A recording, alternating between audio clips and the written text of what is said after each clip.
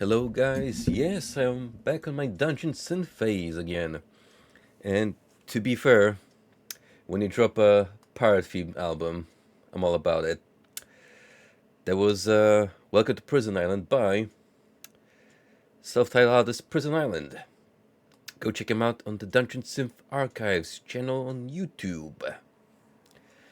There's some really good recurring artists that get posted there every now and then, like Tales from Under the Oak, where their whole gimmick is they have like this fictional storyline about different colonies of fantasy frogs living in their own little villages, and you got all these songs from their daily shenanigans, and it's pretty much frogcore.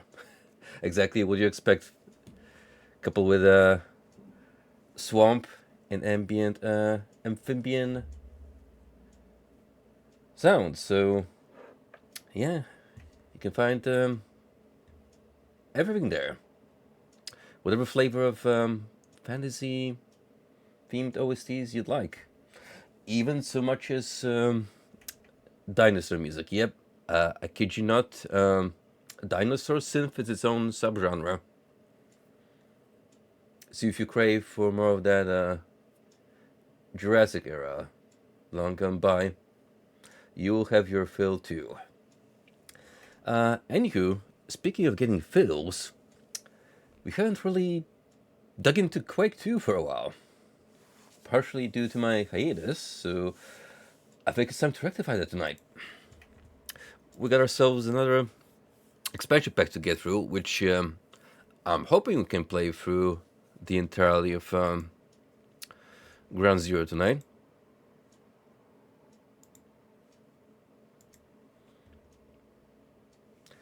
Ideally, if I could get through Quake 2 with the next 2 streams of this game, I'd be pretty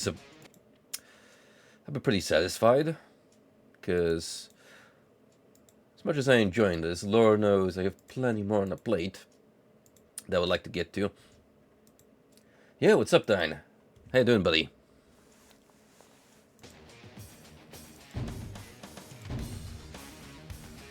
Not gonna lie, Frosty with his Diablo 4 posting is making me increasingly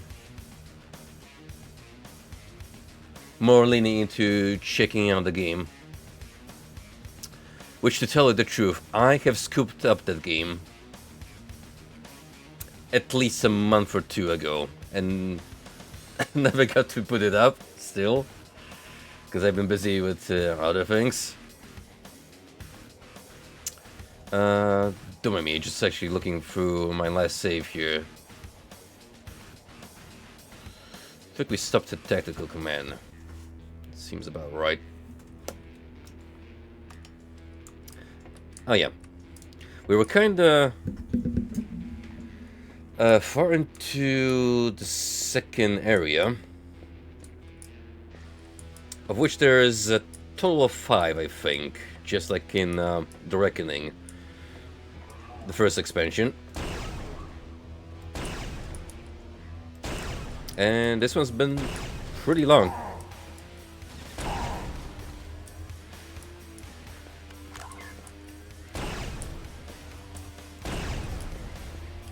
Yeah, I kind of missed out on the Diablo 3 craze.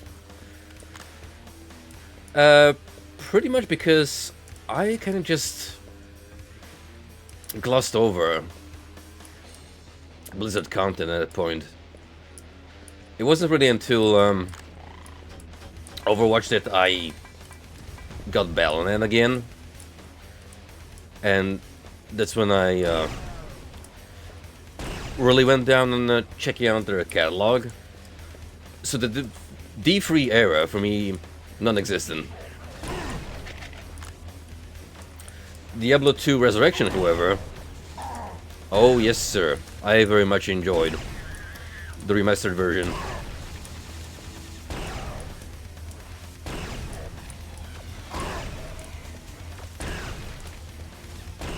I mean, I could boot it up again, and either do another run of Necro or just make a different character. Get a bit of an itch.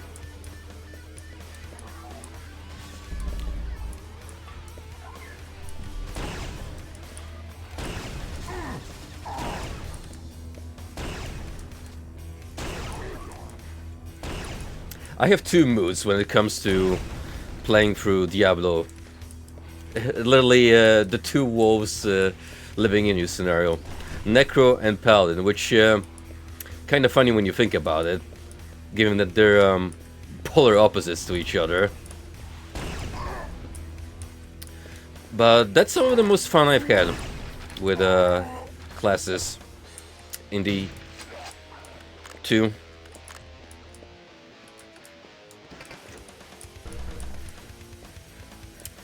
Hey there, Frosty. You're not wrong. We are quacking it, and by God, am I looking for ducks to feed.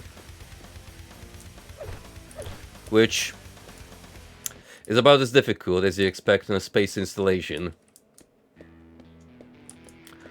I don't know, maybe if we brought some mallards over with us while going on this expedition, it'd be way easier to give them some Lunchables, you know, from some peas, seeds. One of like the greatest disillusions that I faced in my adult life was actually learning that bread isn't so good for fowls.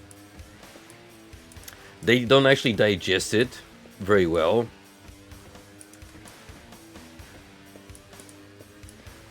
So yeah, you're better off feeding them simpler foods like peas, seeds, something their stomachs can handle, instead of advanced carbs.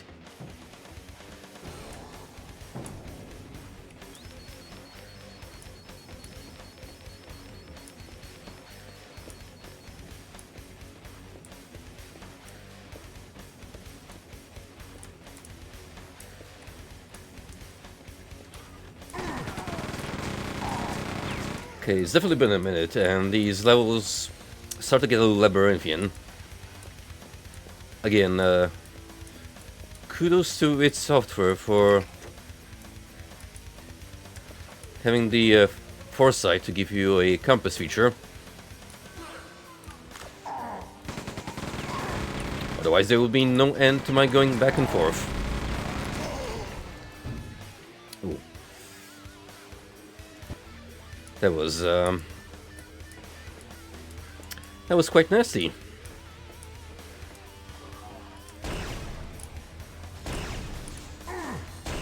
The stray gladiator who does a little peekaboo around the corner and brutally ends your life in one shot.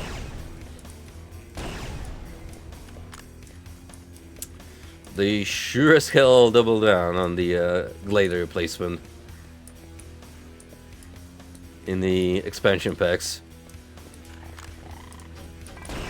Whereas the main game is kinda lenient on the replacement, I think at this point is where the developers truly mastered how to make these guys very annoying to deal with.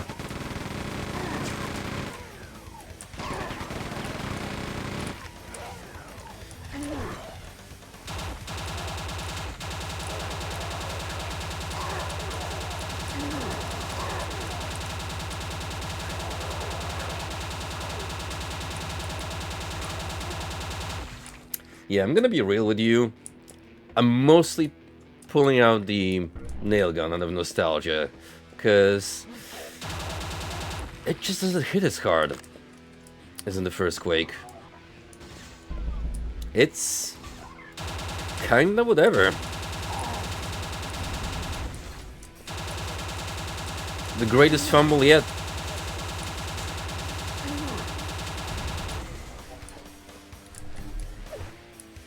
And you thought the Doom-free shotgun was better. Well, We may have found something too. Give it a 1-up.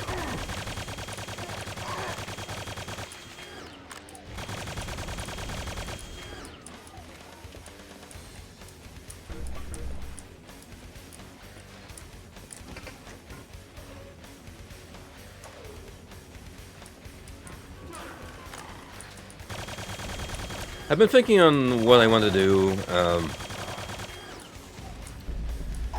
Halloween-wise in this month, because originally the plan was I'm gonna try and wrap this game up quickly so I can split the Halloween theme content together with SMT5, but since, well, real life happened, and now I'm kind of on a tight schedule. Granted, we still have the month left, but that already has put a dent on my initial plan. We'll probably make it a little more humble this year. I'll just pick one game of interest, and we'll get through it by the end of the month. Something on the shorter side that I can probably knock out in 2 good sessions. No rush.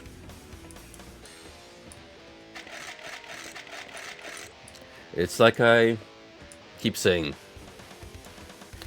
you are not bound to play spooky games only at this time of the month. I know it's thematically correct. However, a good horror lasts forever.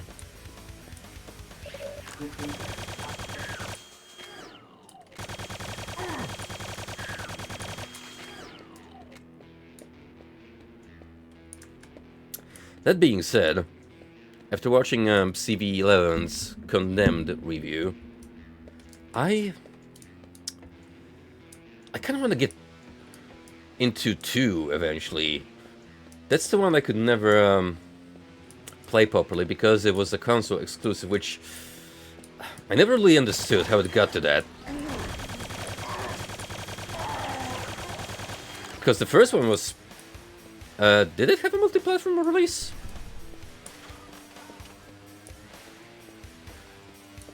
Not sure. But it was definitely like primarily made with the personal computer in mind. But then for some weird reason, Molov decided that they want to keep the sequel to Xbox and PS3.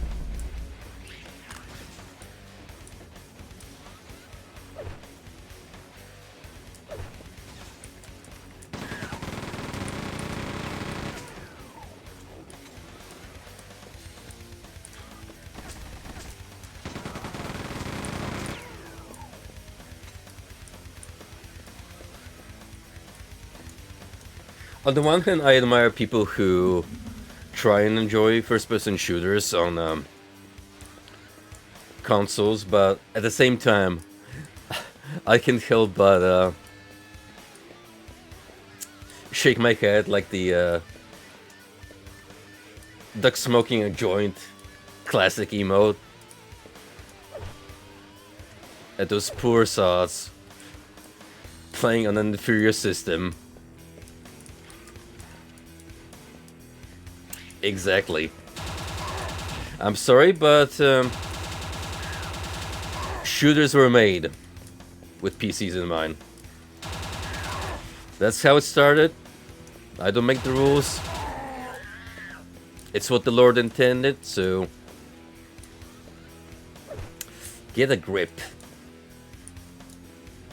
I mean, sure, you got titles like GoldenEye that were specifically engineered to accommodate the controller scheme, but you have to remember the difficulty and architecture of those games were likewise adapted to serve the platform of choice. So once those games actually got their PC counterparts, you can tell just how much easier they handle.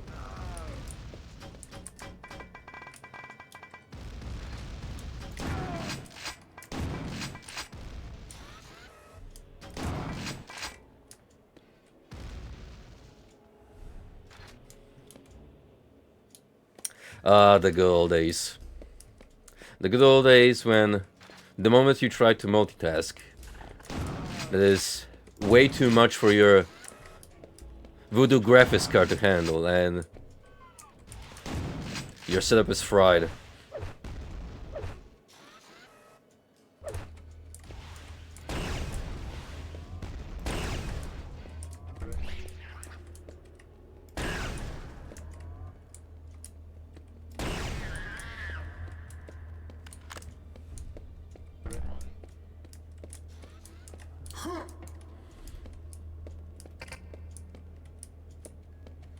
Those were much simpler times when the pinnacle of performance was having 128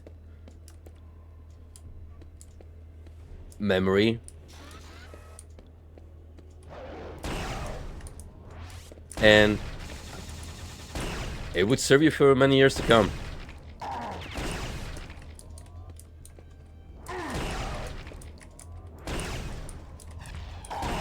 Alright, this commando's gotta go.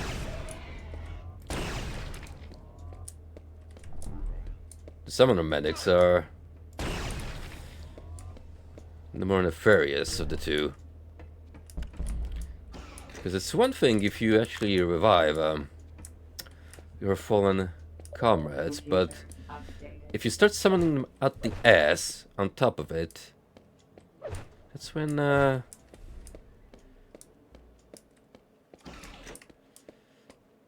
not on board. Computer updated.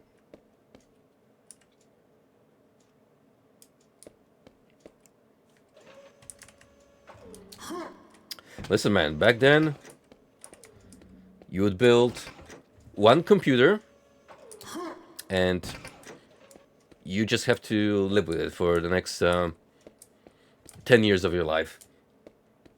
Because that's all you could afford.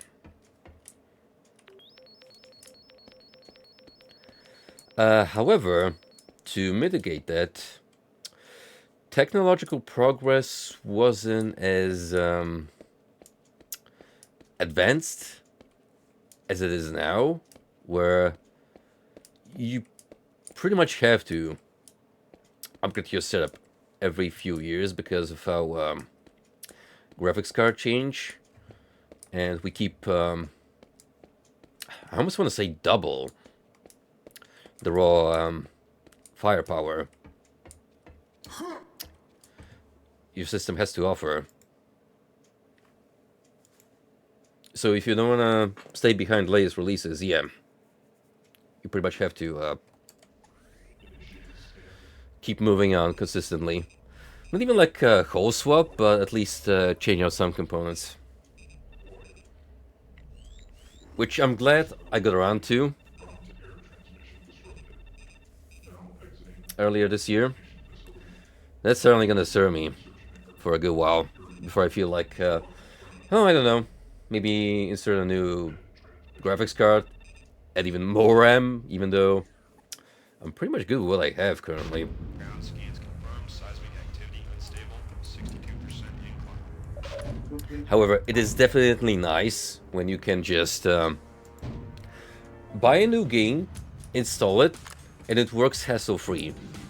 And you don't have to worry about min-maxing individual graphic settings to not drop like 10 frames of performance per once.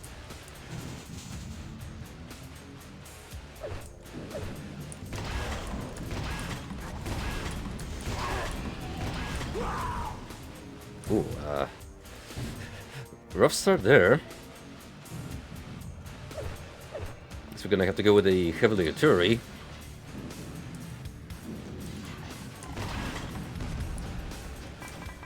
You know, in level is not mucking around where they throw me a medic and a gladiator to start it off on a good note.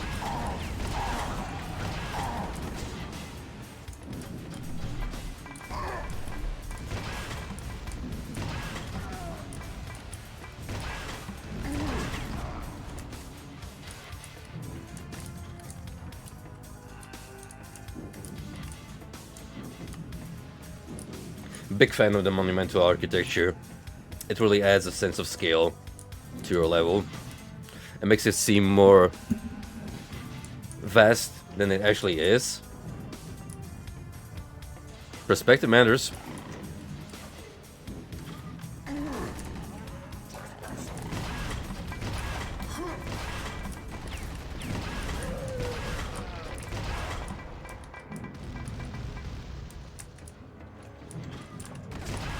Oh. Thank you for coming over to me.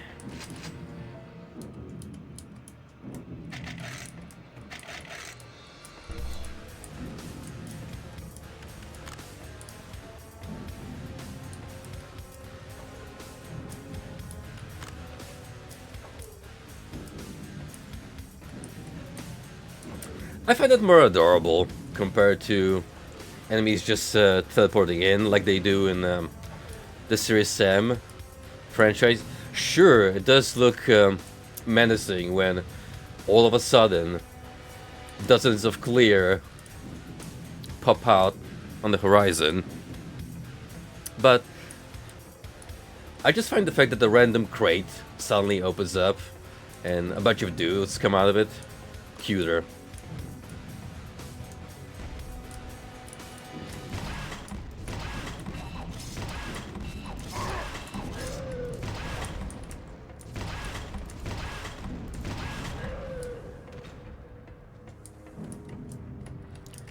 That guy definitely had to come out of some enclosure. I don't know where it is, but I'm sure something opened up.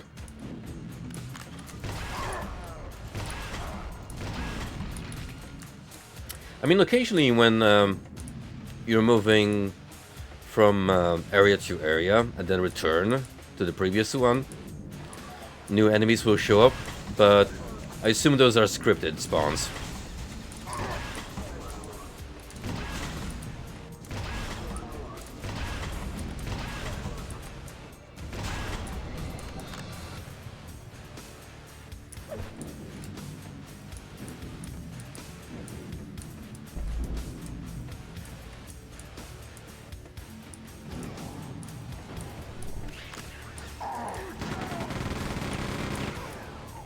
But man, you got me on a nostalgia trip after reminding of Winamp dying. There is a dedicated Twitter account that posts old Winamp setups, and the sheer volume of video-themed Winamp skins people made back in the day, like a Half-Life or Fallout 1, soothes the heartache.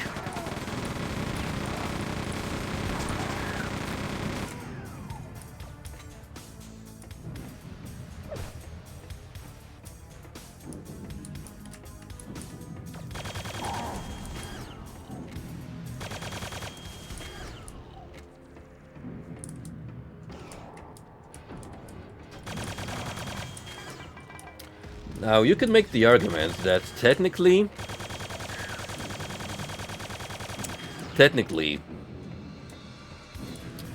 streaming platforms have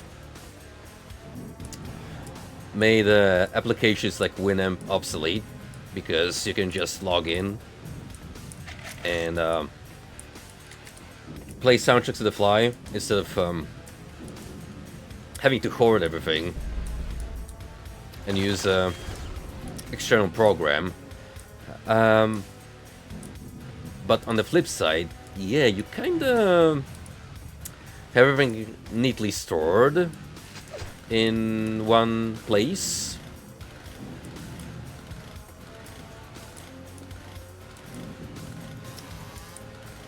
Well, this is unusual. I didn't expect to pick up a chainsaw this late. It's cool. I'll give it that. But melee in Quake 2? Now that's unusual concept. In fact, how about we try it?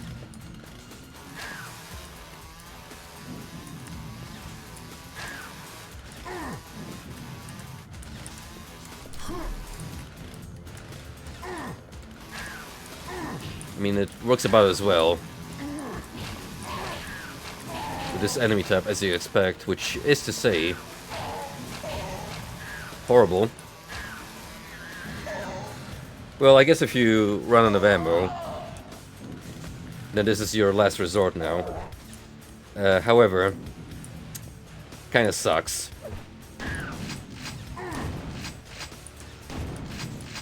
At that point, I'd rather just use the pistol.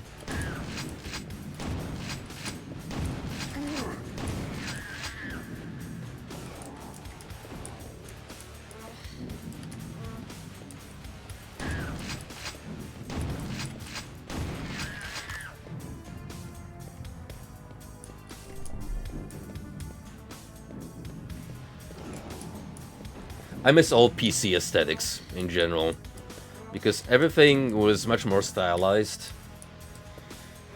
especially in the mid to late 2000s, when even just programs had their very distinct logos and visual setups, so you could not conflate one program with another. These days, everything is like so streamlined and follows a very strict design pattern, where it's practically impossible to envision a visual pack like Frutiger Arrow making a comeback.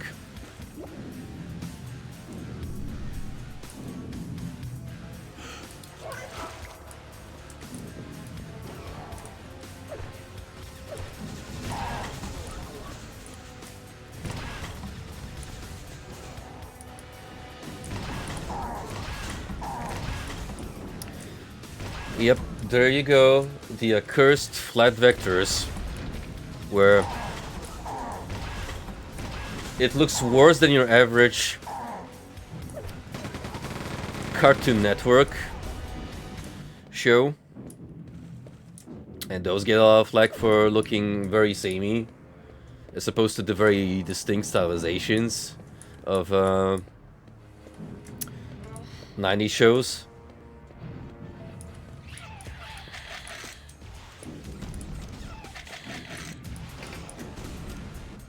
And it's all because no one wants to take risks. Everything is gonna be safe and make everyone happy, whereas in fact it does not, because that kind of aesthetic just caters to no one. It's flat consumerism. Nothing less, nothing more.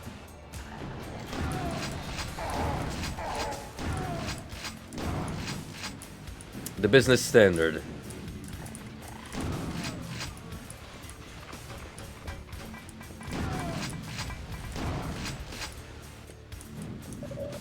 Take the airstrike marker from the Gladiator. Will do. We love bombing struck facilities for fun and profit, especially fun.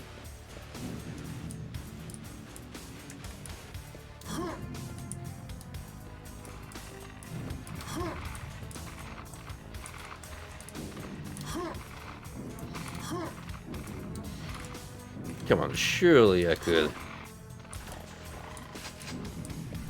Yeah, I would be very surprised if I could squeeze past that crevice.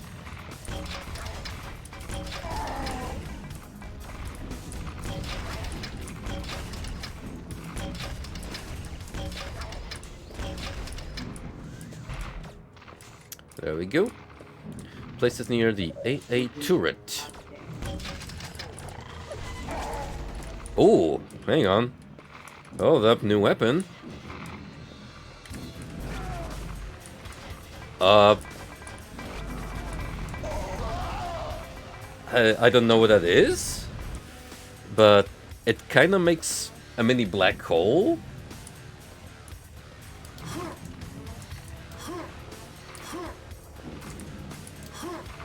Hold up. We gotta experiment more with this new toy.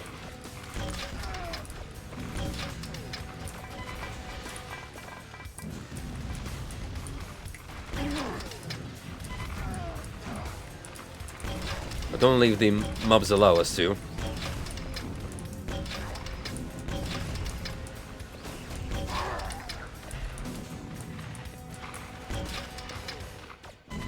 Computer update.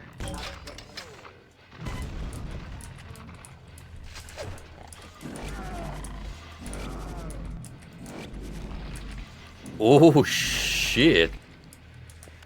Oh, this thing just vaporizes flesh. Flesh and steel. Well, on the flip side, you get very little ammo for it. However, we may have found our ground zero equivalent of the BOG. In terms of raw firepower.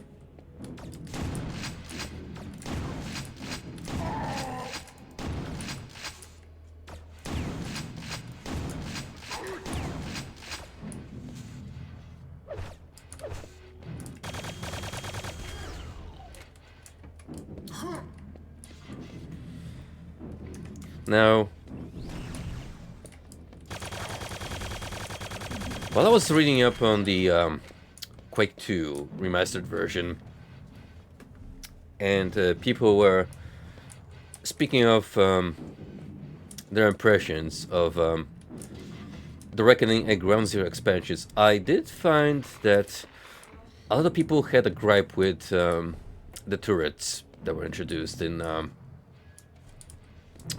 the latter, you know, these Contra-styled sentries that we've been destroying along the way. Frankly, I find them to be a bit annoying rather than a threat. You could take them out and I feel like the level flow would not suffer at all because of the lack of thereof.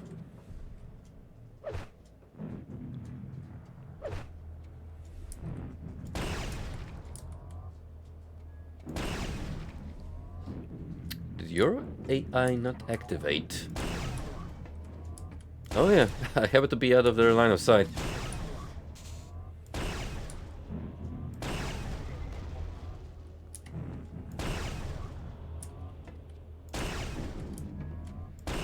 Interesting. I didn't know there was a hard limit on how far the enemies can pick you up.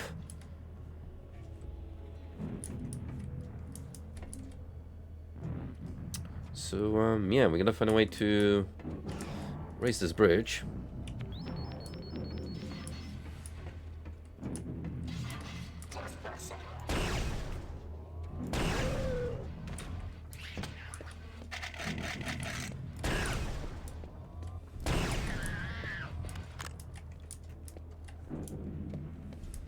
I've watched the latest Redline video yesterday.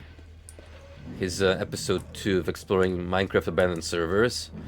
And man, let me tell you guys. The Hollow World server exploration bit. I wanted to shed tears by the end of that bit. Like, holy smokes.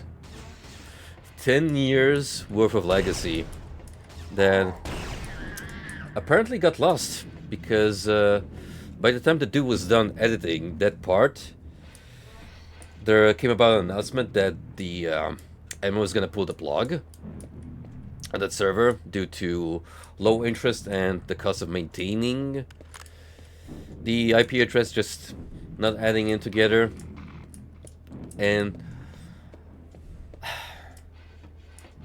it was heartbreaking, man. Like, that place genuinely had so much effort put into it. Like, you would look at that custom map, the sheer scope of it, all the community-made assets, lore, in fact. Like, you could find a marked gravestone somewhere on that map, and there will be, unironically, 10 pages of written lore on the forums about the supposed deceased player that this was referring to.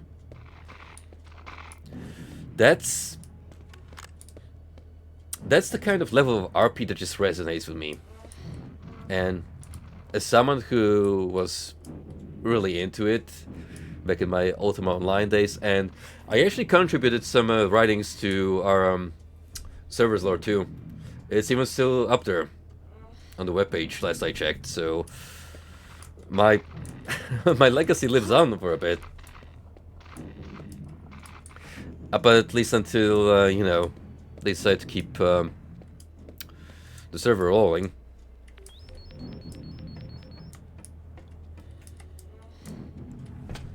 Man, I at least hope that before the forums went down, folks managed to preserve all their writings. I feel like that's something you want to keep a hold of, just like as a memento.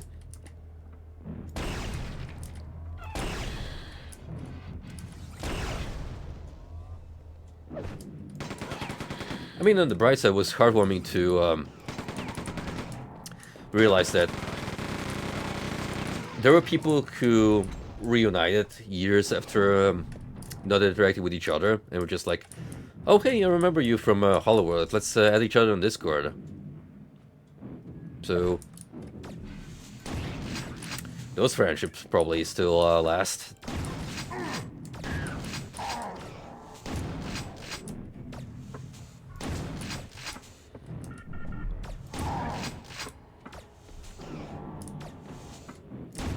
You know what? For the novelty, Frosty, I would try it.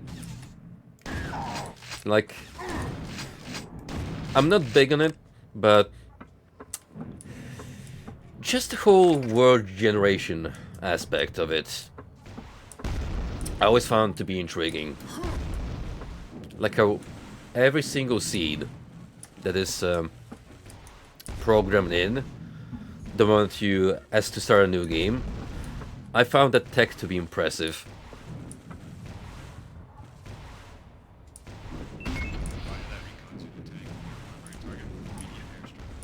Incoming airstrike. Nope. Better hide then. 8, 7, 6, 5, Where's it gonna land? 3, Where the fire was gonna show up? 1. Up here. Just wanted to watch the parade, damn it.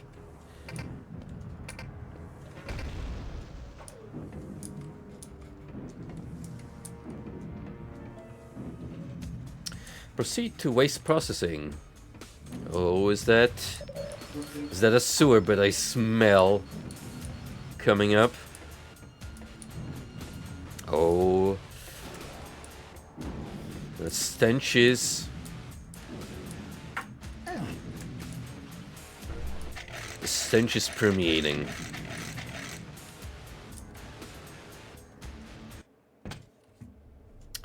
Gain access to the waste disposal plant. Computer Remaining air units. Deactivate green security lasers.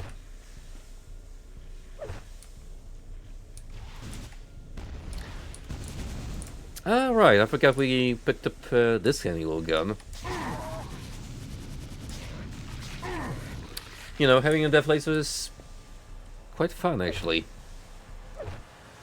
One of the best additions, I would say, to our arsenal.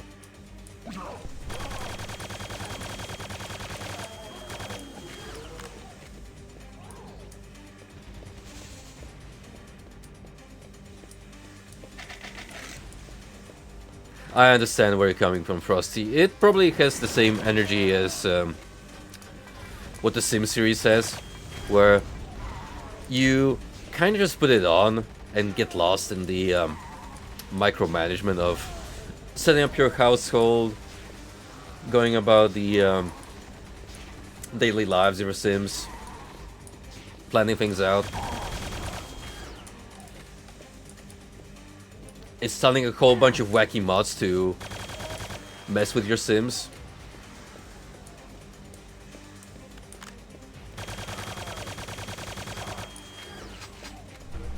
I will still never get over the fact that such a prominent part of the Sims modding community is girls.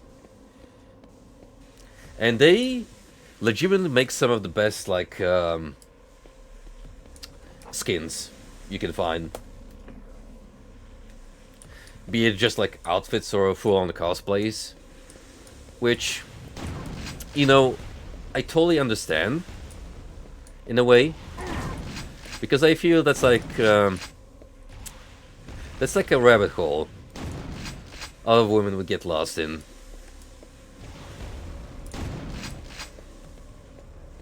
But at the same time, you have the other spectrum of the Sims modding community, which is all the dudes making like drug abuse slash murder mods.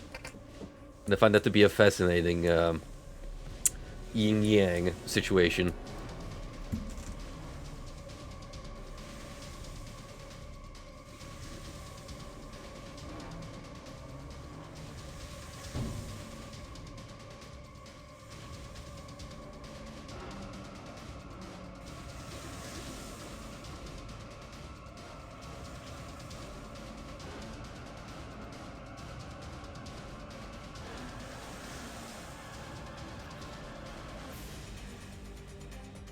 Excusez-moi, I just had to take care of something real quick.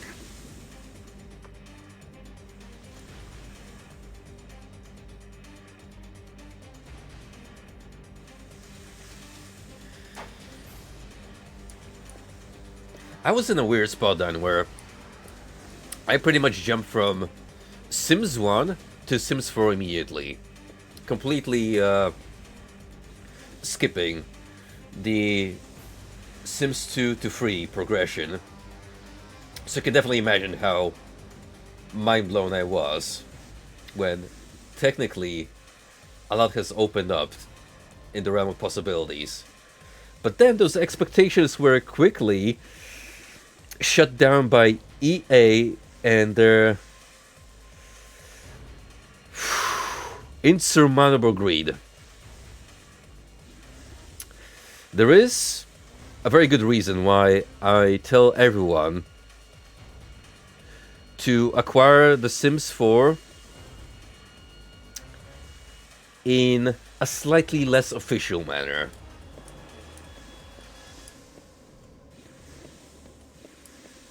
Because, oh, let me tell you, you're only getting the bare bones minimum when you download the vanilla version of The Sims 4 on Steam. The whole multitude of expansion packs and the add-ons is actually the full game. But you would actually have to take a mortgage in order to pay it all off.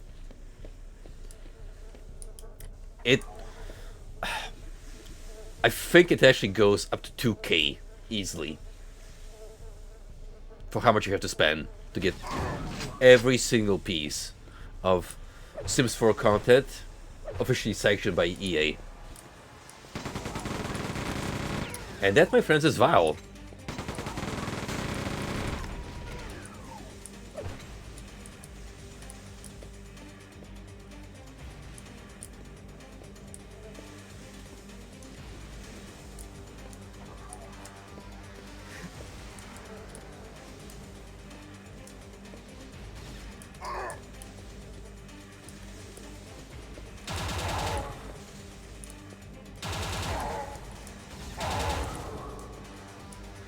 Oh, people have done the research and slammed EA to hell and back for essentially taking past expansion packs that you would have in The Sims 3, for instance, and then just splicing up content from them as separate editions in The Sims 4.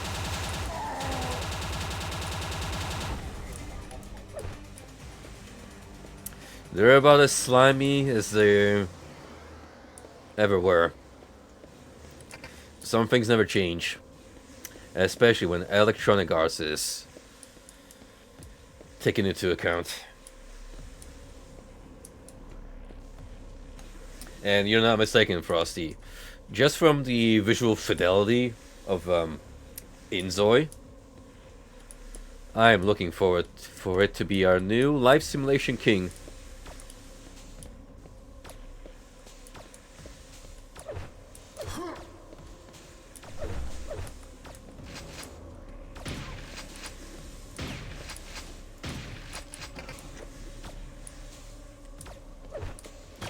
I am gonna let out a heartly chuckle when people do the math and come to a conclusion that Inzo on the release will have more content than the Sims 4 during the 10 years it's been going on, or however long by this point.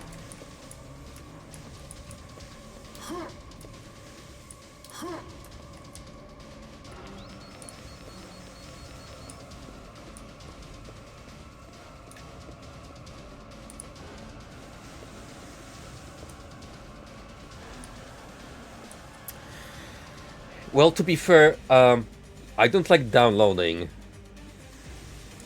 60 gigs all at once, but if you splice it up into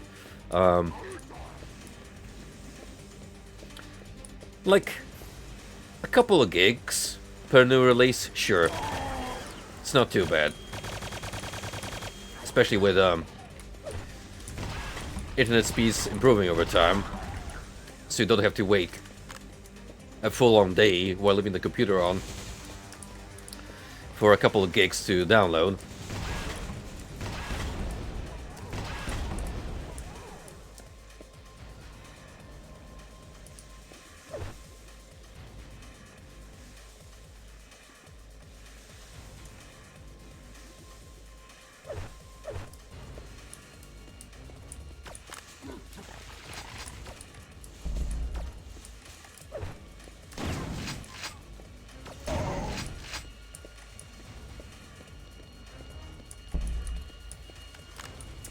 Oh, we're built different, my friend. We come from a generation that was forged in the fire when it came to slow internet speeds and having to wait for games to download. So it was like, well, I guess I'll watch a movie in the meantime, or play another video game. Well, this eventually downloads on my PC.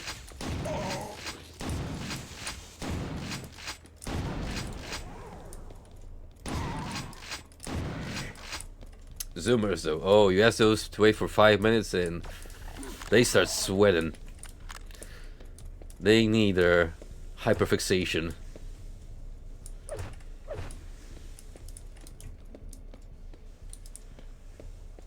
Their slime squeezing clips, or temple run clips, or whatever it is now that people splice into their video feed to provide extra stimulation in the background.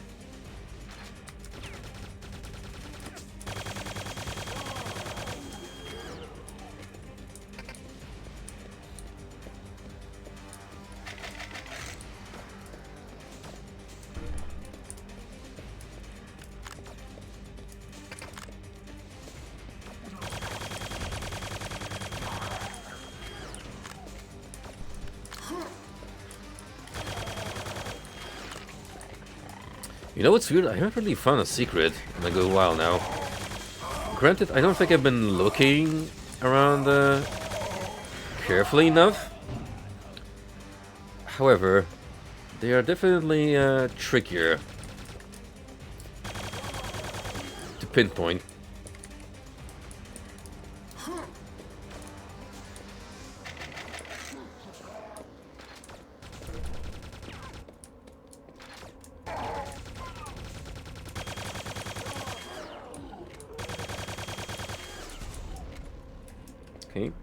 You know there's gonna be a gladiator down there.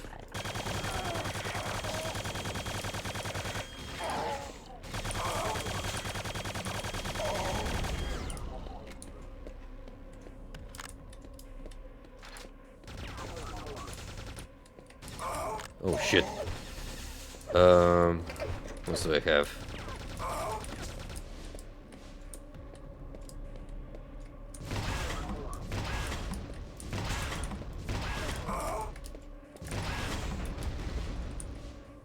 Yeesh, 5 rockets.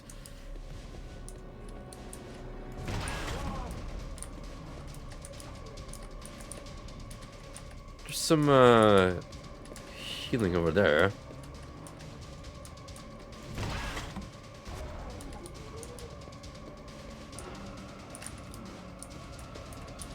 How do we get to it?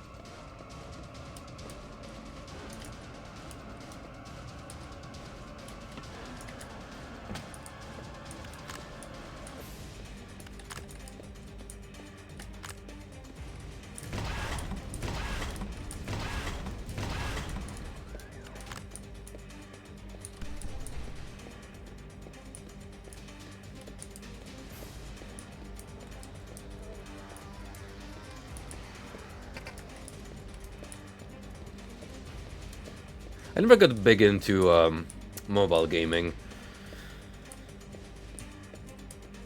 I think the farthest I got with that was I once booted up Flappy Bird in my browser and played it for a little bit, which I think that came back to the storefronts, didn't it? Not long ago.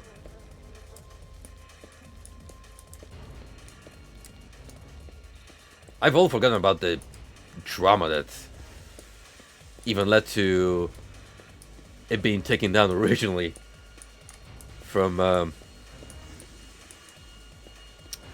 Google Play Store. Well, apparently it's made a comeback and the people got what they wanted, even though kind of funny how nature does not sit comfortably while there's a void. So in the meantime, we got like a shit ton of Flappy Bird knockoffs. You know, great value spin-offs.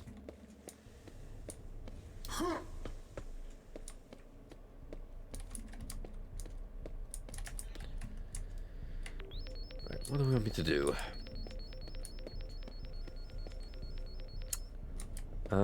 Apparently I have to go through here. Am I, missing something? Did I not press a button or whatever?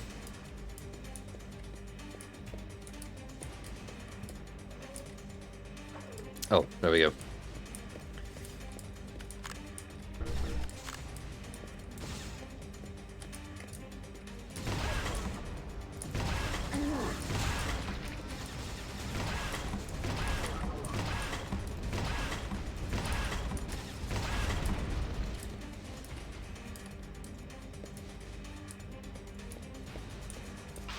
Personnel copying this transmission. Rendezvous at designated points Alpha, Bravo, Charlie. Kinda starving in ammo again.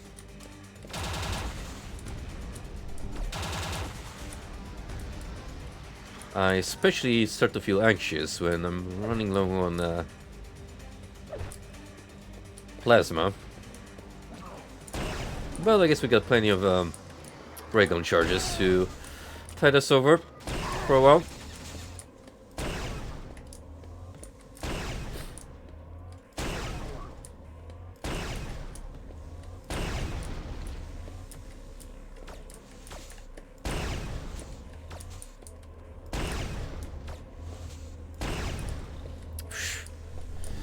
Five turrets in a small, compact area. It's a bit of an overkill. And again, it's not even that they're tough to deal with. just breaks the pace. So yeah, I'm gonna say rather a thumbs down from me on the overall score.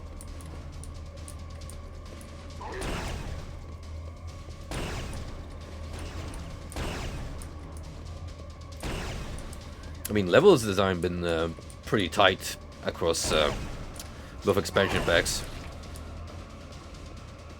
There's been some slower moments here and there. I think the Reckoning can more of a slog when it comes to kicking things off with the very extensive sewer plant section.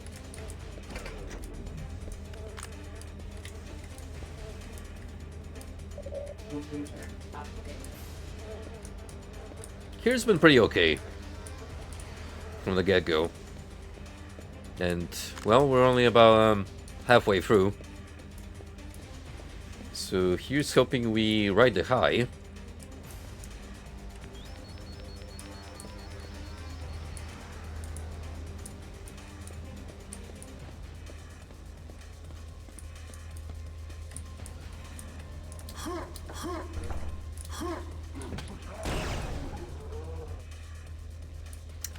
How unfortunate.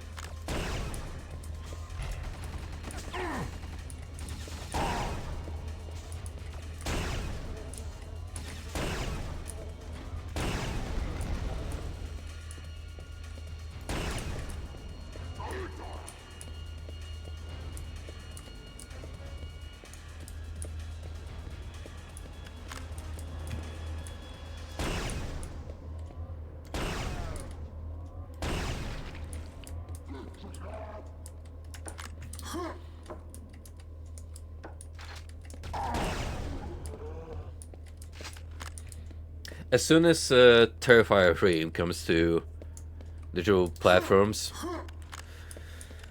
we gotta throw it on the watch along. Like, I've had such good things about that movie, and it's breaking all records in the box office. It might actually be the highest grossing R-rated movie this year. If it keeps going this way, which, cool, because we need more horror like that back in theaters. We actually need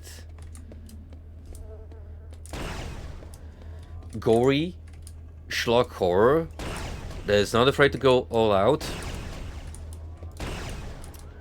Show some very explicit scenes transpiring without doing jump cuts or taking the violence off screen while it's going on. All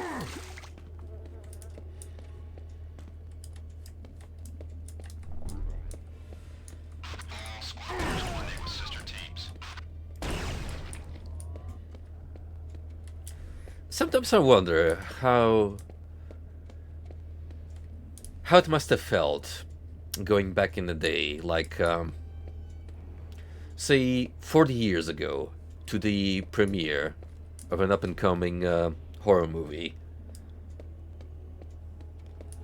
and then just literally running out and vomiting on the street because you were so freaked out.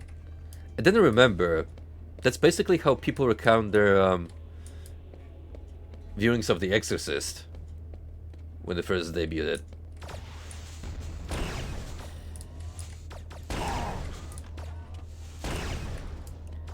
And from our perspective, sure, it's very unsettling, very creepy, but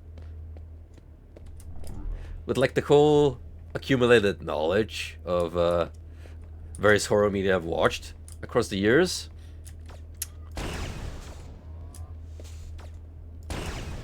it's kind of charming to hear people have that kind of lasting impression from watching be it The Exorcist, the first Nightmare on Elm Street. When I recently read the statement from Robert Englund that he's gone too old to actively act as Freddy Krueger, which is, you know, understandable because the guy is like, what, in his 80s by now?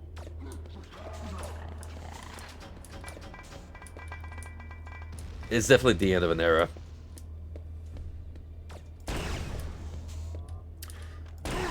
The only time he said he will be willing to reprise the role is if they made like a Nightmare on Elm Street animation. So, please someone pick up the idea while Robert Englund is still among us.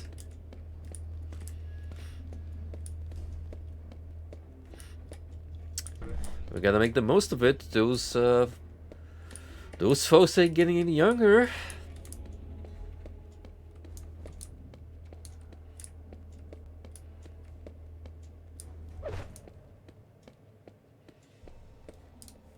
I do find it endearing that Stephen King's retirement plan. Wait, not Stephen King. Who am I thinking of? Oh, John Carpenter. John Carpenter's retirement plan pretty much boils down to he will occasionally compose a soundtrack for a movie, but most of the time he just chills out playing video games.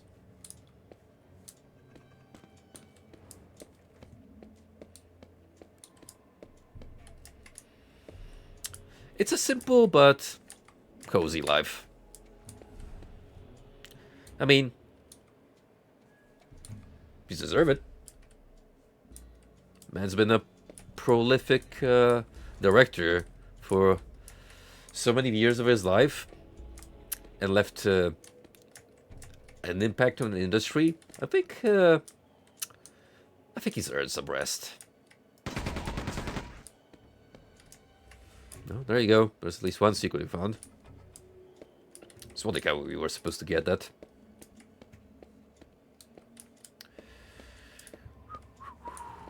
Anyway, where do you want me to go now, game?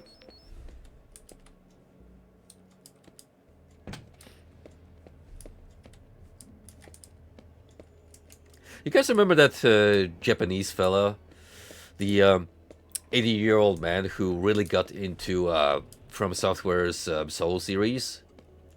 And just like marathon them back to back? I wanna be that dude. God willing, I reach that point in my life.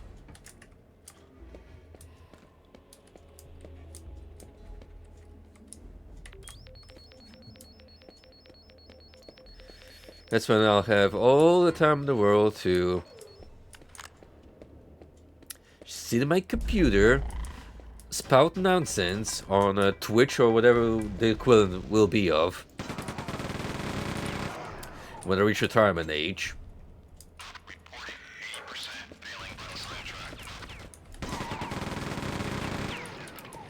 And play retro games to my heart's content. Because, you know, by that point, the Dark Souls series will be considered retro. Yeah, kinda weird to think about. Then again, when people in conversations were pointing out to me in like around the mid-2000s mark, when I was here on in Z, that, you know, Sean, the original Fallout duology is retro gaming at this point. And I'm like, why, no, those games just came out like 5 years ago, didn't they?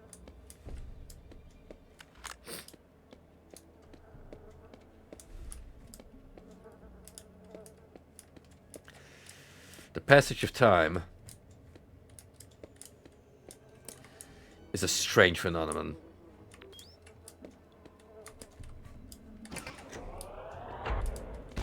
Oh yes, there was a Z arc. In terms of internet hangouts, I went from IRC to uh, YouTube chat rooms, which yes, that used to be a thing back in the day, before they called quits on it. Oh, is that supposed to happen?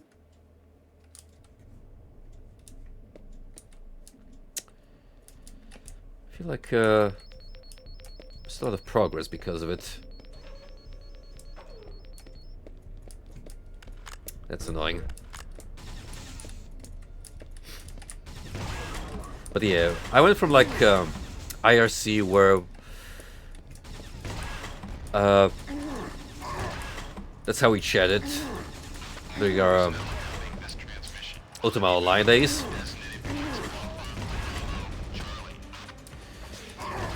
To YouTube chat when I started slipping into Mugen. And then for that era in my life, at some point we made the jump to Zed. And finally, MIC again.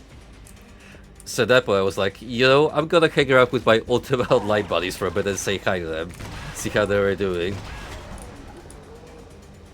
And finally Discord.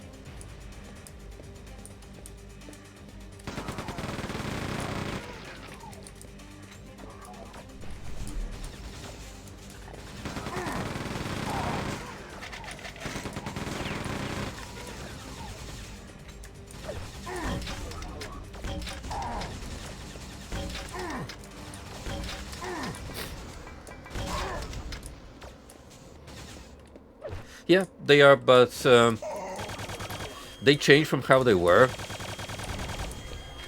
Originally, YouTube's chat function was more like hangout spots.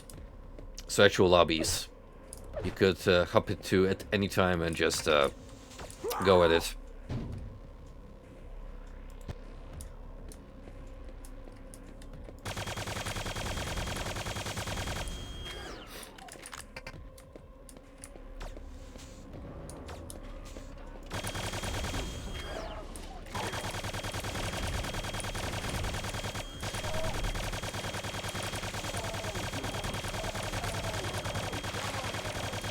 Oh, such a liar doing this with 14 health to my name. Computer updated.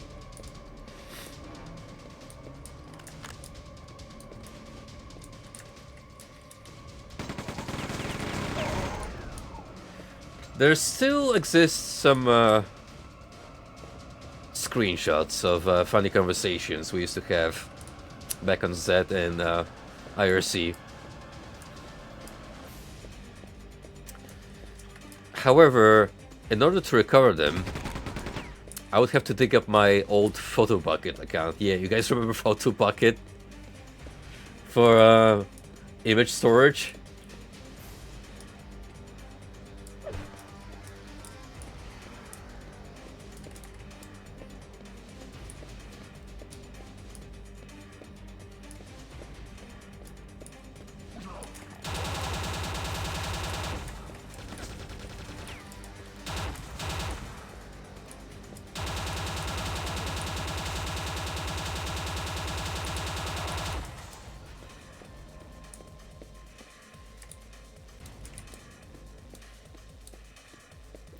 Back in my day, we didn't have those fancy Tenor or Gippies. You had to rely on PhotoBucket and get by. This truly is the nostalgia stream.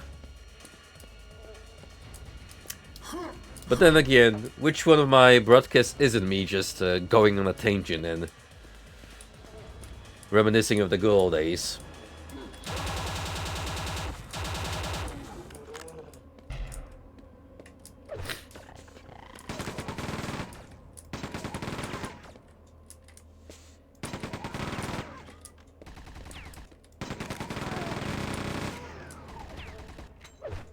Thankfully, many lives spent on this interesting planet have not made me a complete nihilist, because I still believe there are things worth living for. Like rays of hope that make it worth seeing through the sunrise again the next day.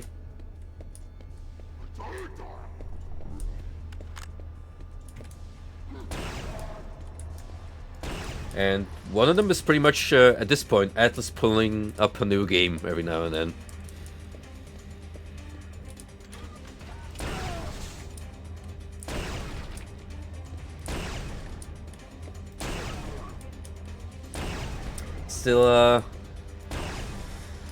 Still waiting for that Raido duology announcement, Atlas. Wink wink.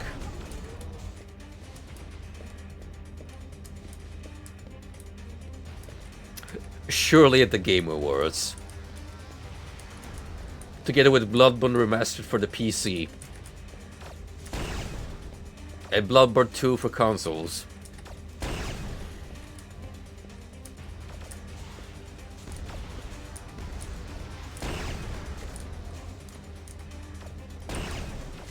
And Baldur's Gate 4 by Owlcat. Okay, listen, with that last one, I have yet to play Owlcat's Pathfinder games. Apparently they're really good. So I'm not gonna preemptively take shots at those guys. Larian, however, I've come to a conclusion that, well, I already alluded to in the previous streams how I feel about their games, but especially after playing more of Divine Divinity lately, I have come to the following conclusion. Those guys can actually make really good games from a mechanical standpoint and very fun to play, but in terms of writing, there is much left to be desired. Like, Divine Divinity isn't as hammy when you take the dialogue and put it side by, say, Original Sin. But the narrative is nothing to write home about. It just serves its purpose and yeah, that's it. A means to an end.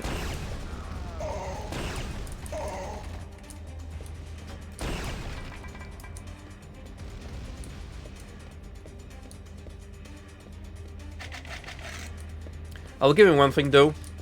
I respect the consistency in keeping some elements across the series all these years. Like, there's a gimmick in at least both of those games that I mentioned, where you have a pair of pyramids they can use to teleport around. And while in Divine Divinity, the Diablo-like action game, you can easily use that to set up your own checkpoints and say, leave it in a safe house where you can have some storage, a bed, and return to it from the dungeon where you are easily, just to get a quick rest and put away some stuff you don't need, which is very convenient. Now, in Original Sin, the turn-based one, they took that to the next step and made those pyramids an active element in solving some puzzles, like getting around doors and locations that you would normally deem inaccessible.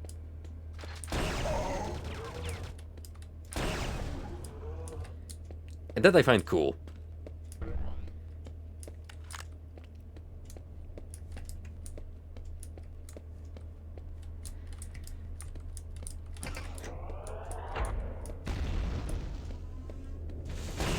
Oh, we should probably get out of here. Computer update.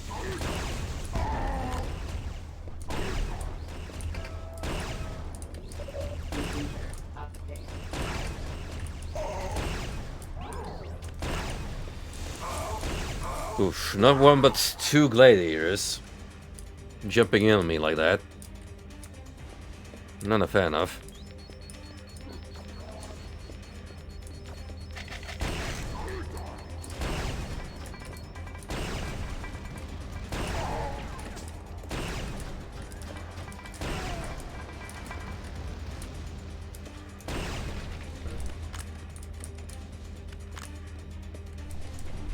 But yeah, that all being said, I'm still gonna give All squad leaders coordinate with sister team. Baldur's Gate 3 a fair shot. I think that even if I'm not a fan of the story, the character writing, I will at least appreciate the gameplay. It looks very much like their polished staple tactical setup that they've gone with since Original Sin duology. And I think it's fun.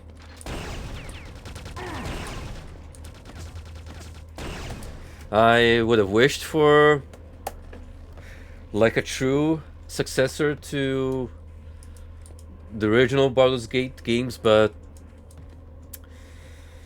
that just ain't happening with BioWare.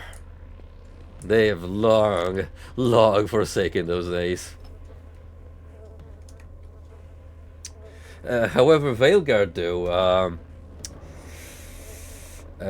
Game of the Year?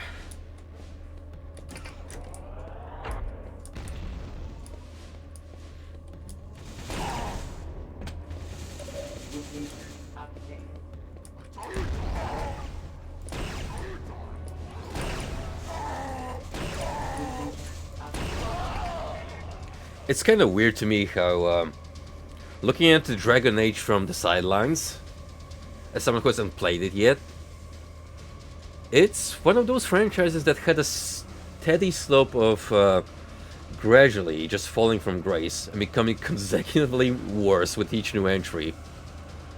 With Origins being the universally loved one, and then Inquisition, the game that everyone hates.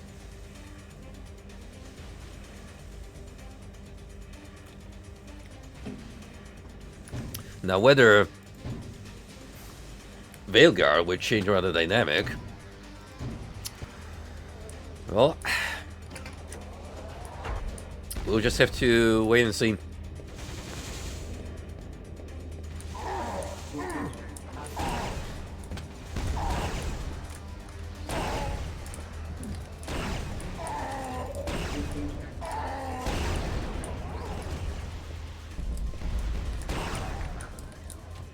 Oh, at least they had the courtesy to give me a full set of armor.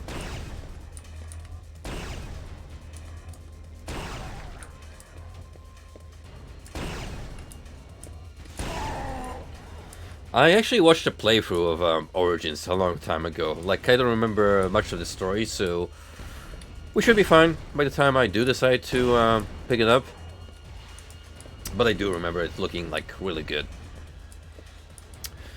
Well, to be fair, that was still early on in BioWare's lifespan.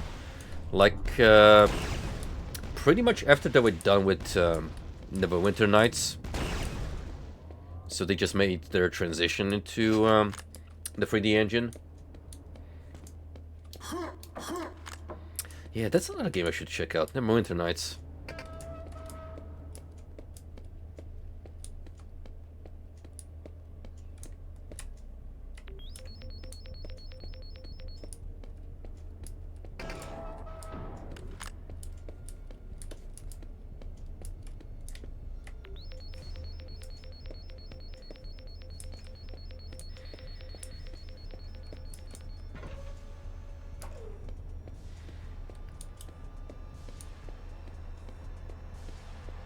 But yeah, following our discussion from earlier, I hope that Western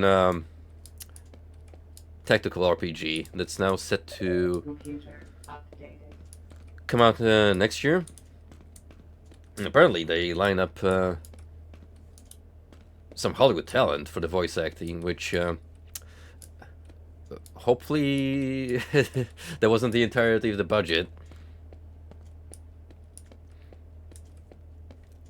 But yeah, genuinely fingers crossed for those guys so that it does well, because it looked really fresh from the Summer Games Fest trailer. And we need to double down on proving to the industry that there is a place for turn-based combat in RPGs.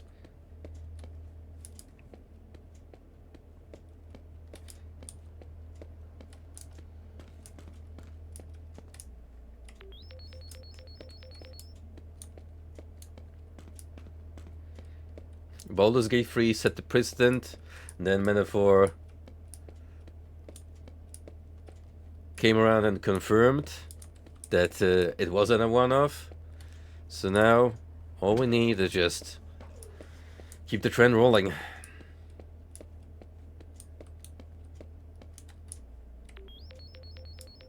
Really just hammer down Square's thick heads that, hey, this is what the people want Final Fantasy to be again.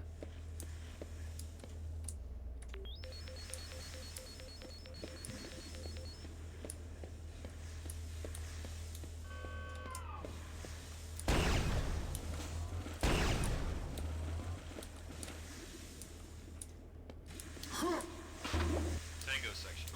Entrance to experimental fighter hangar. Disable and destroy all resistance.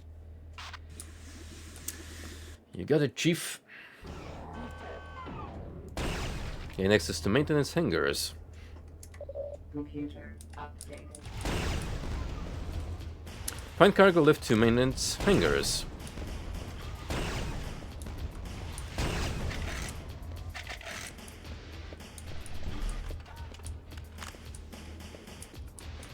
Reporting 30% failing vital signs.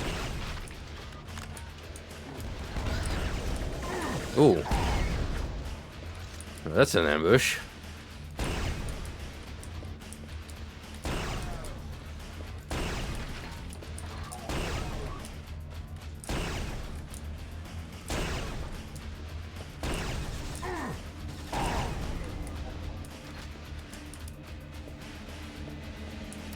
So, Frosty, what's next on the retro achievement hunting agenda? Have the community members decided what's the next objective?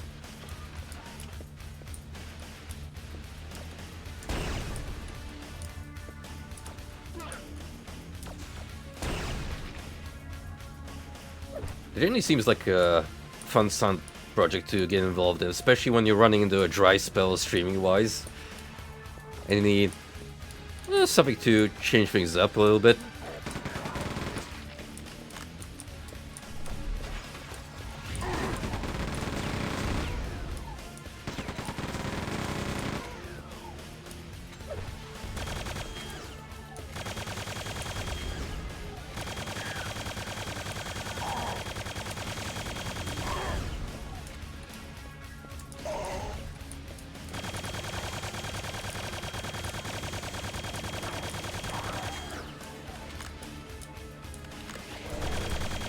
Oh no, you get away.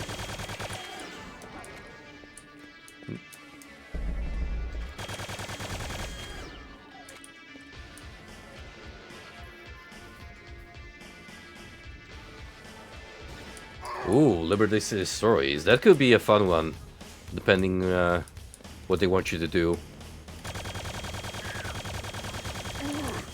Probably a very specific mission. I'll laugh my ass off if it turns out to be one involving piloting like a mini helicopter or a small RC car. Because those tend to be one of the more annoying ones to deal with.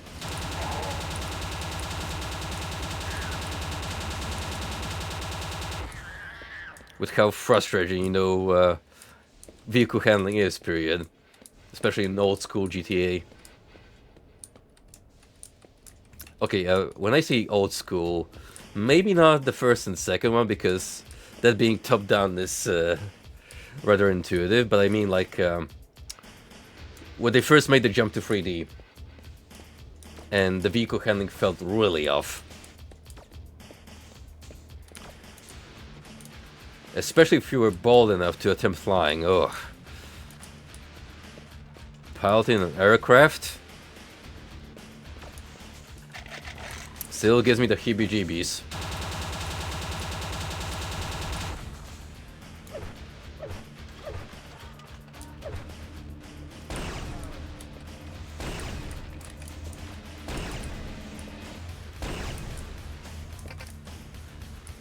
DNA on file. Use my scanner to code system access.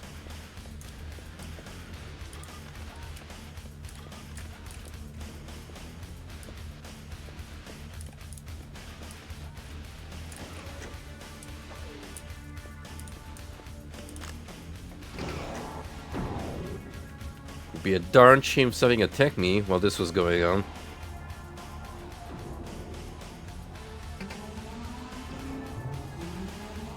Of course.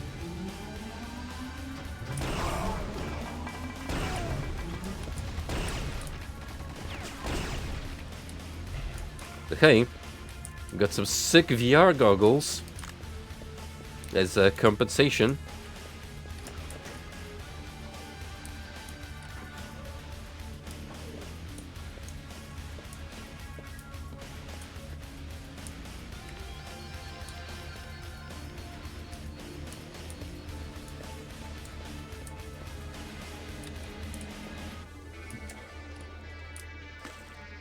Is there actually anything here that I missed?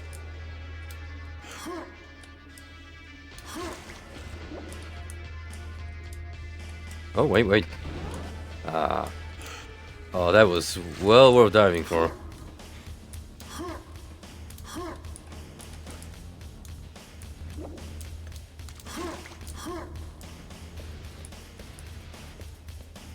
The good kind of secret.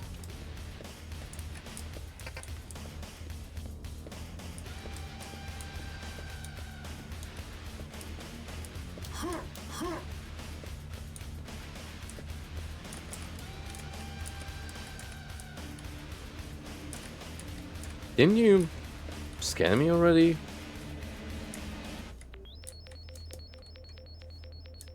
What's the problem now?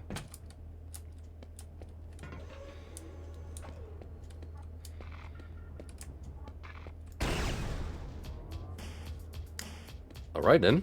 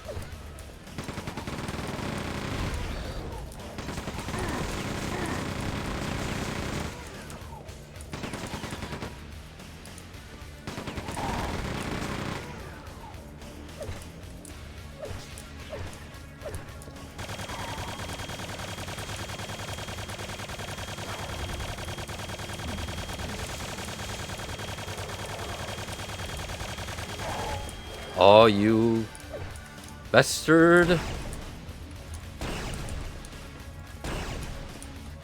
Bandit needs to die.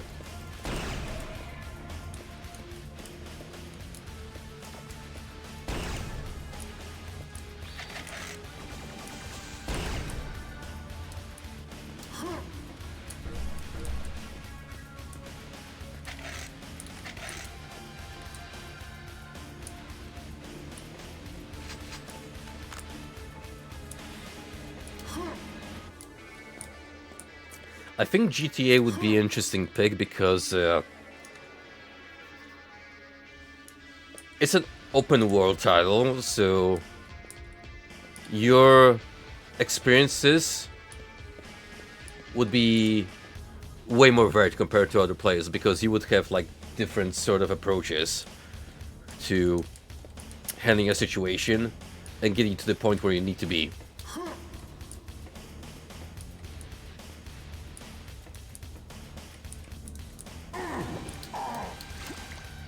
Because, sure, there's games like Myst that Frosty streamed a while back, where, yeah, everyone's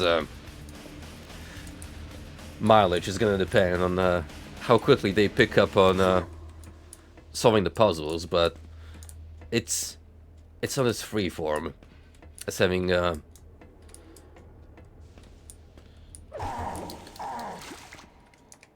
like a GTA game.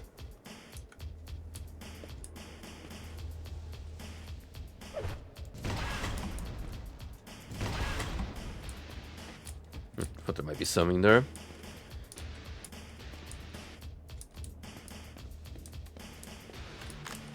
Marines with that 5% ground force operational status.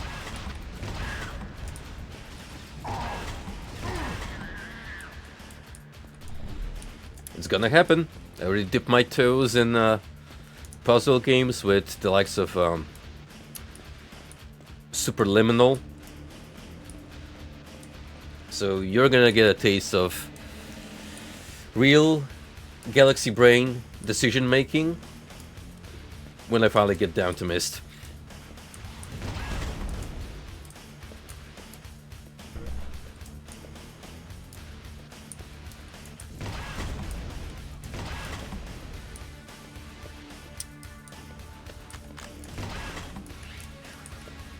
Eurogaming at its finest. Which is a very funny gag, considering the studio's American.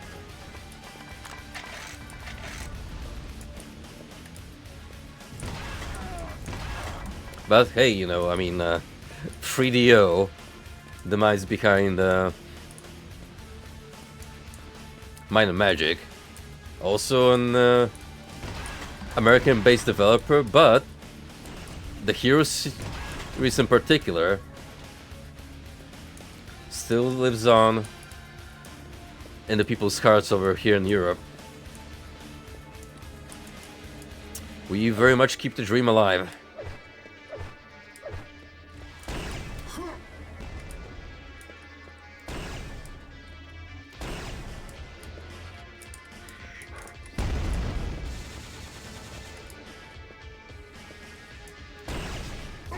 I will say that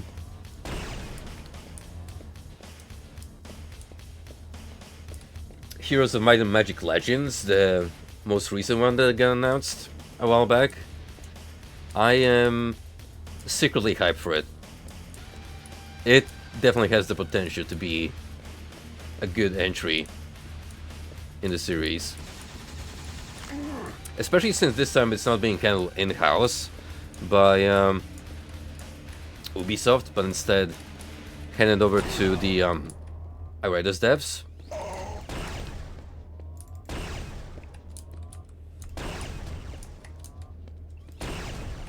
And at least judging from the trailer, they seem to know what they're doing. So, praying for your success.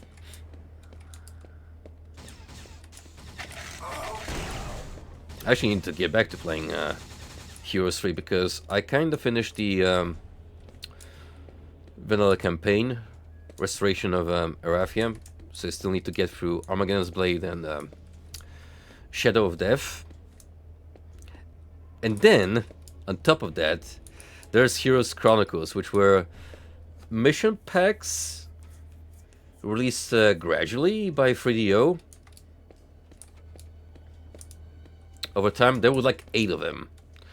And they cost a little less than your average expansion pack back in the day, so I think like 10, 15 bucks at most. But still, people were pretty iffy even then about that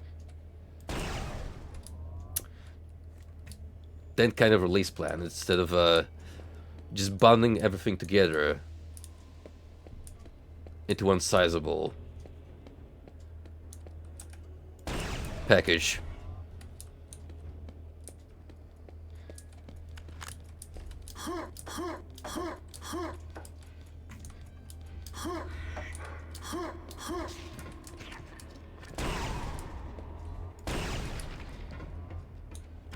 We may poke fun at Bethesda for inventing DLC with the horse armor, but even before then,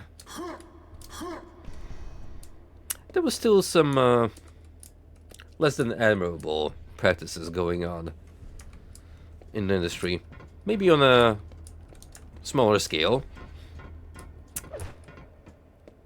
but nonetheless.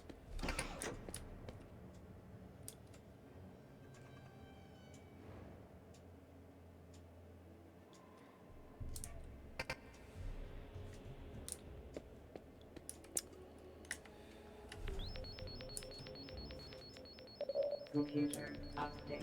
Well, that's unfortunate.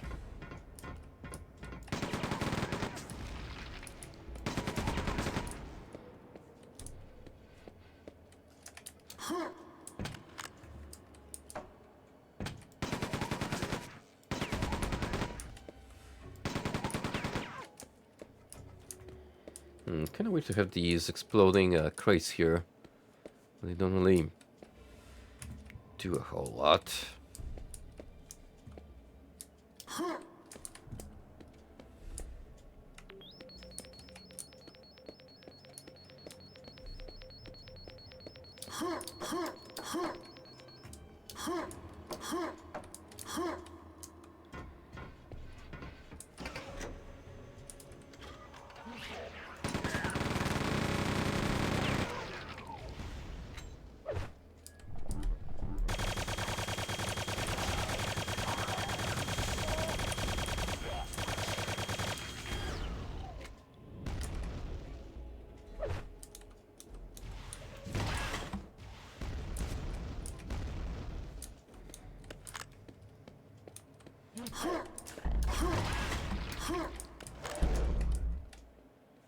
Okay, who else is here? Just below us. We don't have to worry about that just yet. I mean, I could take some pot shots if I really wanted to. You know, throw a couple explosives down there for fun.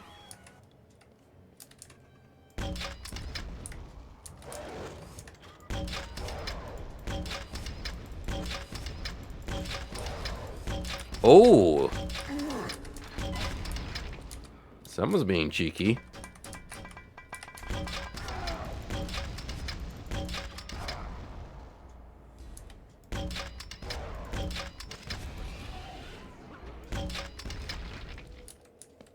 Oh, there we go. It'll save me some hassle later on.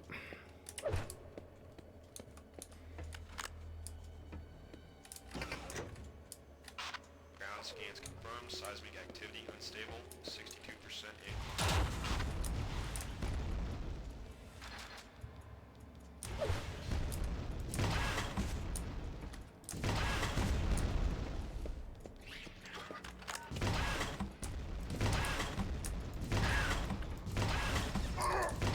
Look and go. The little fella that could jump.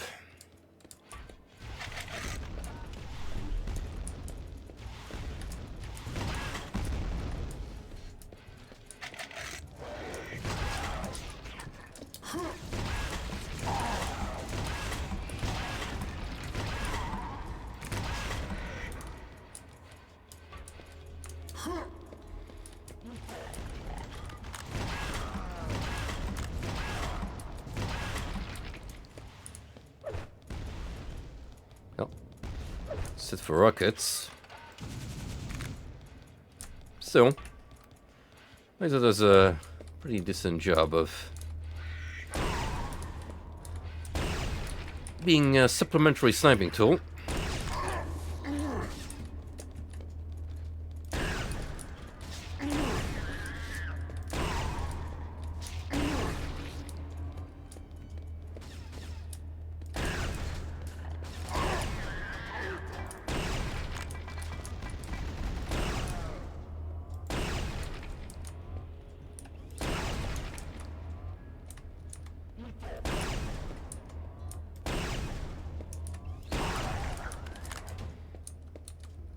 Oh, we want that combat armor.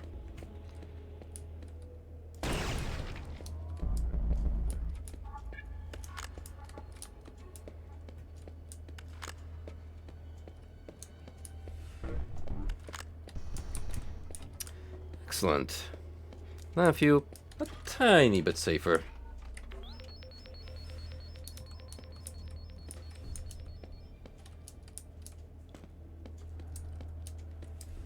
All units fall back and regroup with Delta, Tango, Victor section.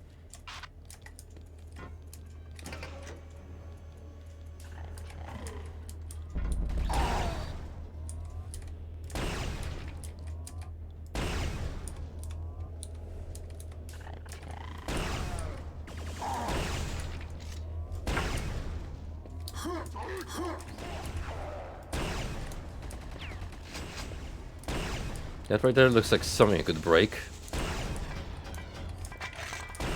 We'll take a look at it in a minute.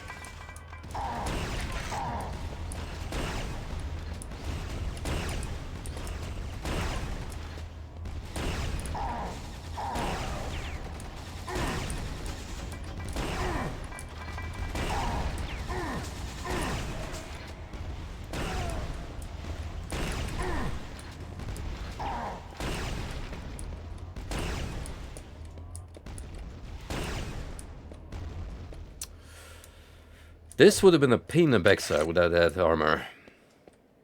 Rest assured.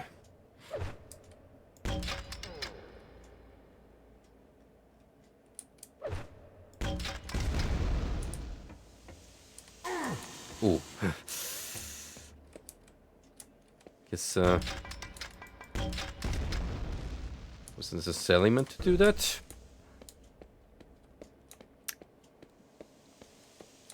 I don't know, we'll see.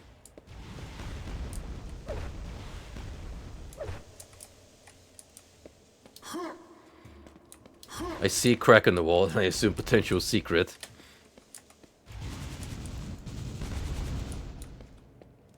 So why would I look past cracked pipe?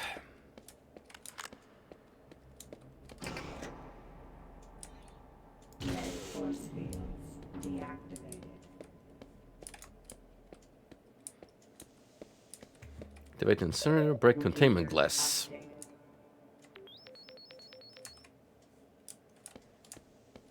And that is here.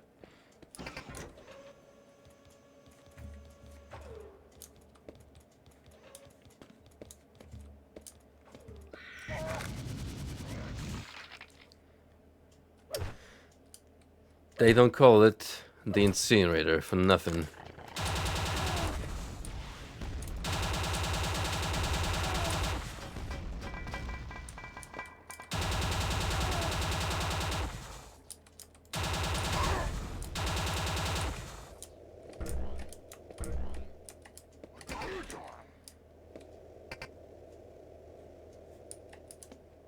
Computer updated.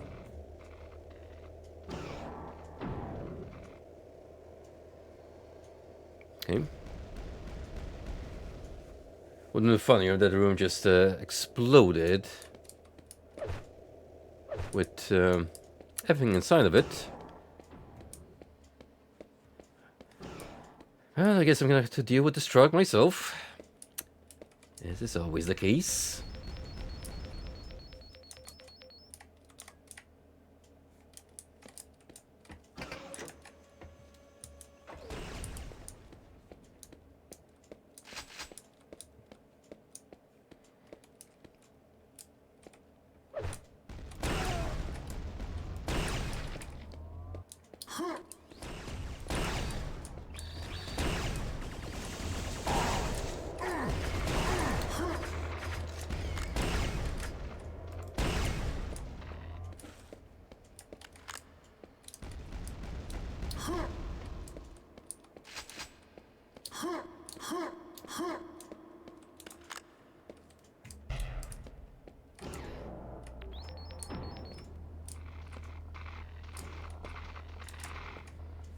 Okay, you want me to do something there?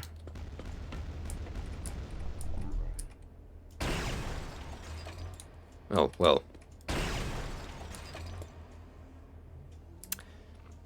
Easy peasy. Computer updated. Use the activation manager to access hangar.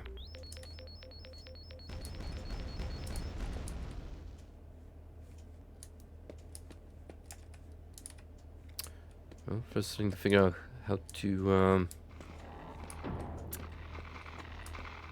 climb there.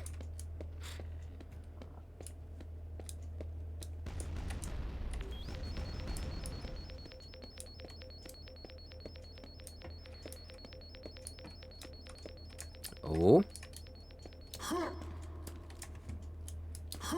Oh. I was so hoping for the secret found. Gratification. But alas. Apparently that was fairly obvious.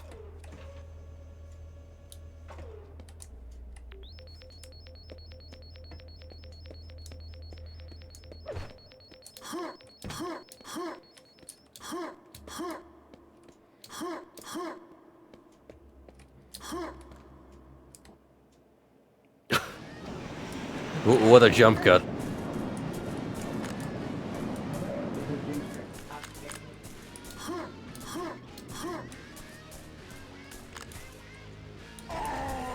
And this is still not reaching the waste disposal facility, somehow. I thought we were long done with it. Sheesh.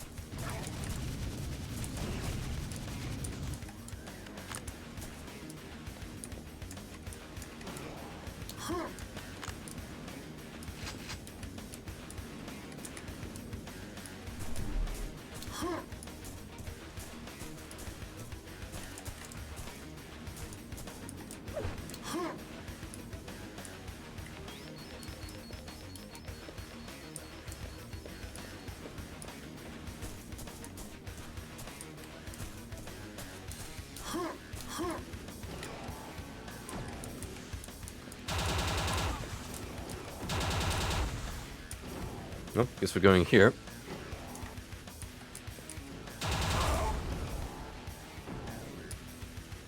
You know, that was so evil that I'm actually gonna reload. Like, you're gonna place a rocket turret right around the corner, where I can practically just steal my health in a matter of milliseconds.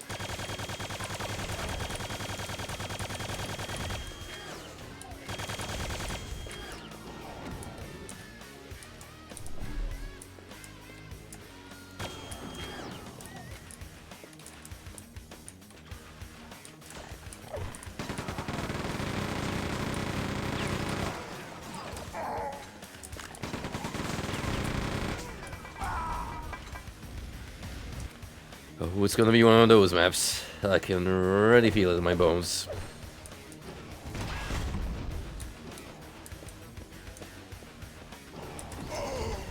Yep. Most certainly.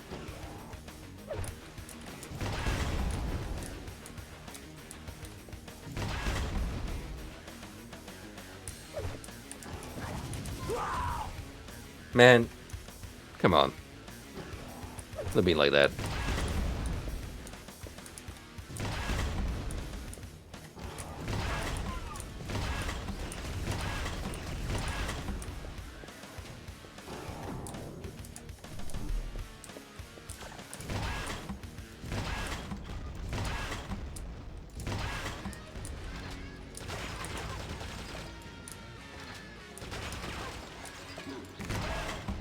Well, thanks for smashing all the glass, buddy.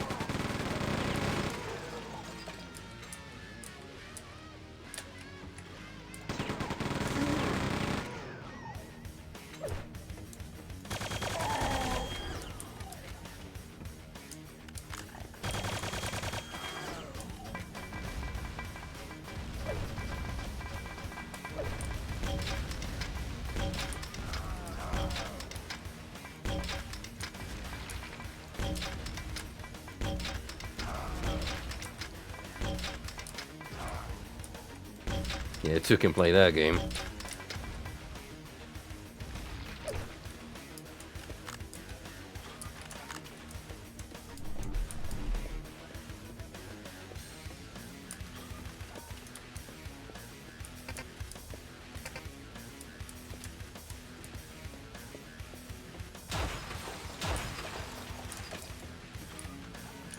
Imagine the mind blown by breakable glass in the year this came out.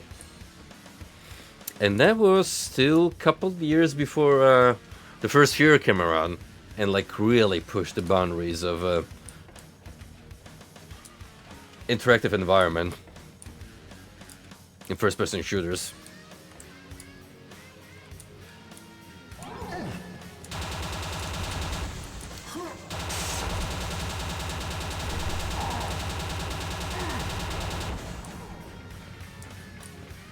I also see Red Faction being brought up a lot when it comes to pointing out games with a lot of destructible objects, and sure enough, from what I remember playing Armageddon, you could pretty much destroy any man-made object in a game. Like, the amount of shit you could blow up was mind-blowing.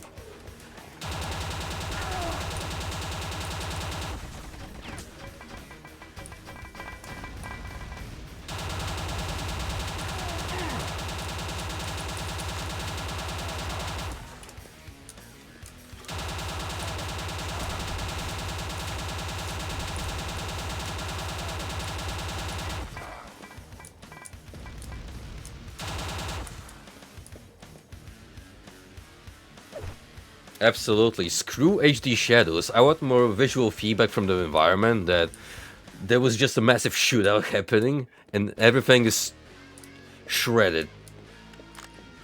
Bullet holes everywhere, glass smashed, furniture torn to bits. Give me all that.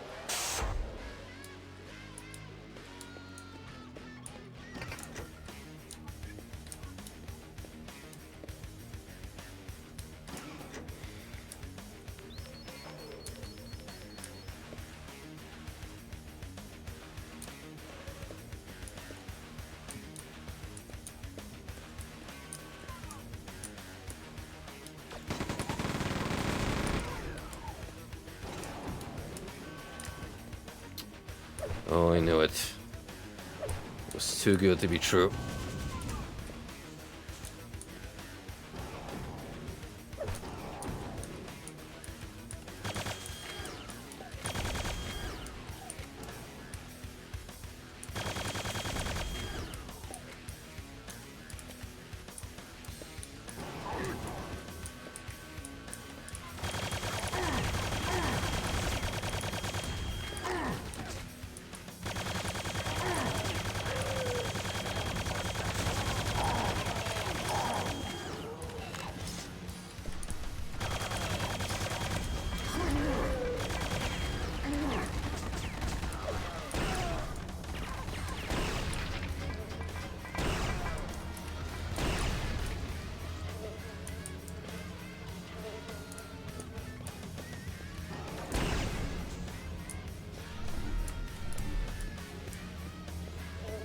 Something else survived the carnage. And I am leaving not a single survivor. Not from the strong side, at least.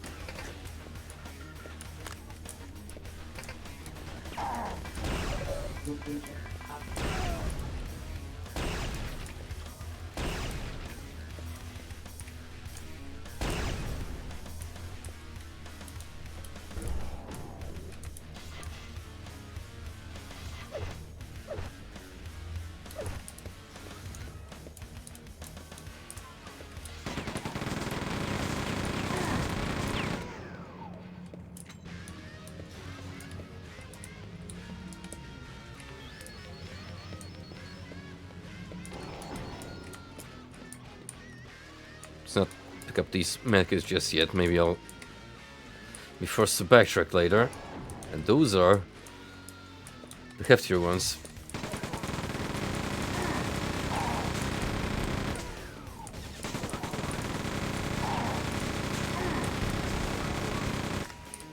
Oh.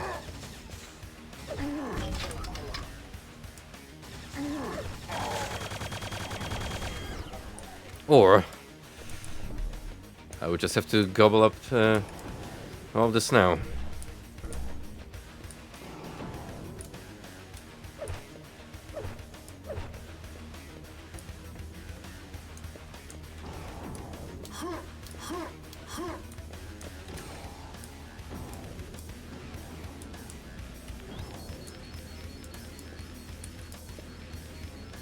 Really? Back down there?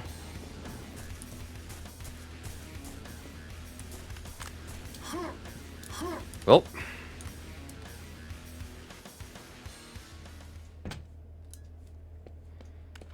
You're trying to stream Metaphor Frosty? Godspeed, my dude. Hopefully your internet holds up.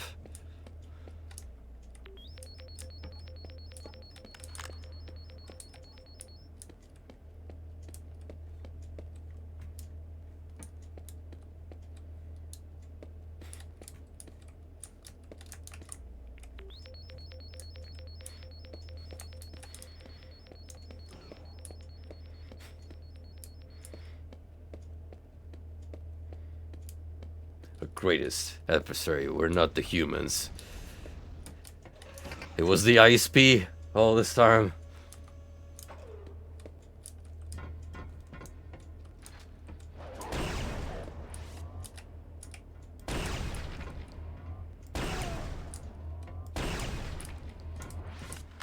Hold up, I hear a medic bringing in foot soldiers. There you are.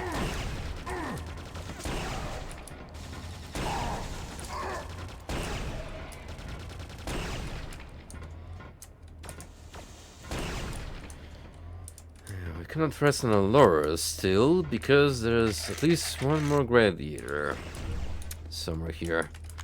I'm not sure where he's wandered off. Oh, speak of the devil.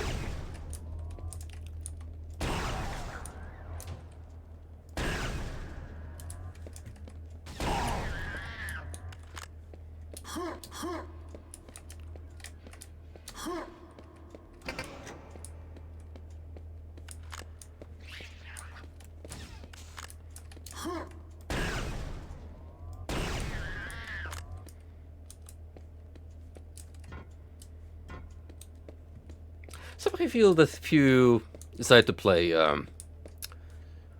Trent Reznor's Quake 1 soundtrack over the set piece, it would still fit. Totally. Just to like fill all the signs of transitioning into a new level.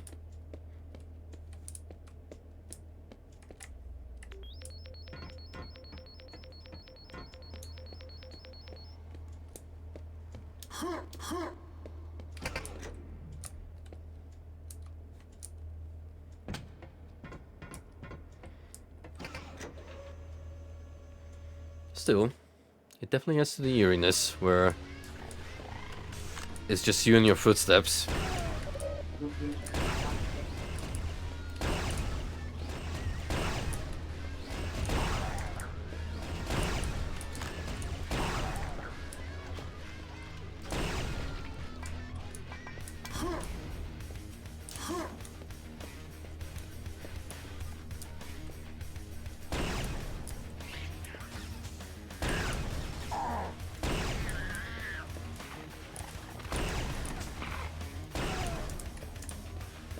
Something tells me I'm gonna need that hazmat suit.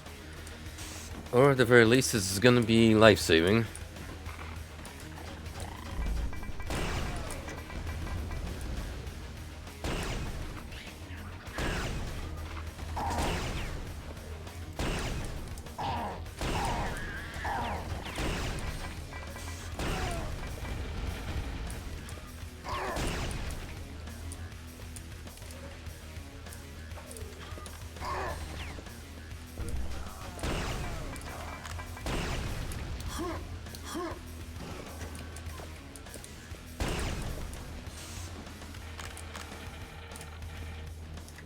just gonna go through the effort of collecting it.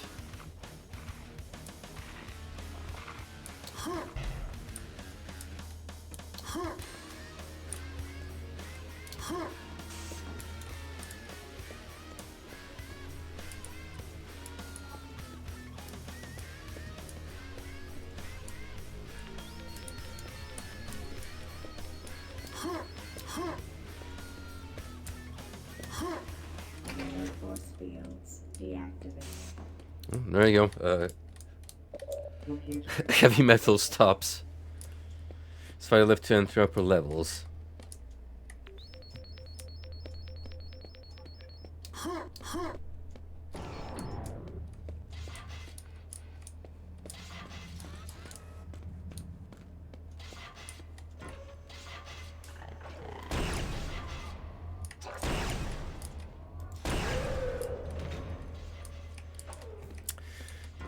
Nice ambush, bud, but half expected you there.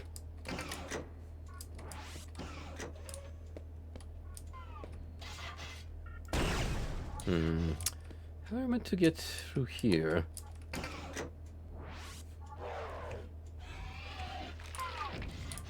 Oh, someone got obliterated. Feels like it'll be a secret, but then again, there's a button that you may have to press at some point.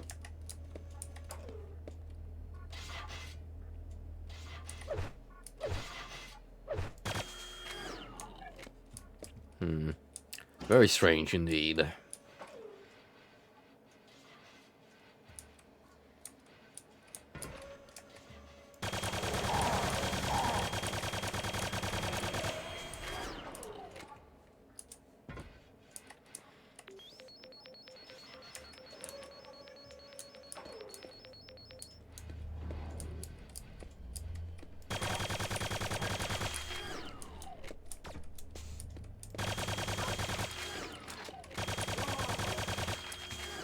So many of you creeping around here.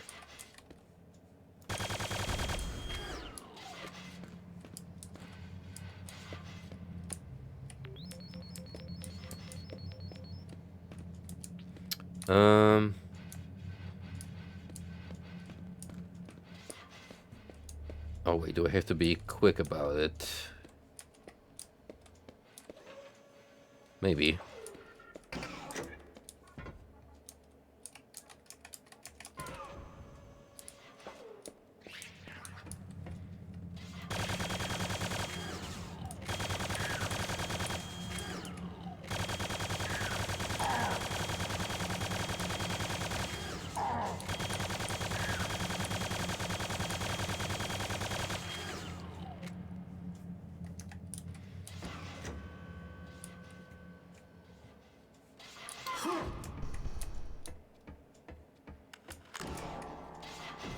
Destroy any remaining resistance. Computer update. Like the sound of that. That seems like a good plan.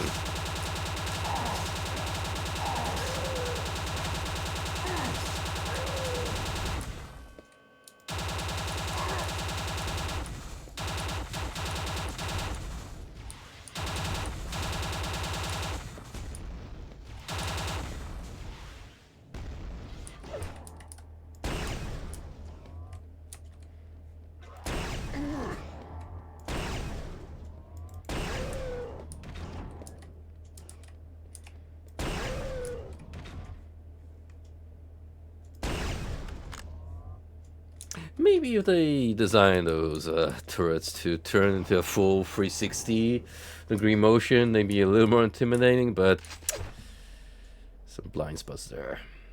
Anyway, the heck did I... Oh, it's the BFG! Hey! Feels like forever since I acquired it.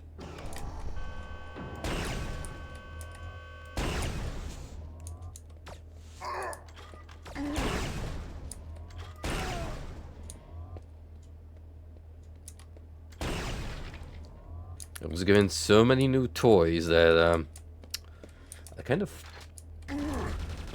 Forgot all about it, to be honest. Oh.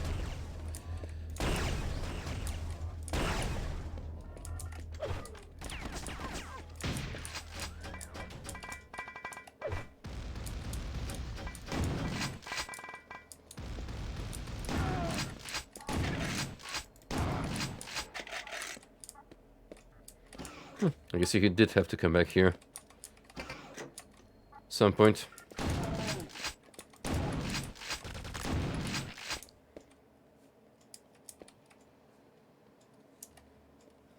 What are you doing up there?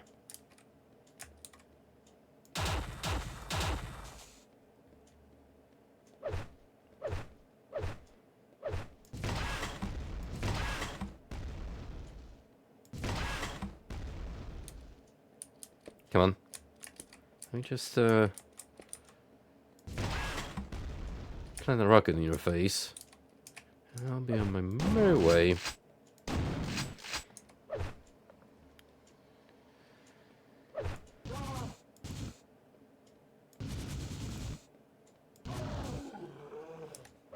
That works.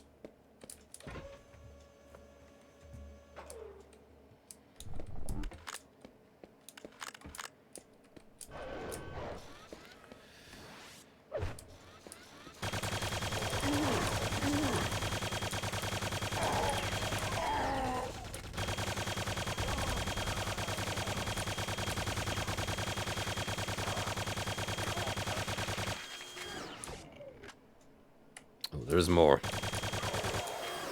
There's another one. 3 even. Shit. Oh, I wasted my BFG energy. Disruptor.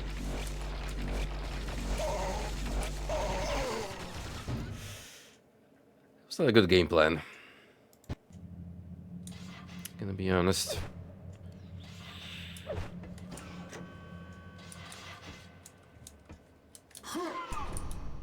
We have to do a little better than that.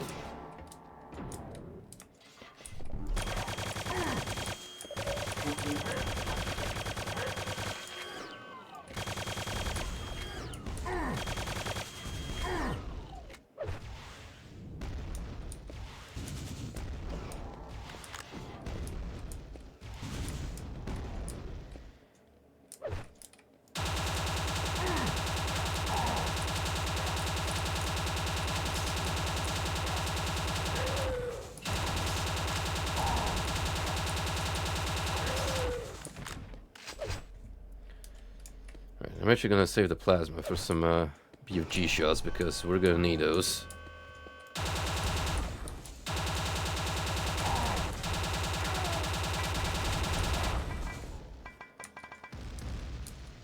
We know there's a gladiator coming up.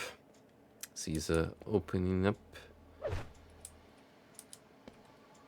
Swole.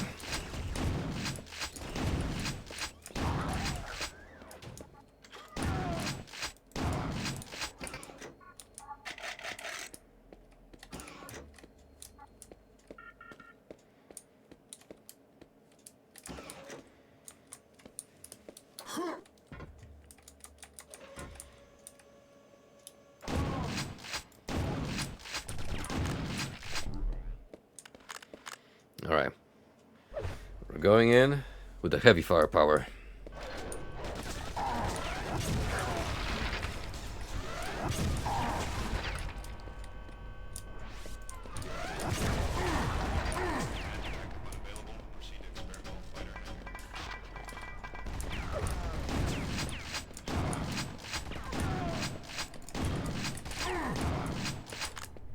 See? That was a lot better.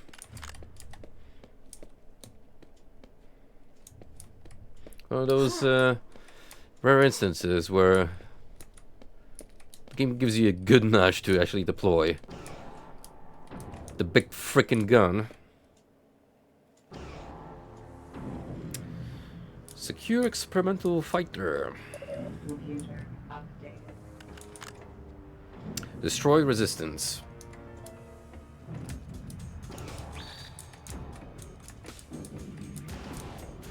You say secondary objective. I say that was always my main goal.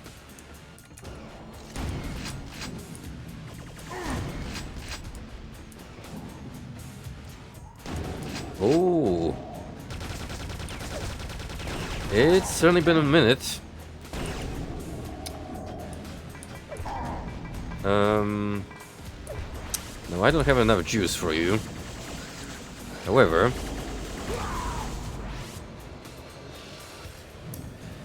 I do wonder how he takes to disruptor shots.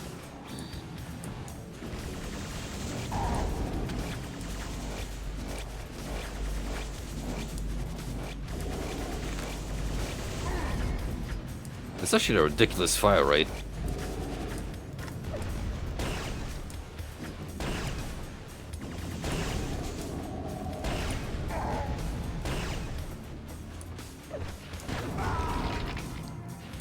Still, he's a shit on an amber, the guy.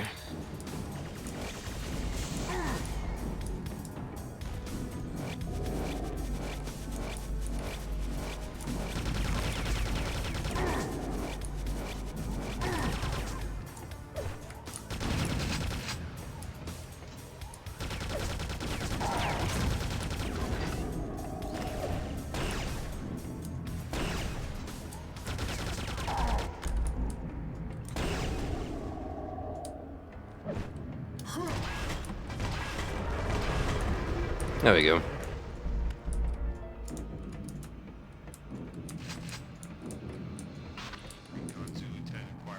Proceed towards the munitions plant. Computer updated. Now that is what I like to call Quake cute. Look at this neatly designed spacecraft model. How quaint.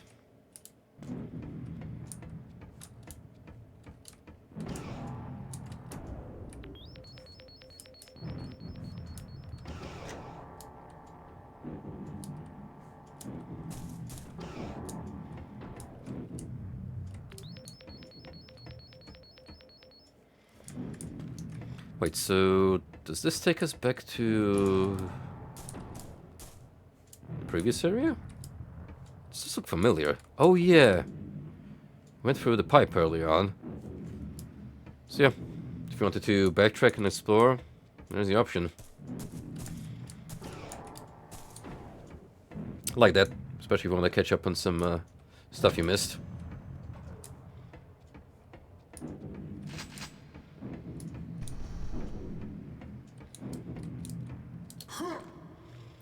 Anyway, here's our ticket to the next stop.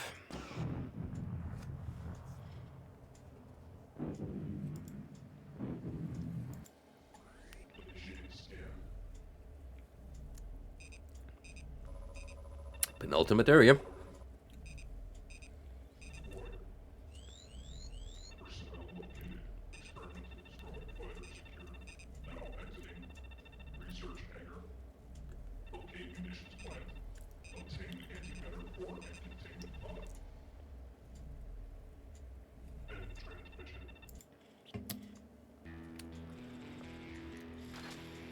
Obtain antimatter pod from Ammo Depot. Computer updated.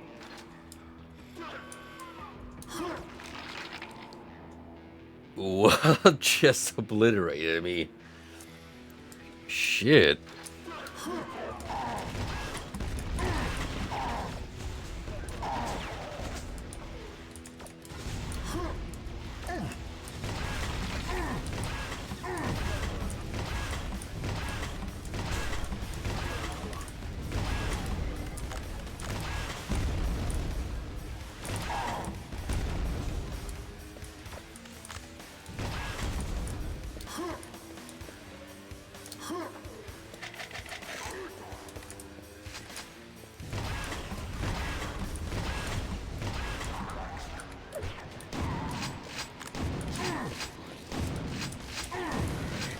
I feel we haven't put the super shoddy into much use lately, so let's Let's give it a proper send off before I forget about it again. It's still a hefty 1v1 tool.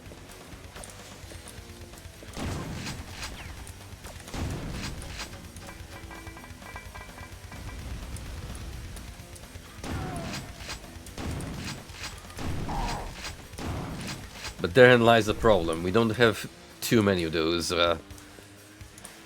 single-on-single combat scenarios anymore.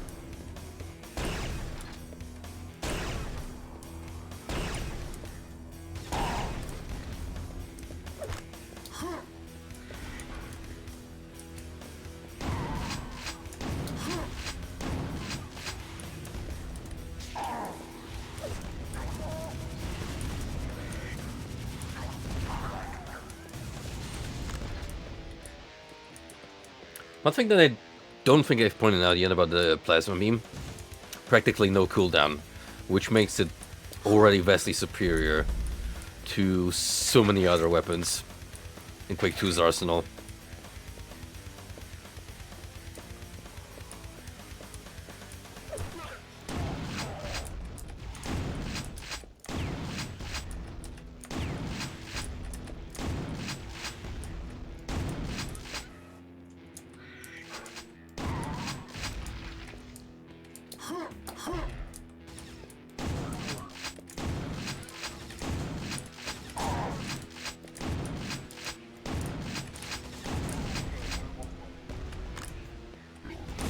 Oh. Haven't seen one of the guys in what feels like ages. That's how you know we're moving on in the world. In that case, let's deploy the old-fashioned, well, I wanted to, but then, he kind of figured out what I was trying to do.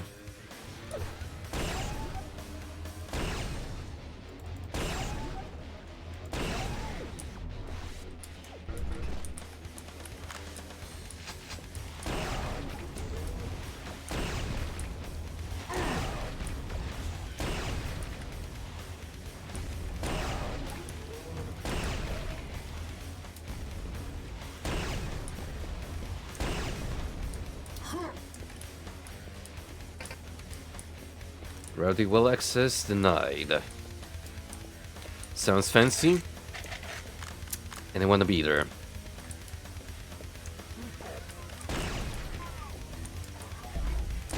Don't care if I have clearance or not, I'll make clearance for myself if I have to. Quake 2 Marine goes wherever he pleases. Got my invitation right here.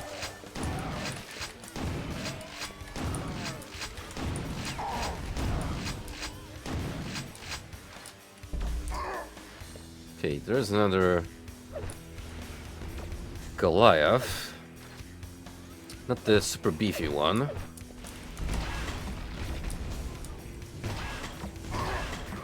Thankfully.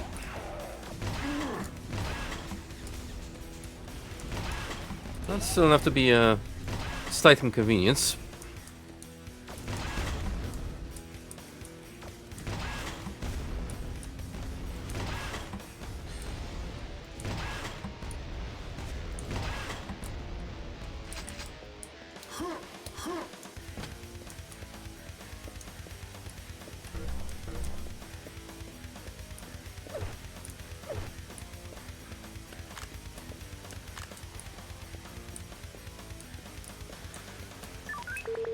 Need the antimatter pod. Okay, we know where we're gonna slap that doohickey.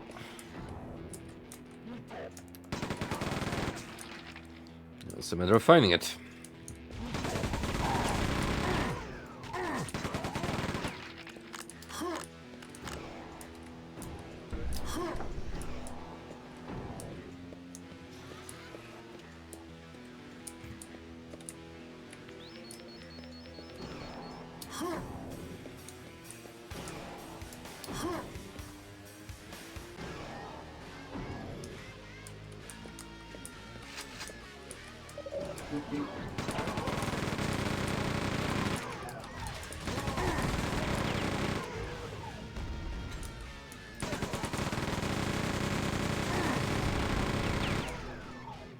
Just shred him to mincemeat. Mincemeat with some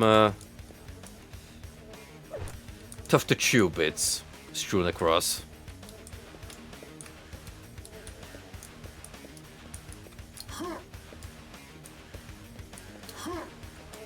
Yeah, imagine eating your Strug burger with the patty made from meat straight in the blender, but then you come across something tough. Well, that's all the cyber bits.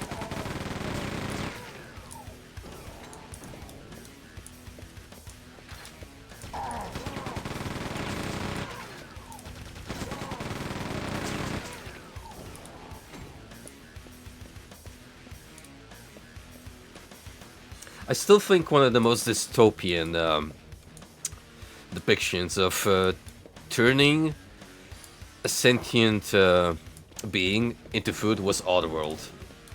Like the original straight up just had the evil industrial race thinking to themselves, well, these green guys will make good steaks. And then Abe gets to see like an anatomical chart depicting all the tender meat in their body, and he's like, uh-oh. The sequel was even more fucked up to that because didn't they use his ancestor bones to make booze? And then his friends get hooked onto that, which makes it even more messed up.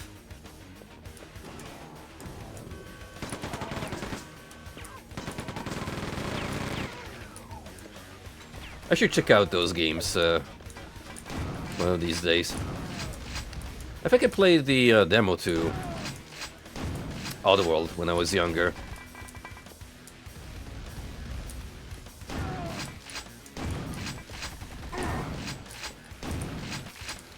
They're definitely a little obtuse, at least the first two, because of how cryptic they are, and if you want to like get through a perfect score, you just have to make sure you make the right decisions to save all your friends. Otherwise, you can't really like get the perfect ending.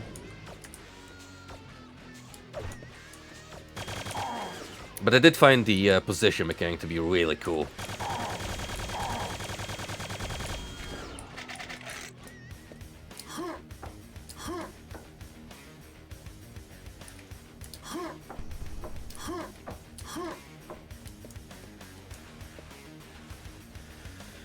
Oddworld PS1, is that Soulstorm or one of the early ones?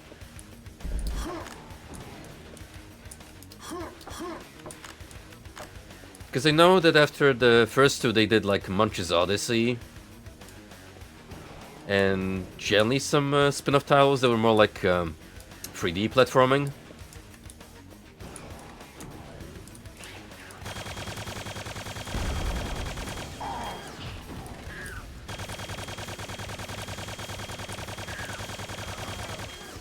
Oh, nice. Didn't know they had them on PS1.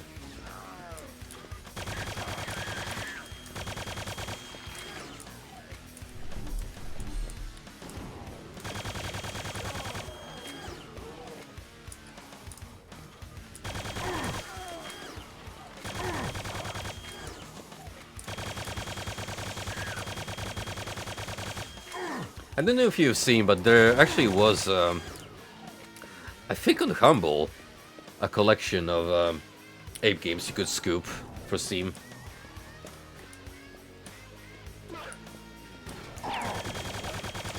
That's how I pretty much nabbed all of them.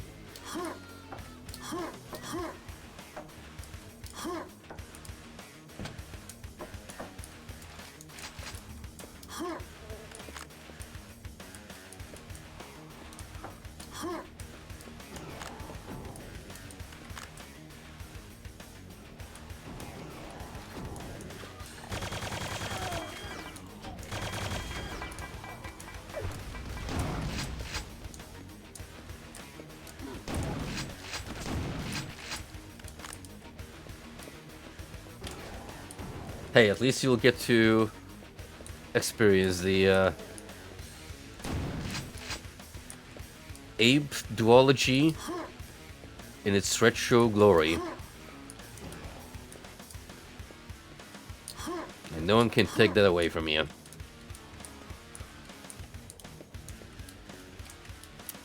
For better or worse, I mean, granted, they definitely have a lot of shortcomings. But sometimes they're worth getting through.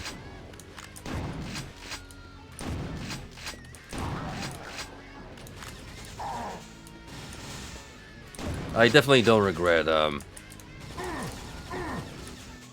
striding through Blood Omen in its GOG release.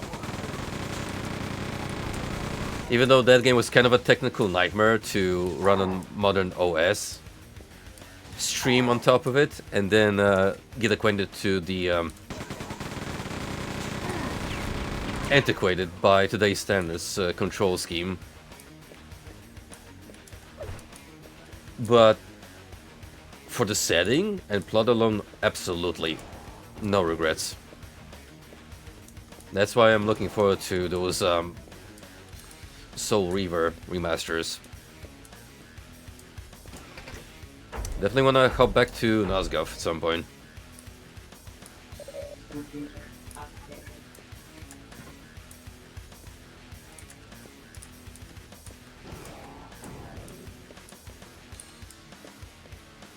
Proceed with caution, as if that wasn't the case already.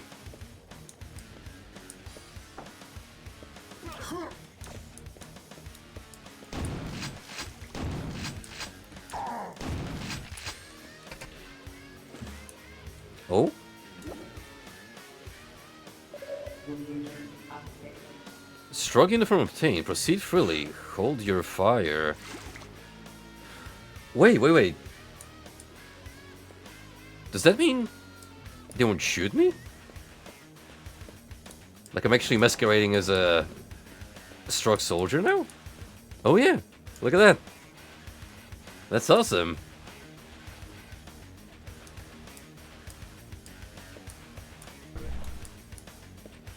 We're friends now.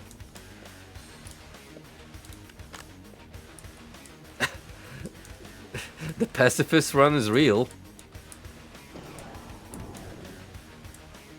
Yeah, even if you look at the portrait on the bottom left, that's a struck brute.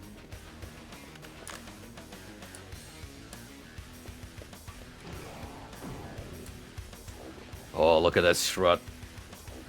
Look at them walk like they have a stick up their asses.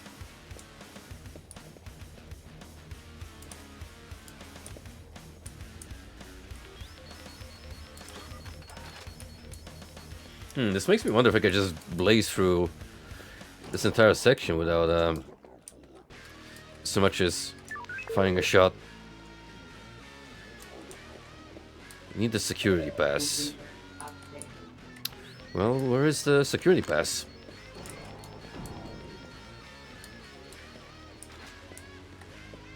Knowing life, I'm gonna have to shoot a struck commander, and that'll be the end of my free roaming exploration.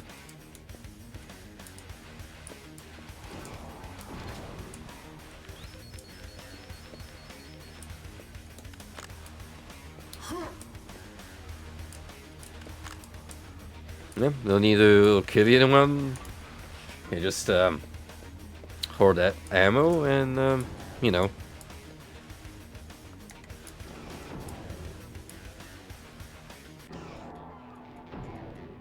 Oh, it actually goes away when you... Computer update. Ah, so I'm gonna have to eventually kill these guys regardless. Gotcha.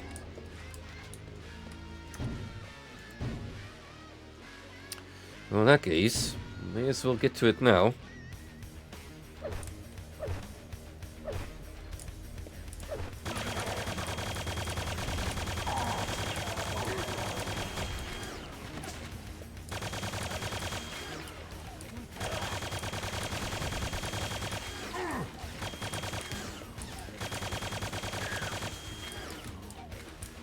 I will give creativity points for that secret.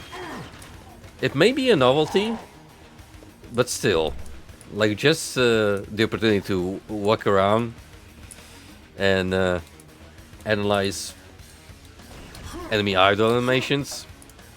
That's cool.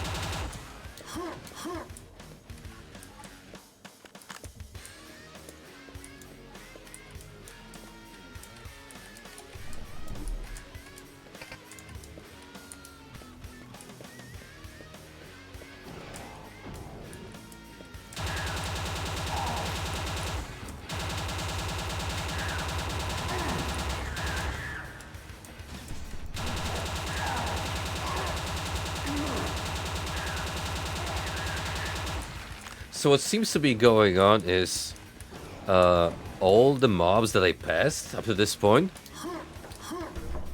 they're not aggroed with me. So I can technically sneak up on them while shredding back.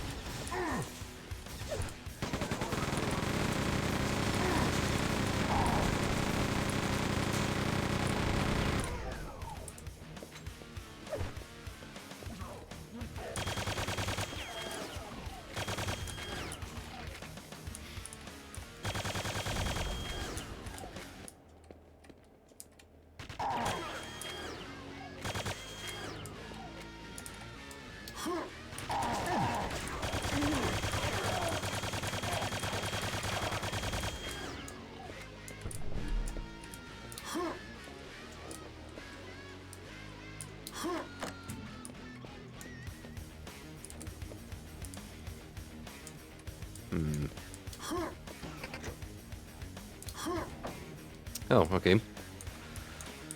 It'll make returning easier.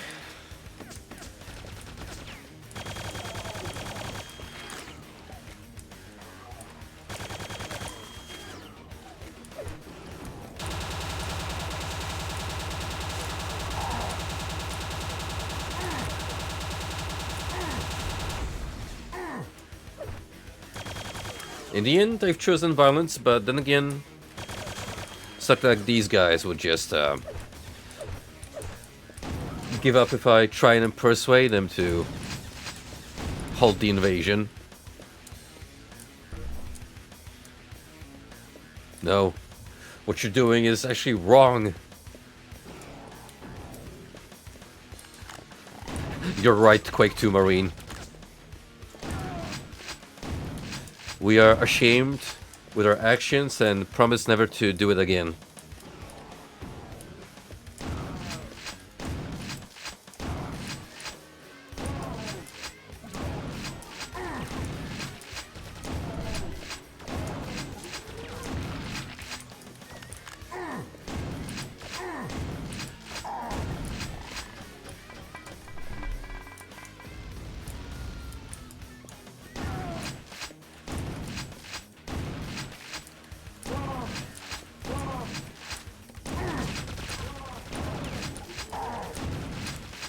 Oh, definitely a couple of ambushes I missed, just because of the camouflage.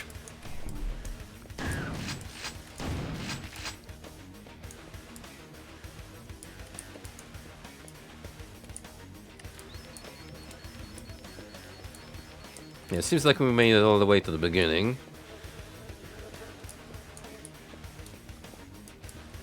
So now that I've done my part,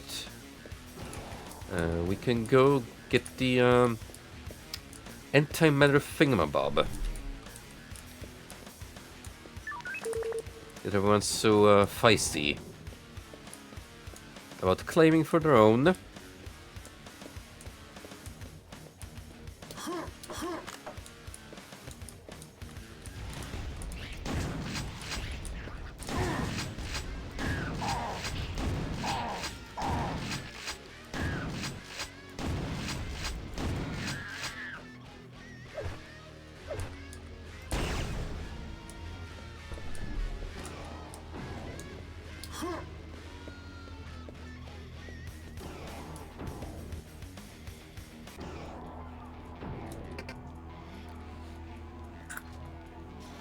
Computer update. Well, the jig is up.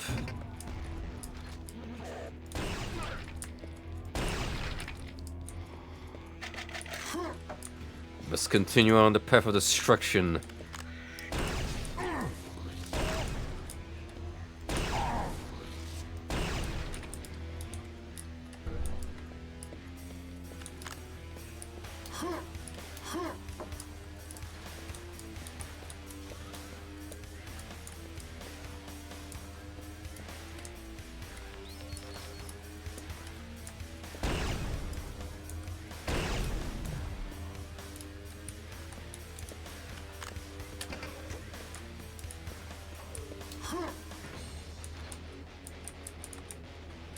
Come on, let's go. Good places to be. Oh shit. Right off the lift. Feeling spicy tonight.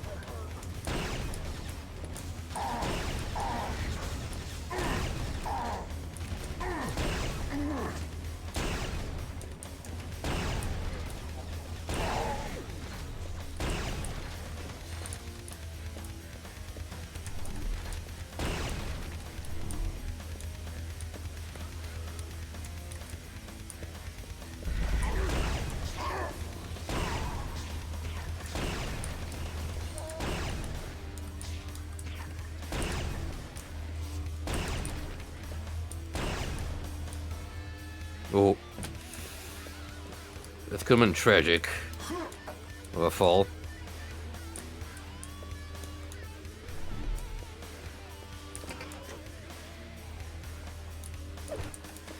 Hey, leave that lift alone.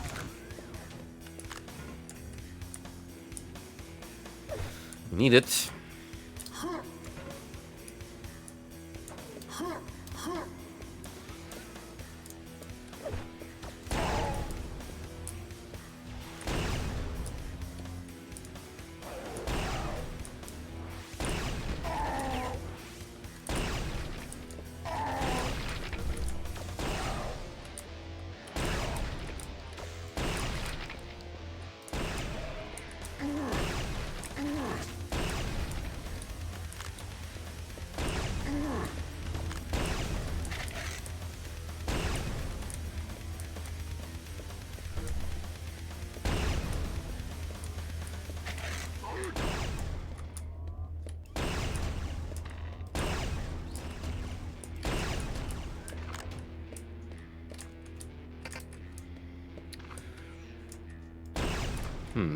That's a no-go for now. What about this way?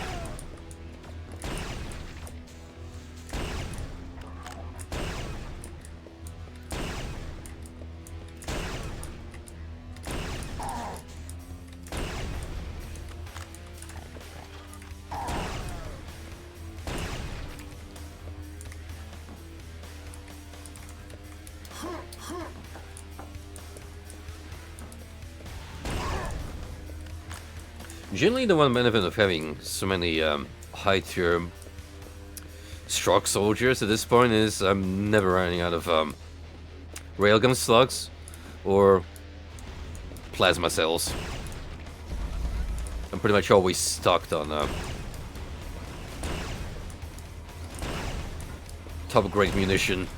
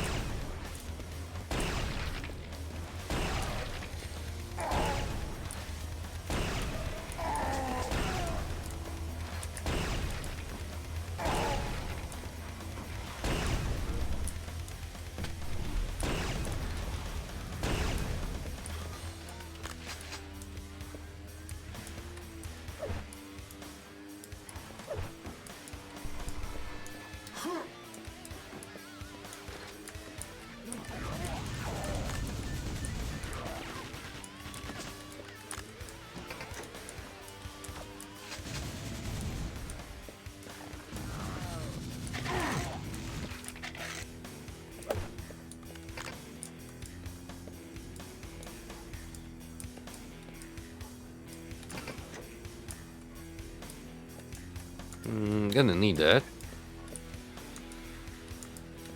Apparently... Not yet.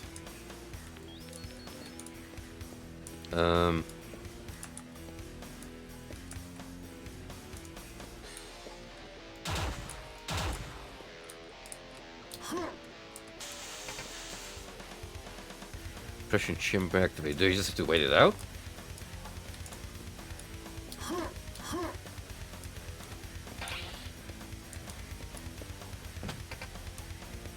No, there we go. Computer updated. Use security pass to retrieve containment pod. Use secondary exit to return to ammo depot.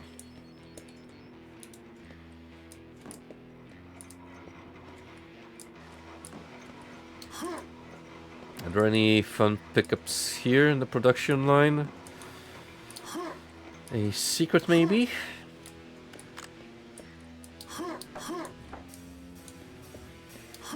Kinda starving in those. As of late.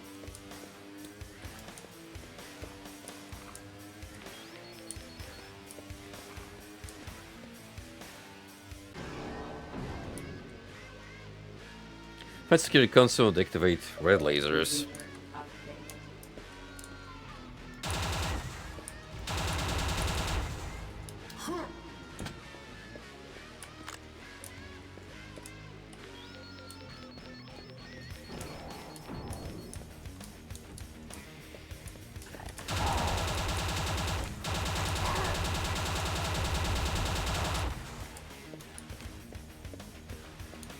Well, now that I thankfully dealt with all the initial spawns, my only concern is whatever appeared after moving the story.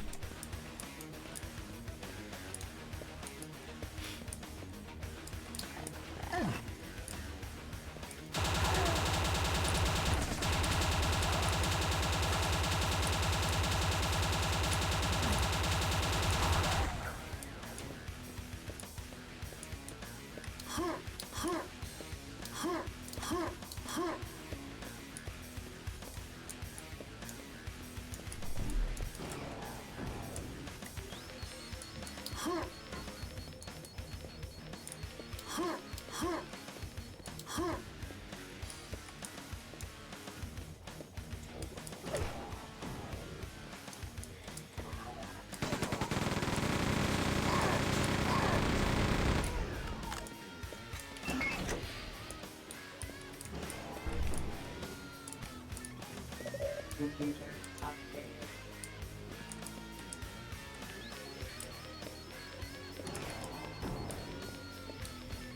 Destroy all resistance? Why, you don't even have to ask.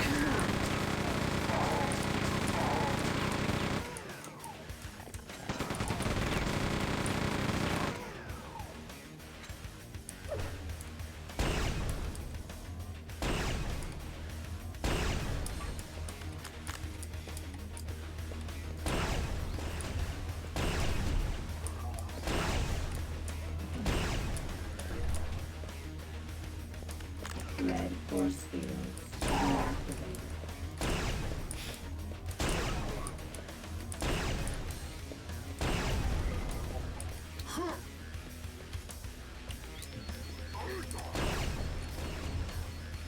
Let's use some rockets for a change.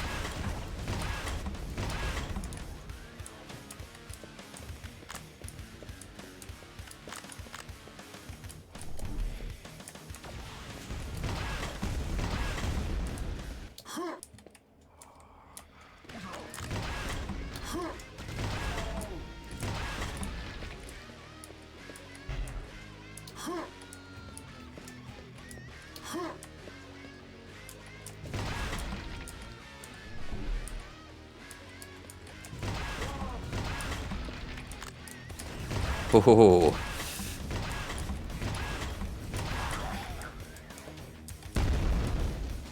you already jump scared me once, Buster. Don't do that to my frail old heart. One more time.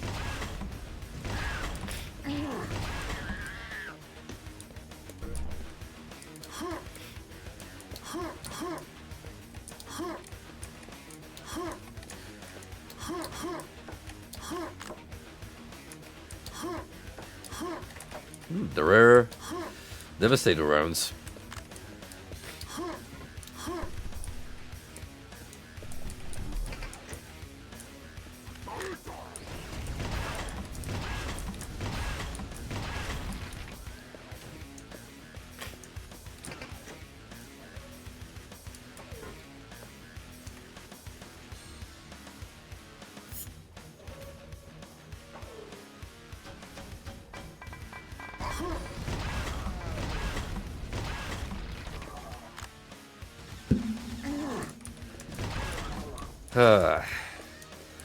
Can't even take a cozy ride in the elevator while listening to some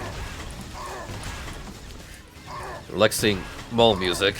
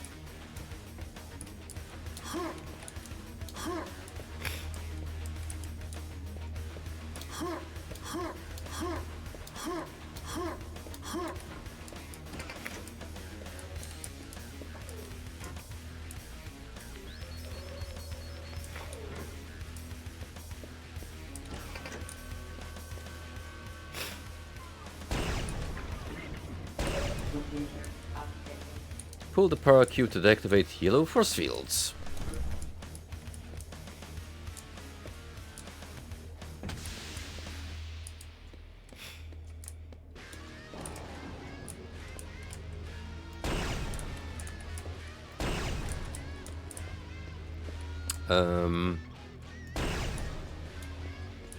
Okay, do I not blow this up?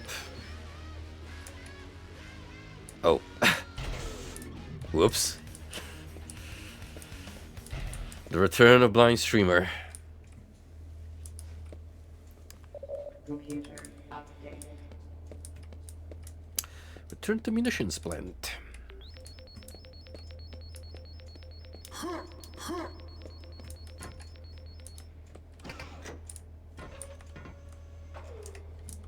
So far, so good. Got the MacGuffin. Now we can do whatever it is that we need to do with it.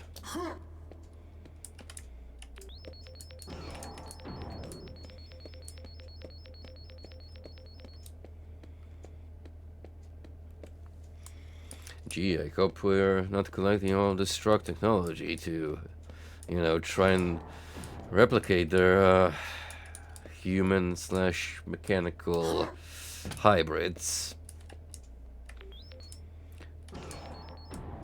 That would be terrible and human, unthinkable. Which world government would dare to commit such atrocities? Can't think of a single one.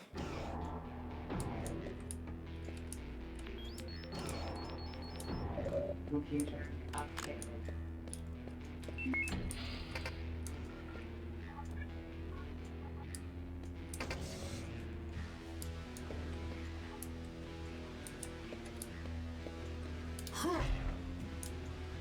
Oh, turn into a bomb.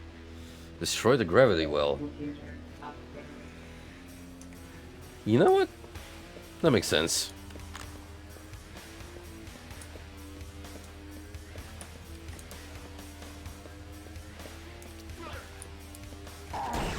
It was never meant to be a diplomatic mission, after all.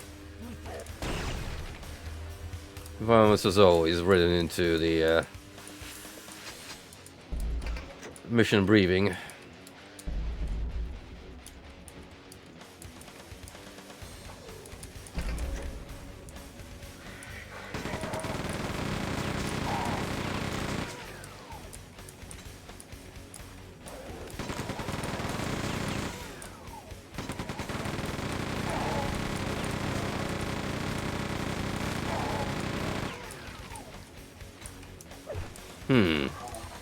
Vaguely fascist heraldry in the background. Now, what did id Software mean by this?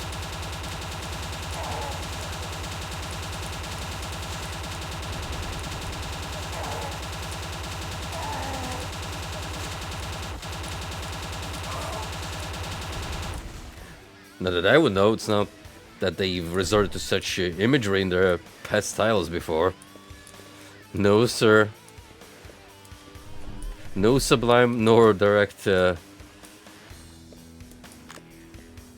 comparisons to any oppressive political system.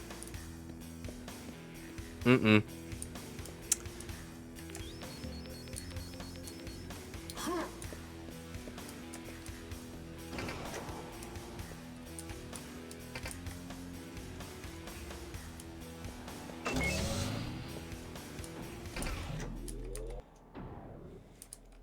Oh. Guess that's our ticket onwards. Updated. Gondola prep sequence complete. Well, boys, we're taking the Pac-Man ride. Buckle up. Welcome to Black Mesa facility.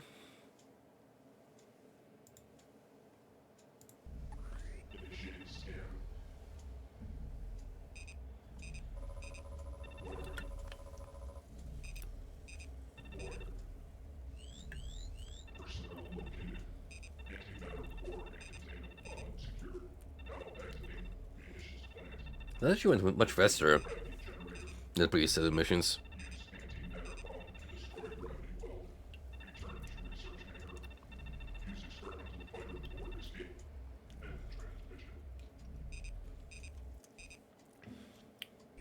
Well, there's the plan laid out.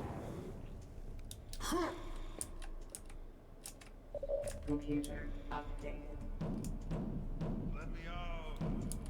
Oh shit!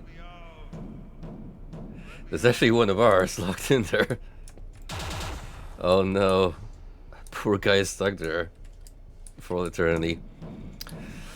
Also, don't think I missed the second notification. Something about the Black Guardian.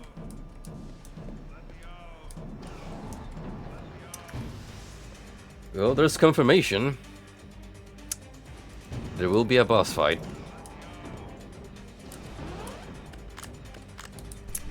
Oh yeah, if you're gonna suck me up like that. Huh.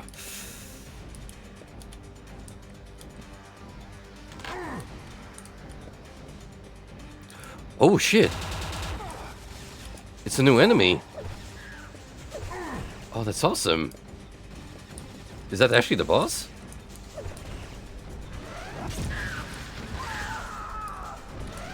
You're like a beefed up Iron Maiden.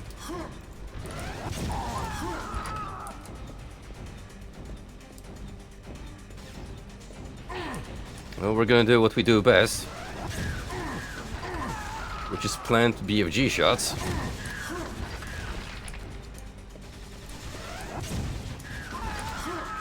Till we run out of juice, and then I'm gonna have to use a quad damage. Wait, did she?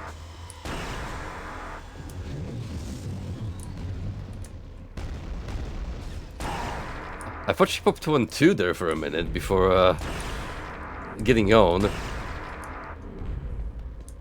That was a little underwhelming. But I do appreciate them at least trying something else than recycling the same boss like they did in the Reckoning. Wait! There's another one! Oh shit, they built her!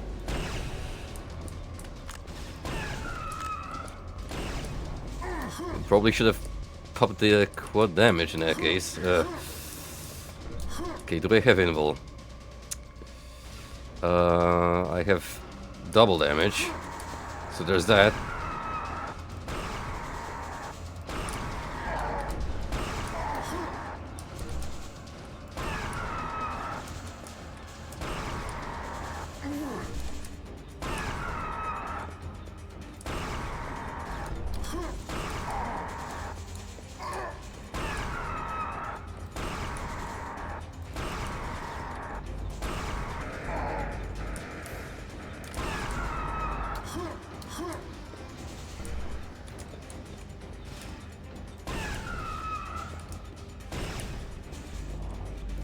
I may have used up all the medkits, which is not fantastic, to say the least.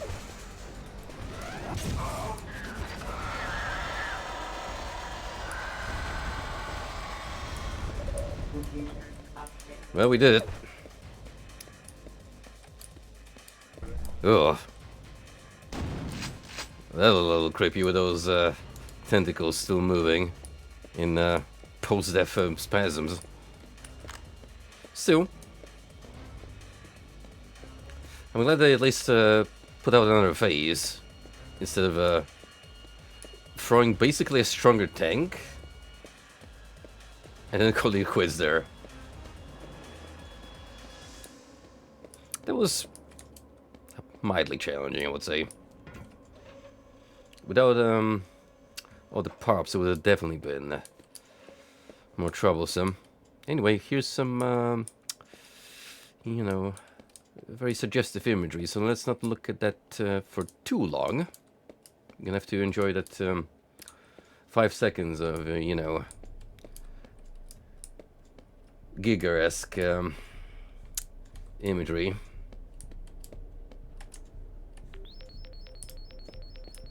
Instead, let's admire all this cool high-tech stuff.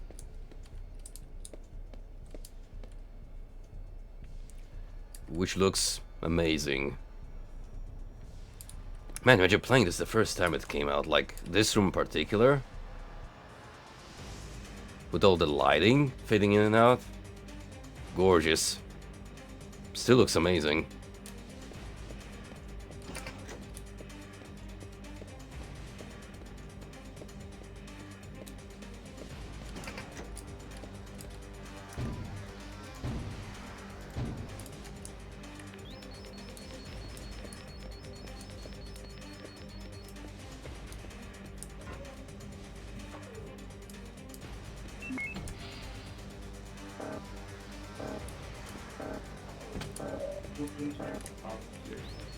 Alright, let's mosey out. Probably gonna be a timer, knowing life.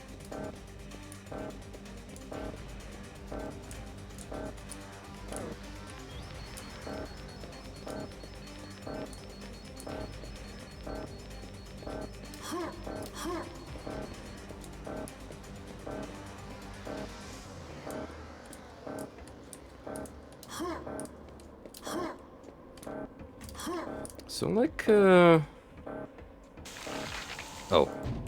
See, I was wondering there, if by any chance we're gonna have like some secrets. Maybe not, you know, full-on Easter eggs, but at least some goodies? Guess not.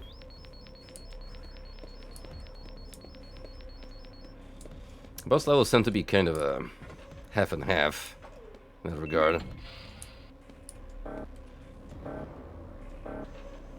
On the bright side, doesn't seem like I'm locked onto timer.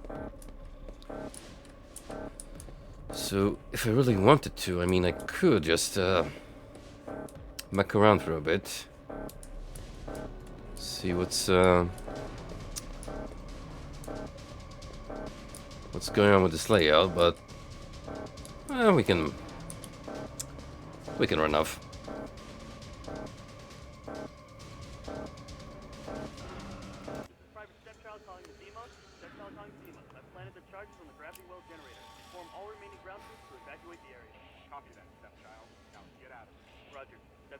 Security breach detected. You are not clear for takeoff. Shit, I'm not going to make it. Damn, we were the stepchild all this time?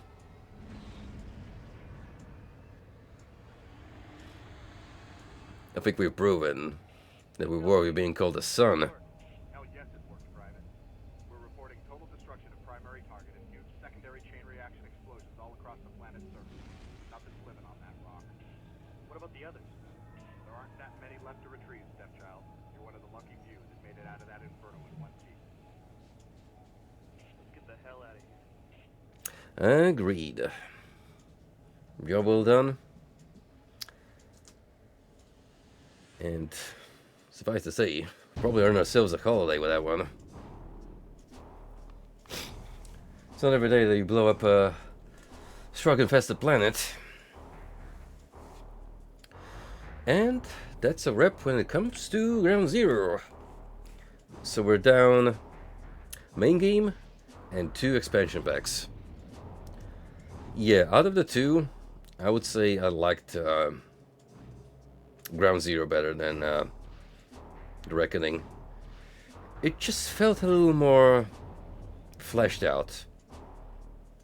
I like the environments better. The weapon choices were up to my liking. And additional points for adding in a new boss. Yeah, even with the point deduction for the turrets, this was still above The Reckoning, at least in my eyes.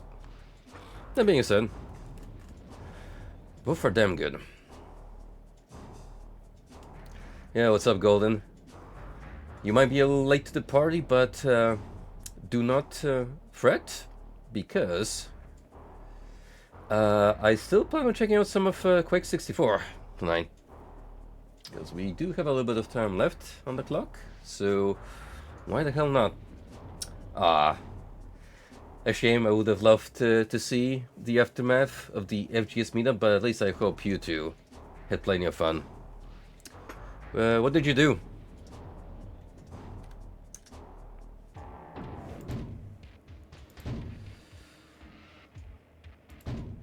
So let's say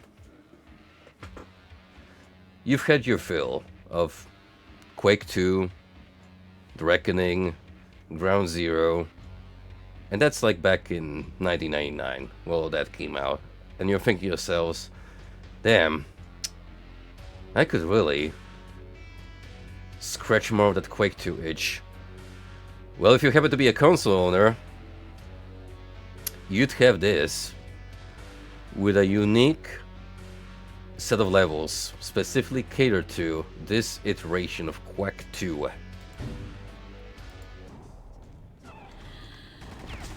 Oh, and we got the Doom 64 homage.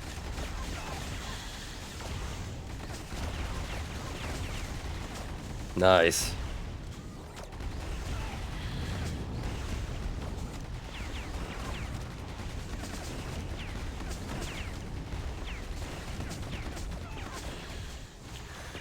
What's different about Quake 64? New campaign. People complained that the Quake 64 port, the first one, was just a straight up rendition of the PC one, as opposed to them earlier making Doom 64 unique for the system. So id Software figured, well, they gotta respect the people's demands, so here we are. And I have to ask, how was the Garfield movie?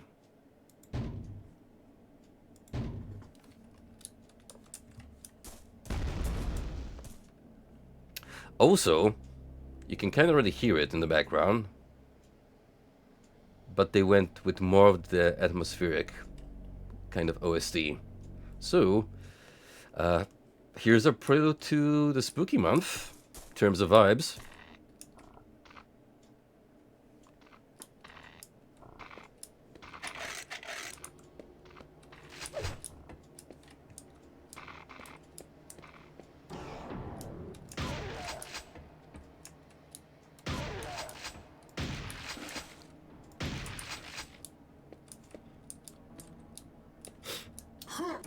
Chris Pratt is a decent Garfield. I feel like that dude, what he just plays himself, is a sufficient voice actor. Not, you know, outstanding, but he'll do an okay job. Still a weird pick for Garfield or Mario, but it worked. And that's mind-blowing. He actually tried to sound like Garfield, Oh, I guess I'll have to watch the movie and experience it for myself.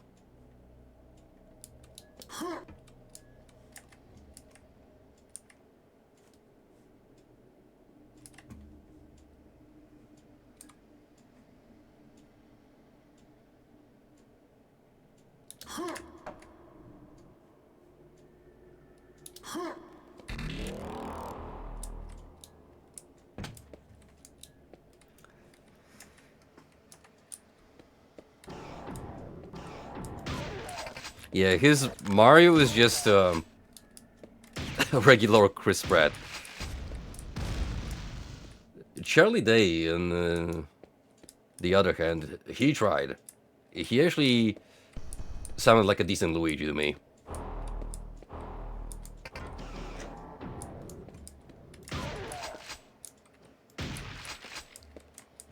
So yeah, as you can see, we're kind of back to the basics with this rendition of Quake 2. However, one thing that really strikes me is look at the more vibrant color scheme as opposed to what we just went through all throughout the 3 separate campaigns. Like, this is what it took for the game to be brighter?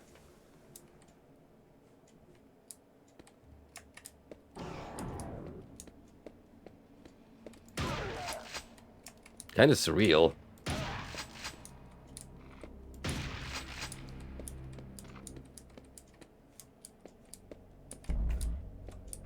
I would say that everyone besides Mario tried. that's the takeaway. Jack was a surprisingly decent Bowser. I didn't expect him to fit the role as good as he did.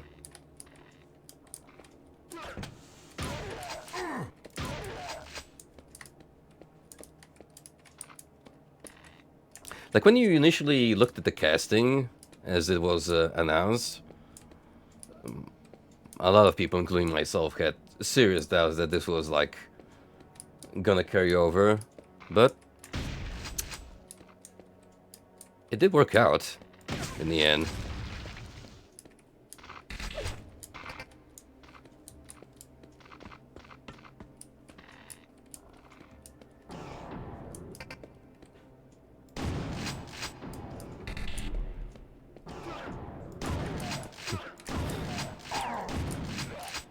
Isn't it adorable that they're right now teaching me how to find secrets when I already discovered 3? But I get what they're doing. Like, this was aimed at the N64, where you wouldn't really have a lot of shooters to choose from.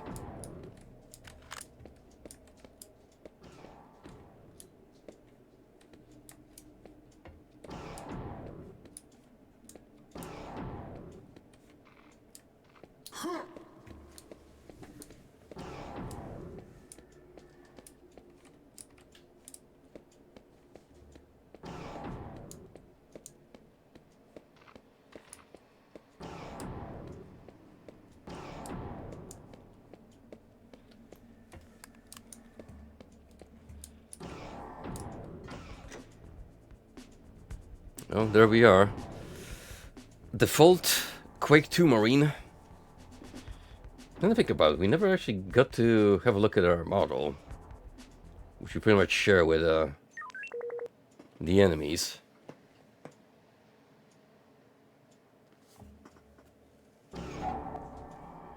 Find explosive charges.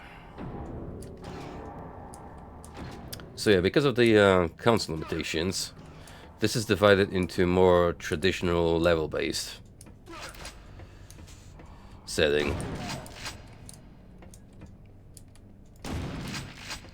We are likely not going to experience the interconnected hub system,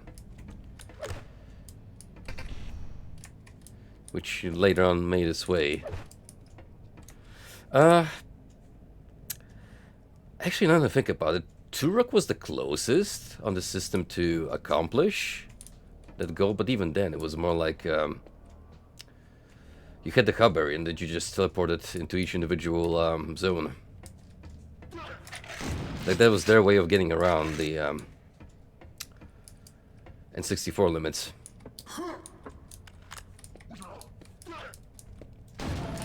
A neat trick. I'll give him that.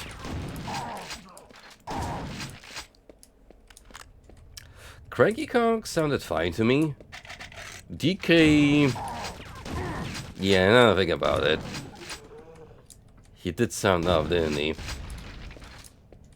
In those rare instances where they had Donkey Kong saying something intelligible.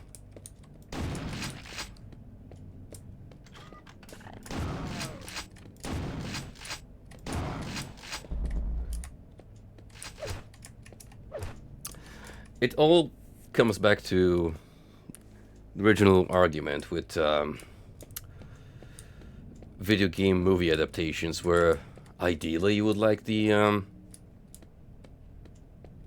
original cast to reprise their roles, but directors take into account a mainstream audience, so they're gonna pick known celebrities to draw in the numbers. Still, I have a feeling that if you looked a little deeper, you probably could have found someone else than Chris Pratt for Mario.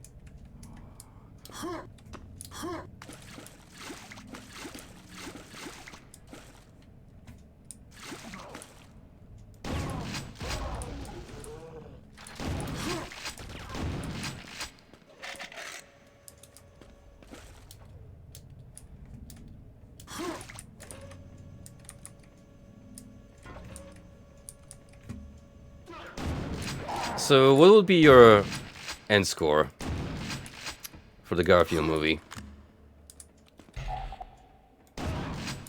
Speaking of unusual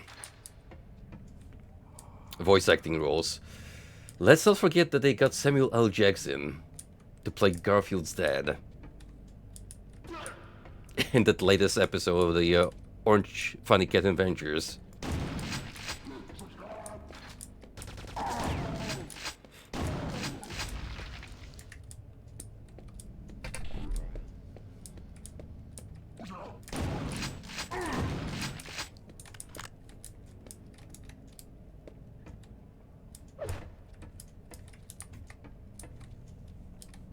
So for this, I would say this.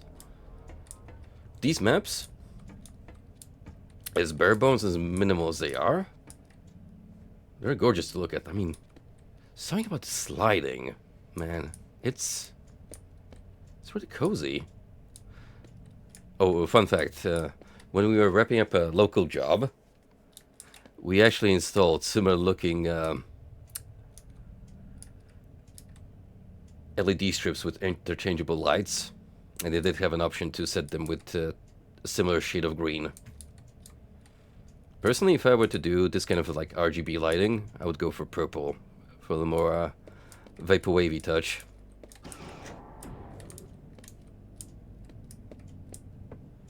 But that's just me.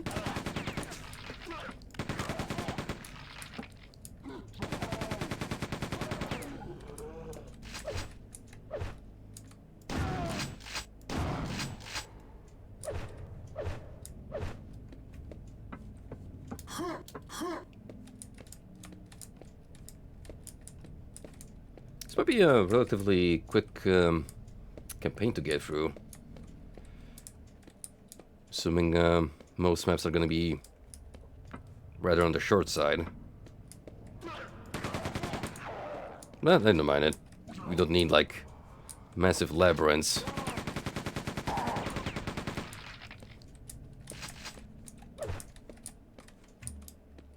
Massive labyrinths that have a multitude of side objectives as a means of prolonging the mission and padding out.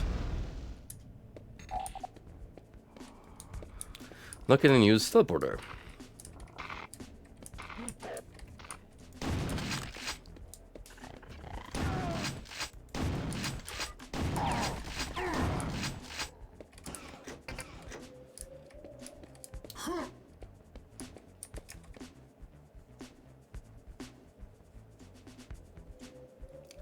Sick jams.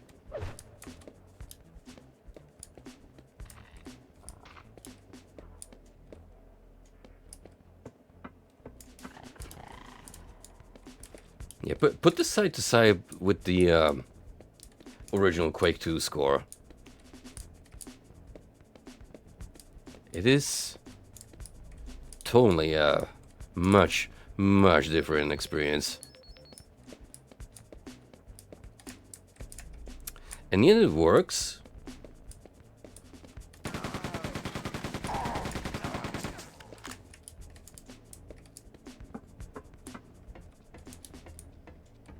Just kind of a testament to how this can be either a more action-oriented game or leaning more into the sci-fi horror, depending how you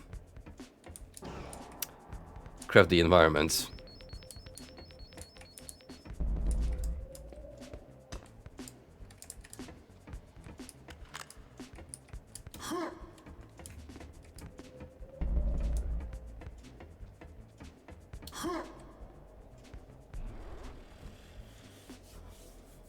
Off we go into the intelligence center.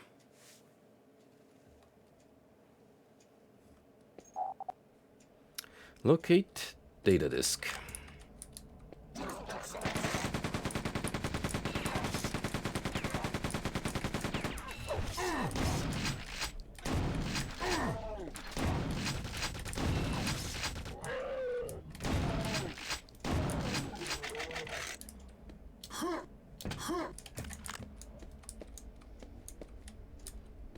Kind of nice to see the Quake 64 episode done on GDQ. Last year someone went through Doom 64, so definitely this could be a neat quick run through.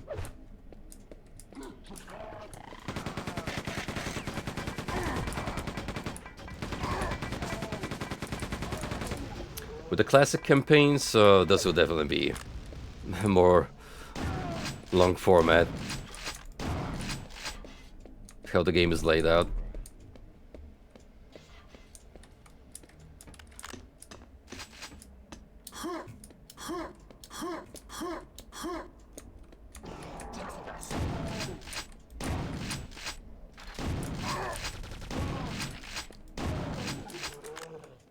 You can still see the compression of the textures to fit them into the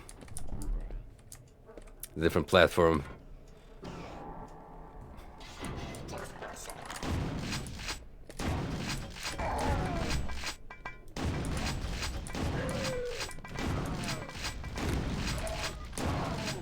Listen, as long as we have cool gamer lighting, then the folks at home won't know any better.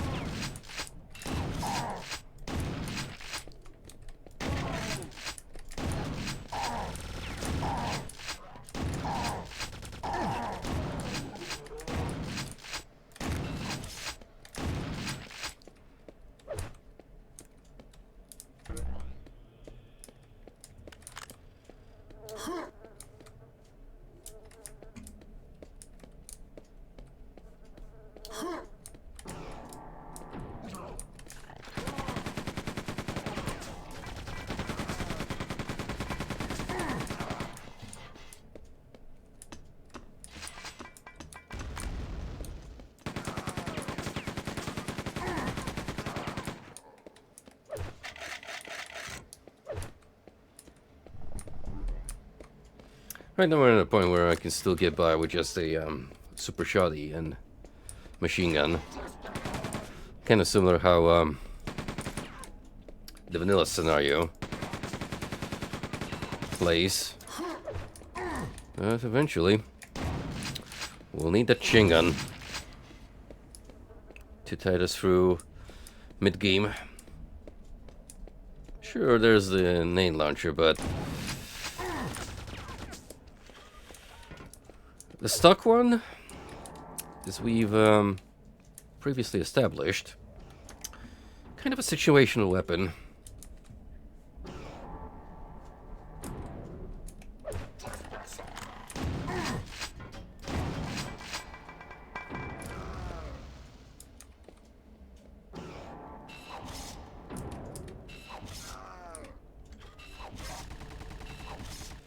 Well, those guys took it out.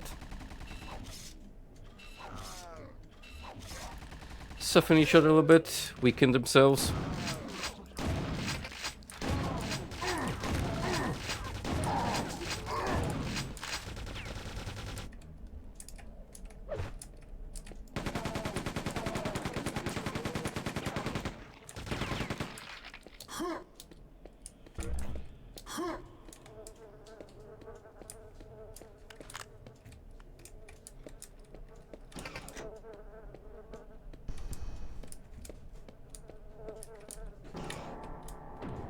Ooh.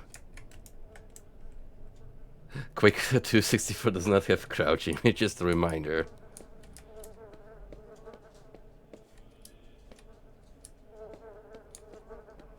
Simpler system, simpler times.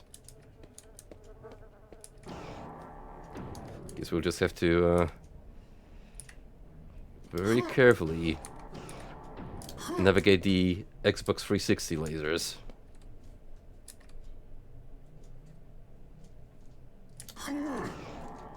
Very carefully.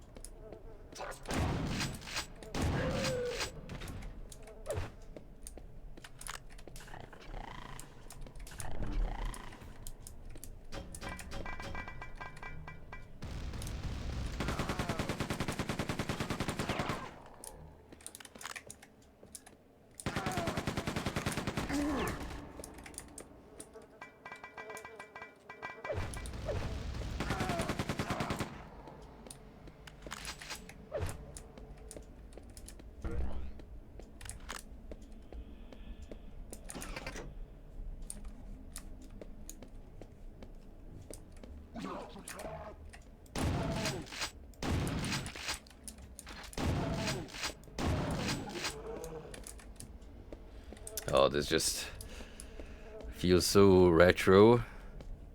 Almost like a throwback that brings a smile to my face. The more rudimentary room layout, the reliance on monster closets to a heavier degree. It's like Quake 1 never really left us.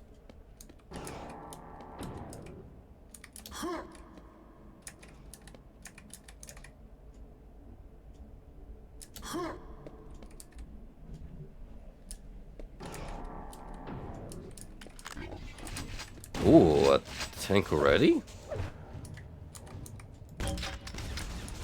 Well, I mean, if you give me a nade launcher, sure, I can deal with it.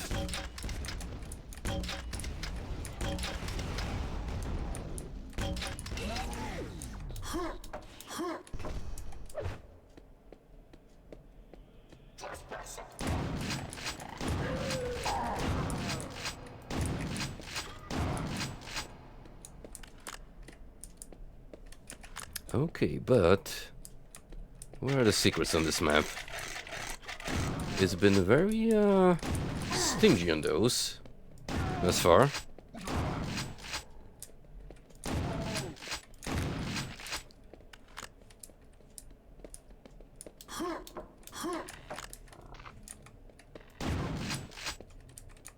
Ask and you shall receive.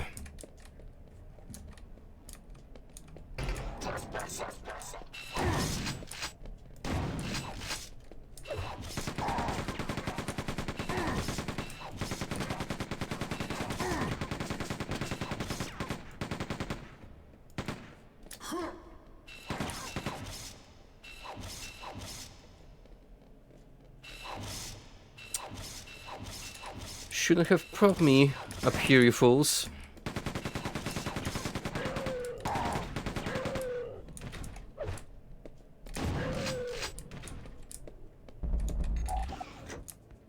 Proceed to communication center.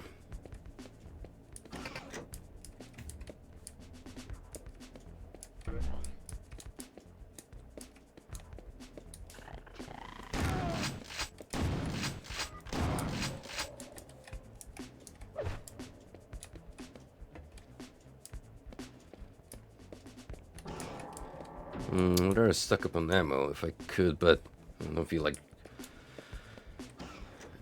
jumping through the lasers again, so we'll just mosey on.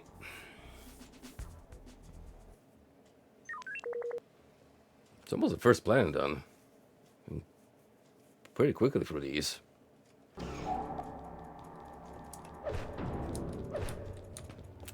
Then again, if you were supposed to play this on the N64, this would definitely run slower.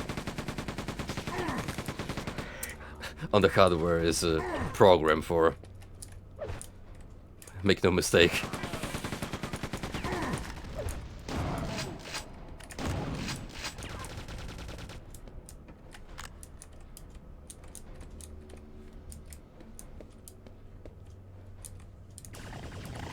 Ooh, now we're talking.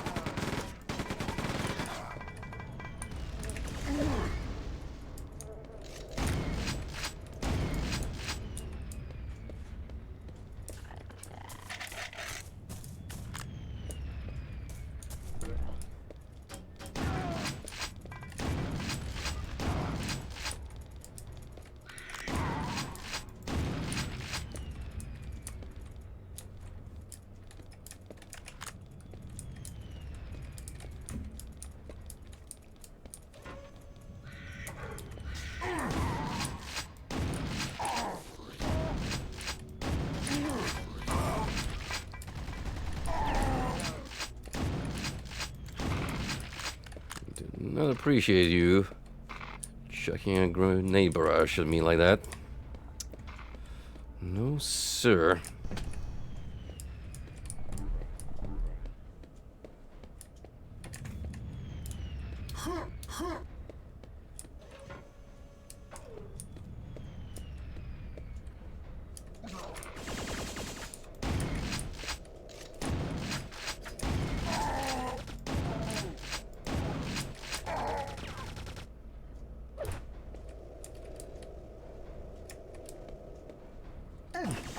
Ah, shoot. We definitely need a hazmat suit. Something tells me we're gonna have to take a dip in the goo.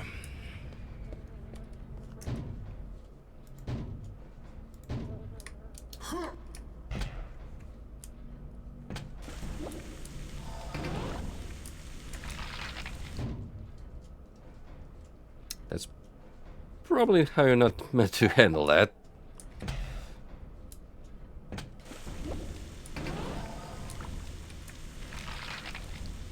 Ooh, we gotta be quick, huh?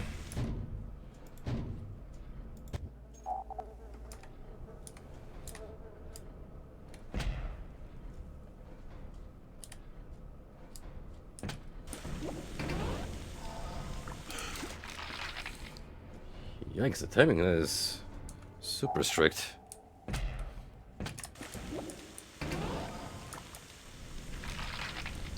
Really, really strict.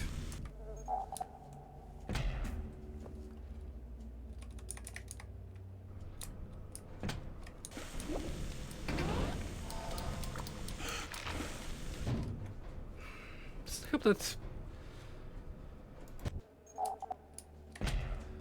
your movement underwater is severely slowed down.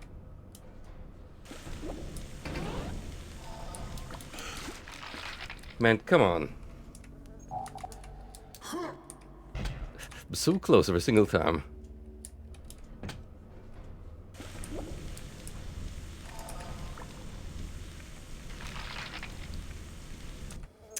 No, one would say this is not worth it. But remember, it's a full heal. Those do not come by easily. Really. Really?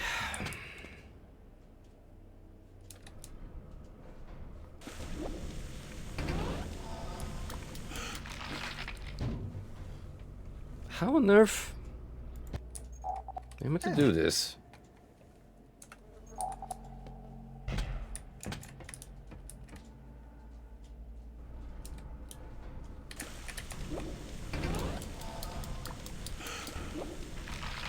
Every single time I get squished.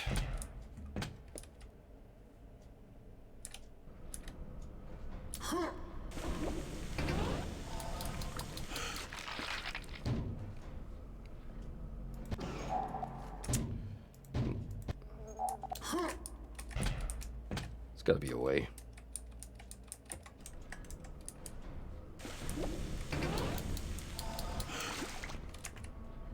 Sheer luck, as it turns out.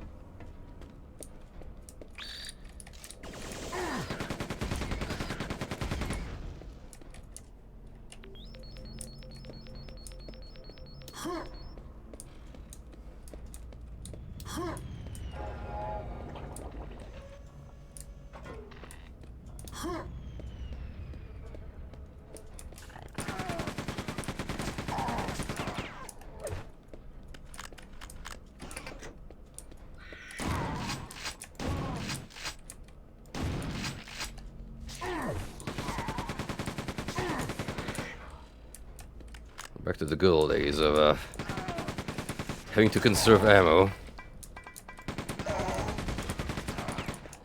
So I like how I picked up that mega health, only to waste it in a matter of seconds. But it's served its purpose, I suppose.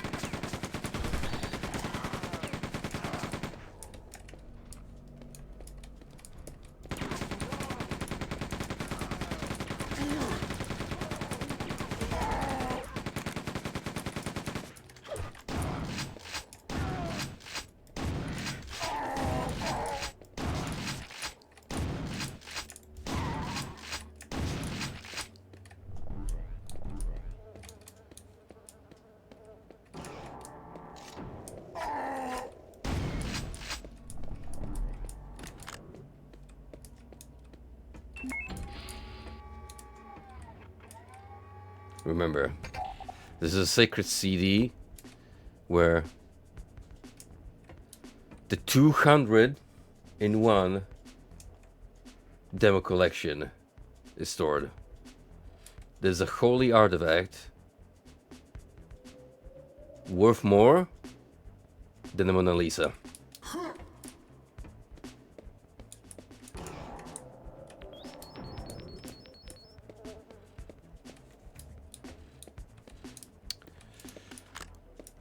I guess this concludes the business here on the map, so we shall move on.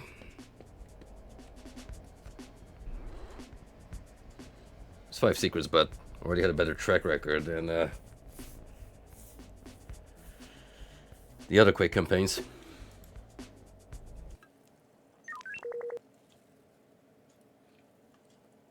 Orbital defense. Disable gravity generator.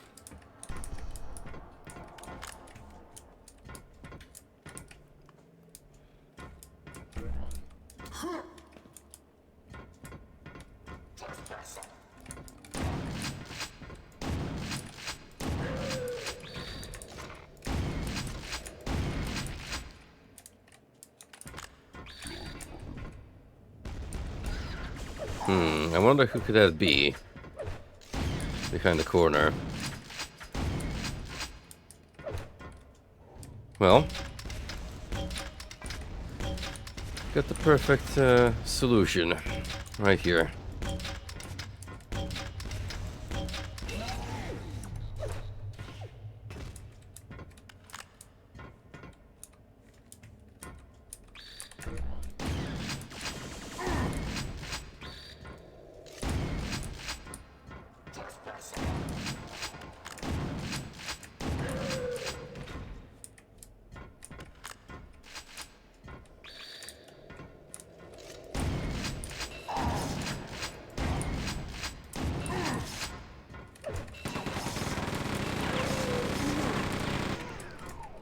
I am a big fan of cool-looking sci-fi relics with no apparent purpose besides just looking incredible visually.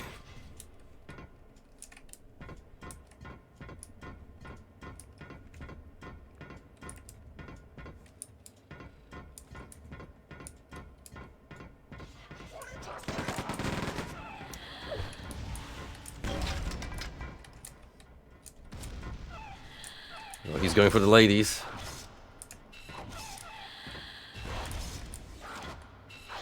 Always been a womanizer, that one. Unfortunately, they did not feel the same way. Sorry to say, bud.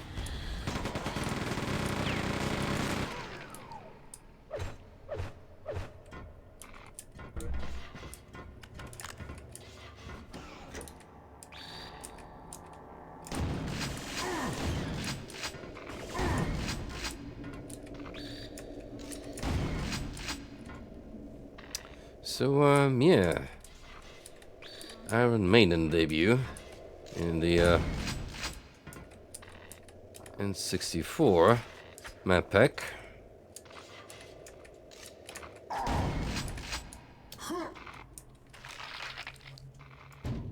Okay. That wasn't cool.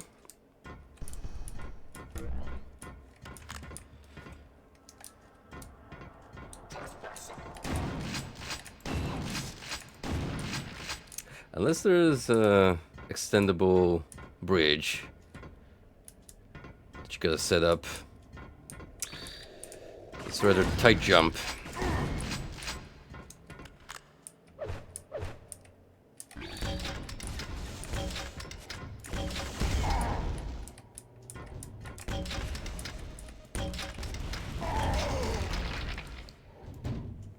Oh, sure it's like cocky.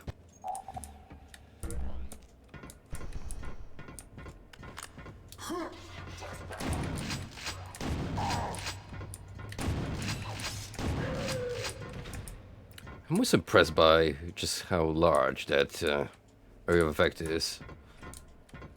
Bro can whack that mace gun of his from a mile and I'll still feel the shockwave.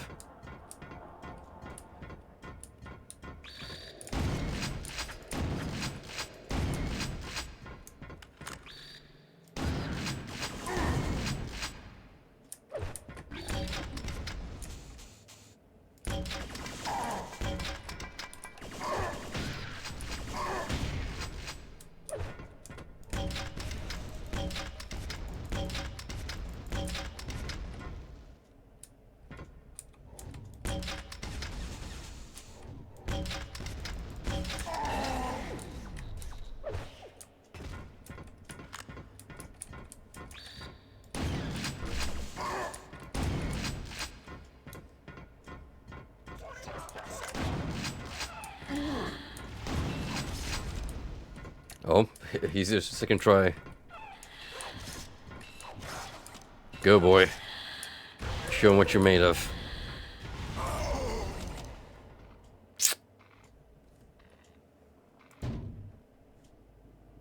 You know, I should probably stop mucking around.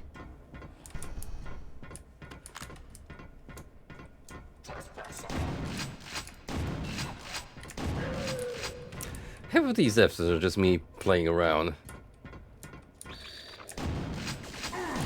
Instead of earnestly trying to make progress.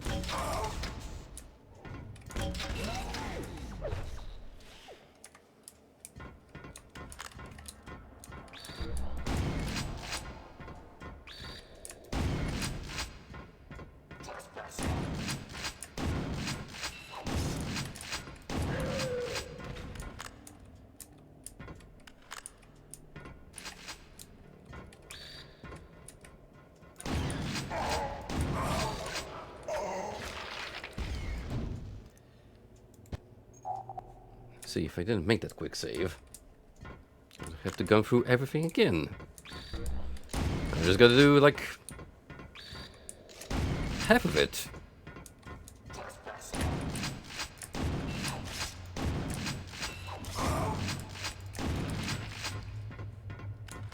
Difficulty is definitely, going up, that's for sure.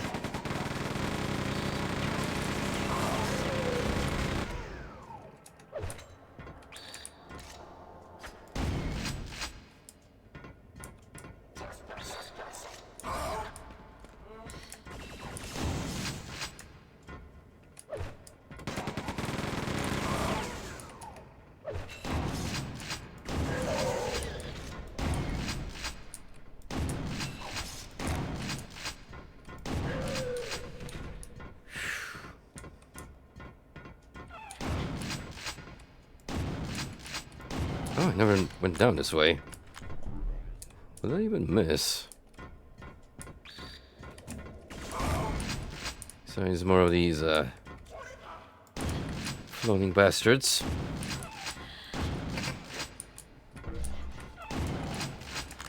Gravity generator disabled. Locating tree for explosive charges.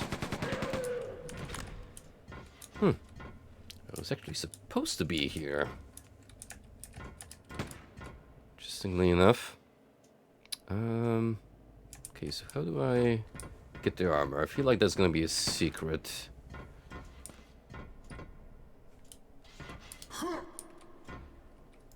Can't jump on top of that to give yourself a boost. So unless this is one of those wild... Oh, hang on.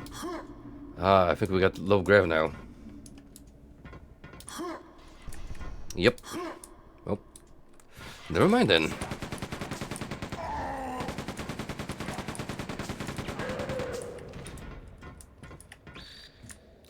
And that explains how we're supposed to jump over the gap. Is that Shrimple?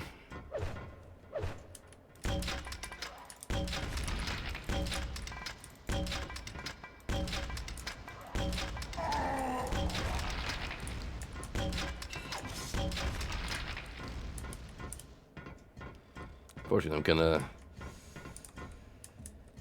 desperately need of some shells and bullets.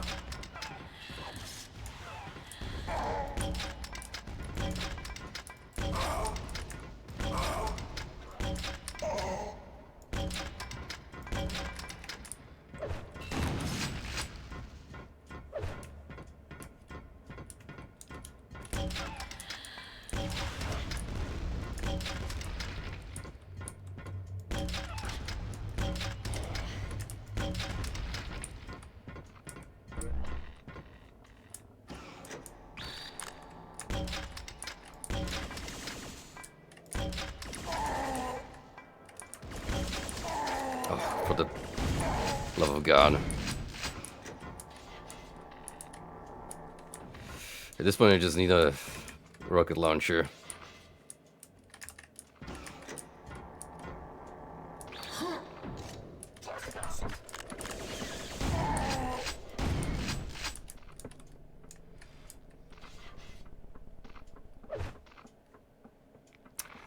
Look at him run. Look at that boy go. Just can't stop.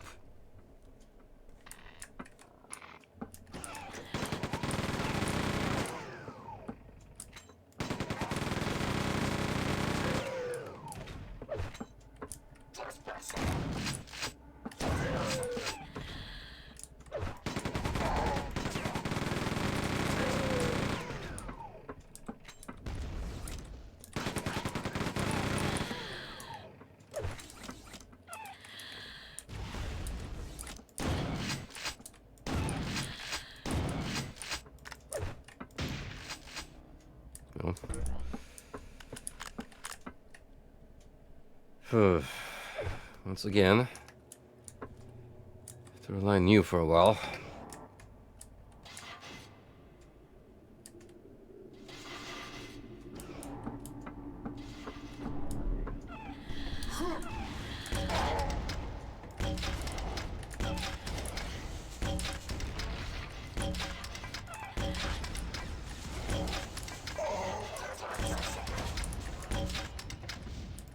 Oh, we're literally doubling down on these two enemy types. Holy smokes.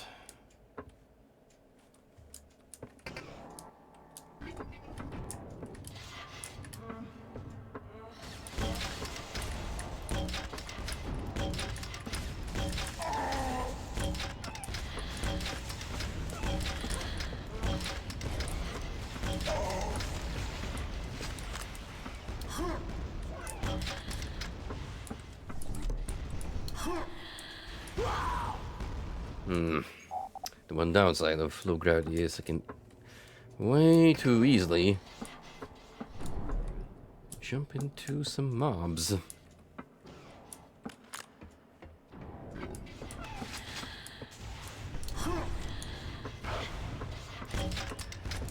Let's get rid of you guys first. So you're easier to kill. And we can focus down on the big lug here.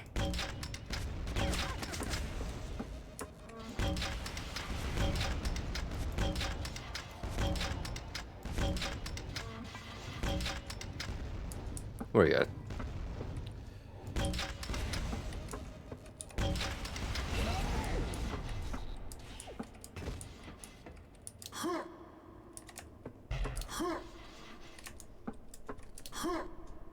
Come on.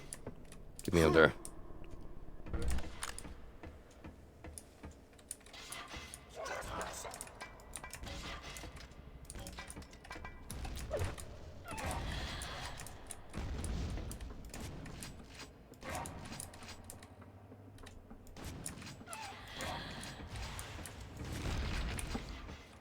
I had to do a double take because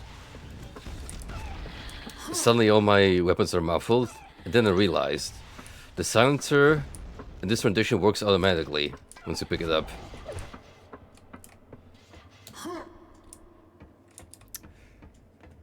A function I've never really used.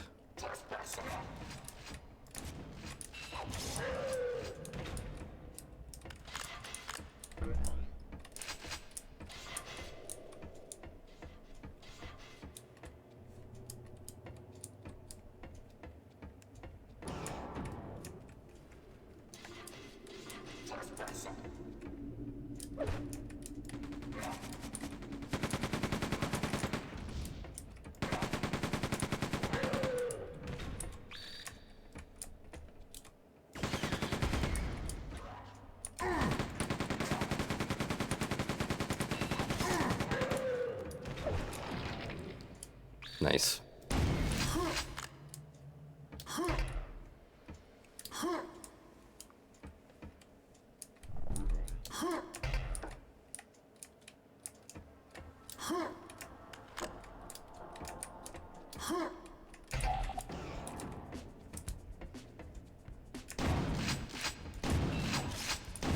Proceed to docking station.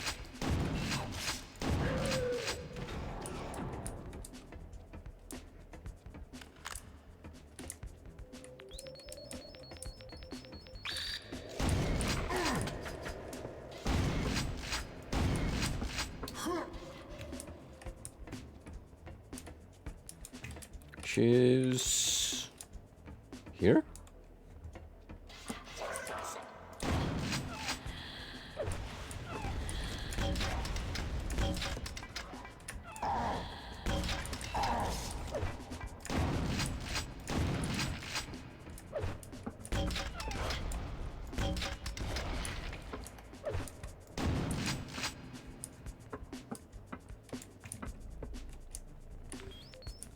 Alright, that might take me out of the level.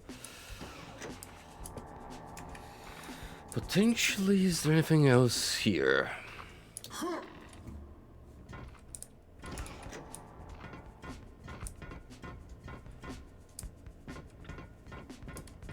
But I mean, secrets or whatnot.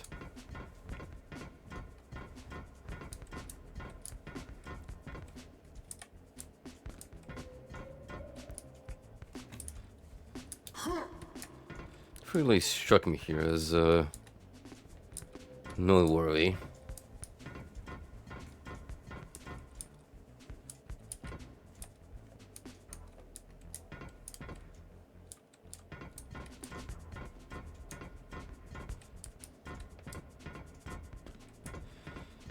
No cracks, no panels lighting differently than others.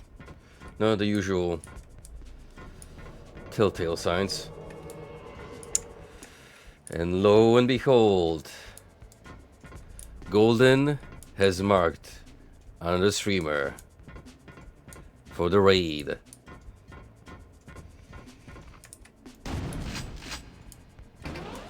Oh, there you go. Speaking of cracks.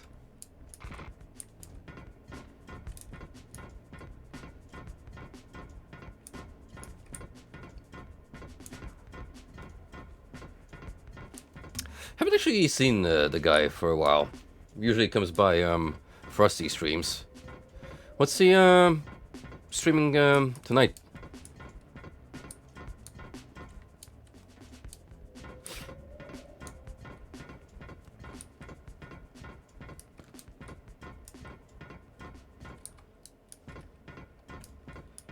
Dark and Darker? Surprised that that's still got a community going despite everything that's happened in the game.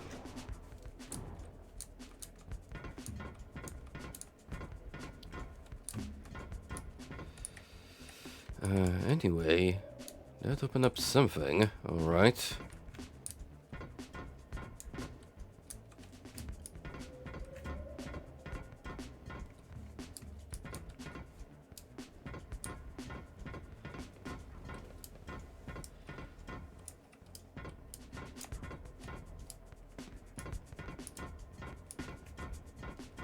Is this a time door or... Yeah, something permanently opened.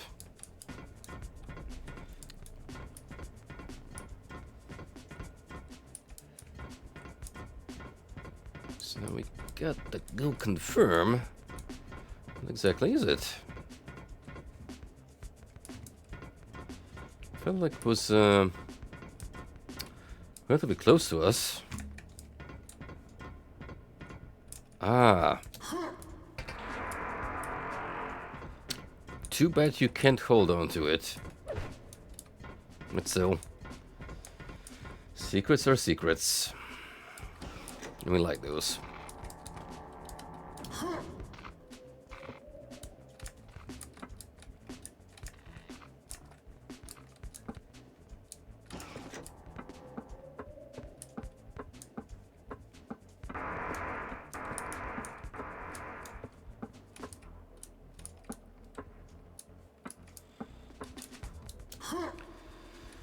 I think if I remember right from the map, this orbital station has one more level to it before you go to the next set of locations. So we'll probably do that, call it there, and continue on with Quake 64 in the next stream. If we get really lucky, we'll wrap up this and maybe Call of the Machine in the same session, which would be ideal because that way would pretty much close the lid on all Quake related media.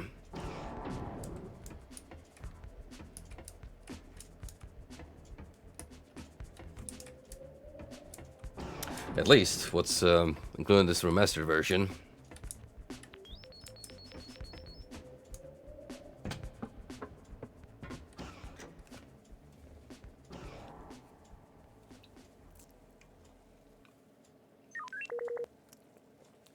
Docking station.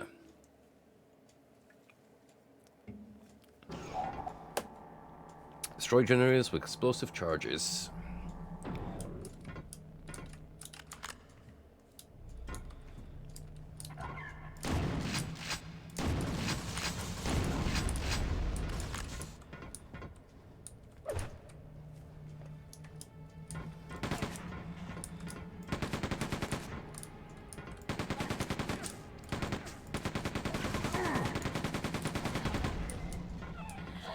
Okay, now they're just showing off what the N64 can do. Look at all these cool visual effects that they didn't let you in on the PC version.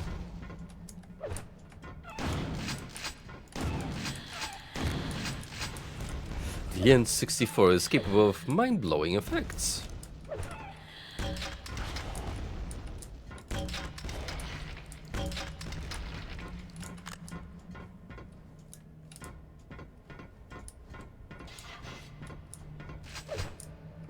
Well, finally, an upgrade to the rocket nade launcher.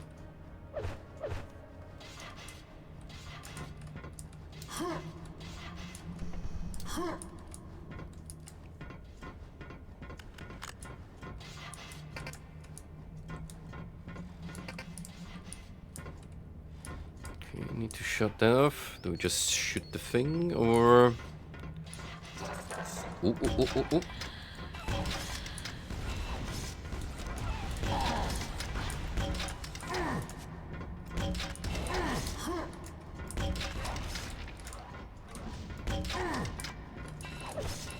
I'm getting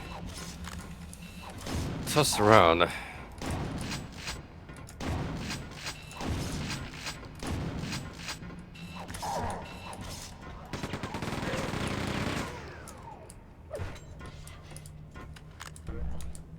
Failed even. Oh yeah, I do remember him having a little skeleton man. It's like an Avatar slash VTuber motive.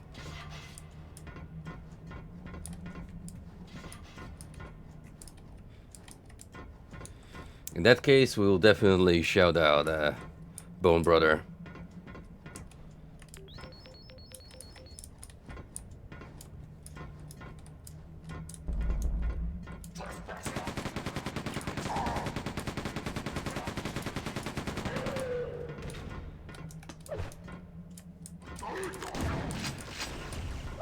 Hey, a gladiator.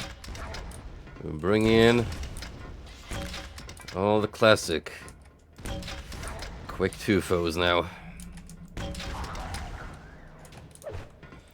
Everyone's favorites.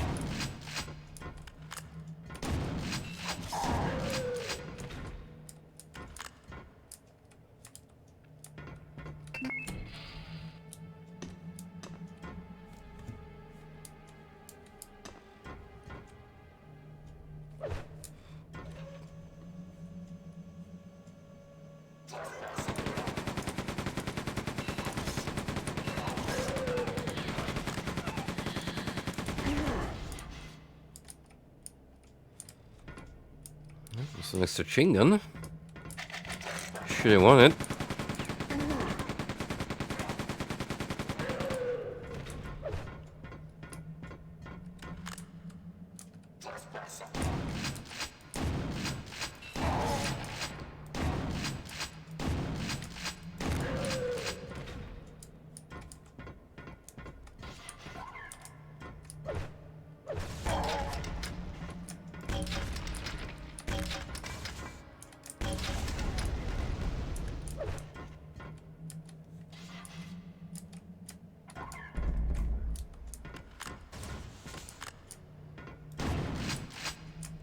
No, we got the rocket to spare. They're more reliable. Find needs an angle.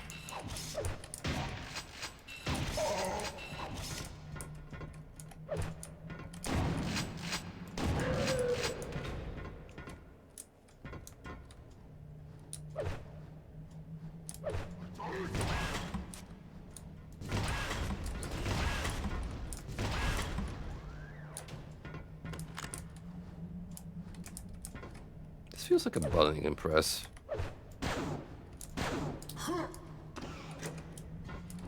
Oh yeah.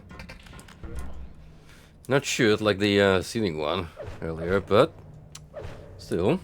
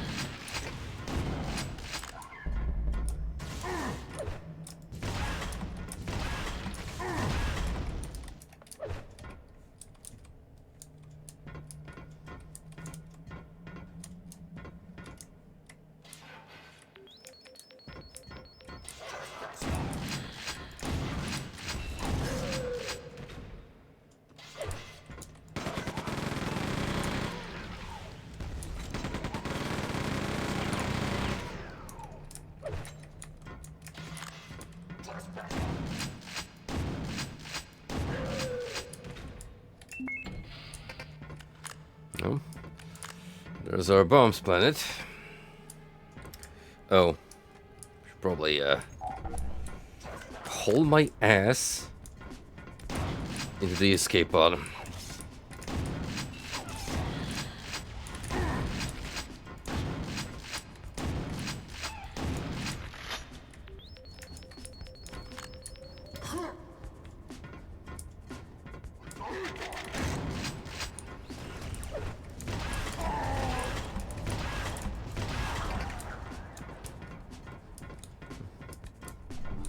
Oh, they sure as heck let me know I'm on a timer here.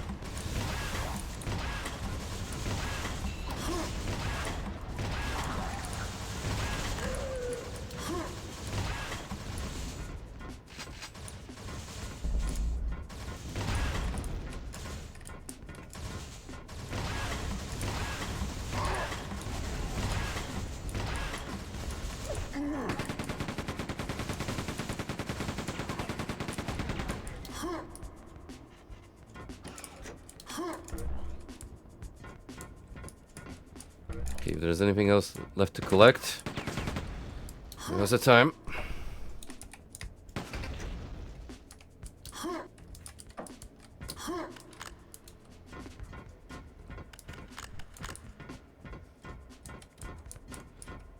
Even had enough time to spare for a literally last minute secret. Got half of them. Not bad at all.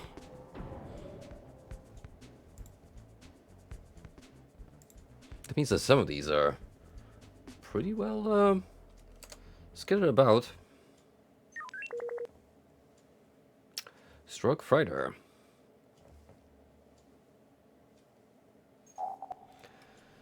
Reprogram navigation computers. Redirect to Strog Moon. That's right. We're gonna be taking the fight back to these mofos. But that we're gonna leave for another time. So yep, like I said, we shall continue on with Quake 64, then move on to Call of the Machine, which is the latest of the expansions that was added on in the remastered version. And that'll be the end of our journey. I might actually double down and just do another Quake 2 stream immediately. To be honest, with that recent break that I had, I am more than up for playing either of these two. Just that's tough for video games, brothers. Well, anywho, thank you all for hanging around with me again. And I shall take you all to Sketch. Is that how you're supposed to pronounce his username? I never asked, so I might be talking on my ass. In which case, due apologies to the lad. But still.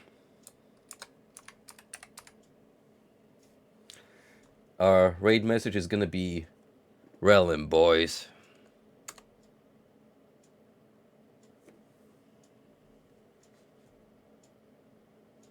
I'll see you all later.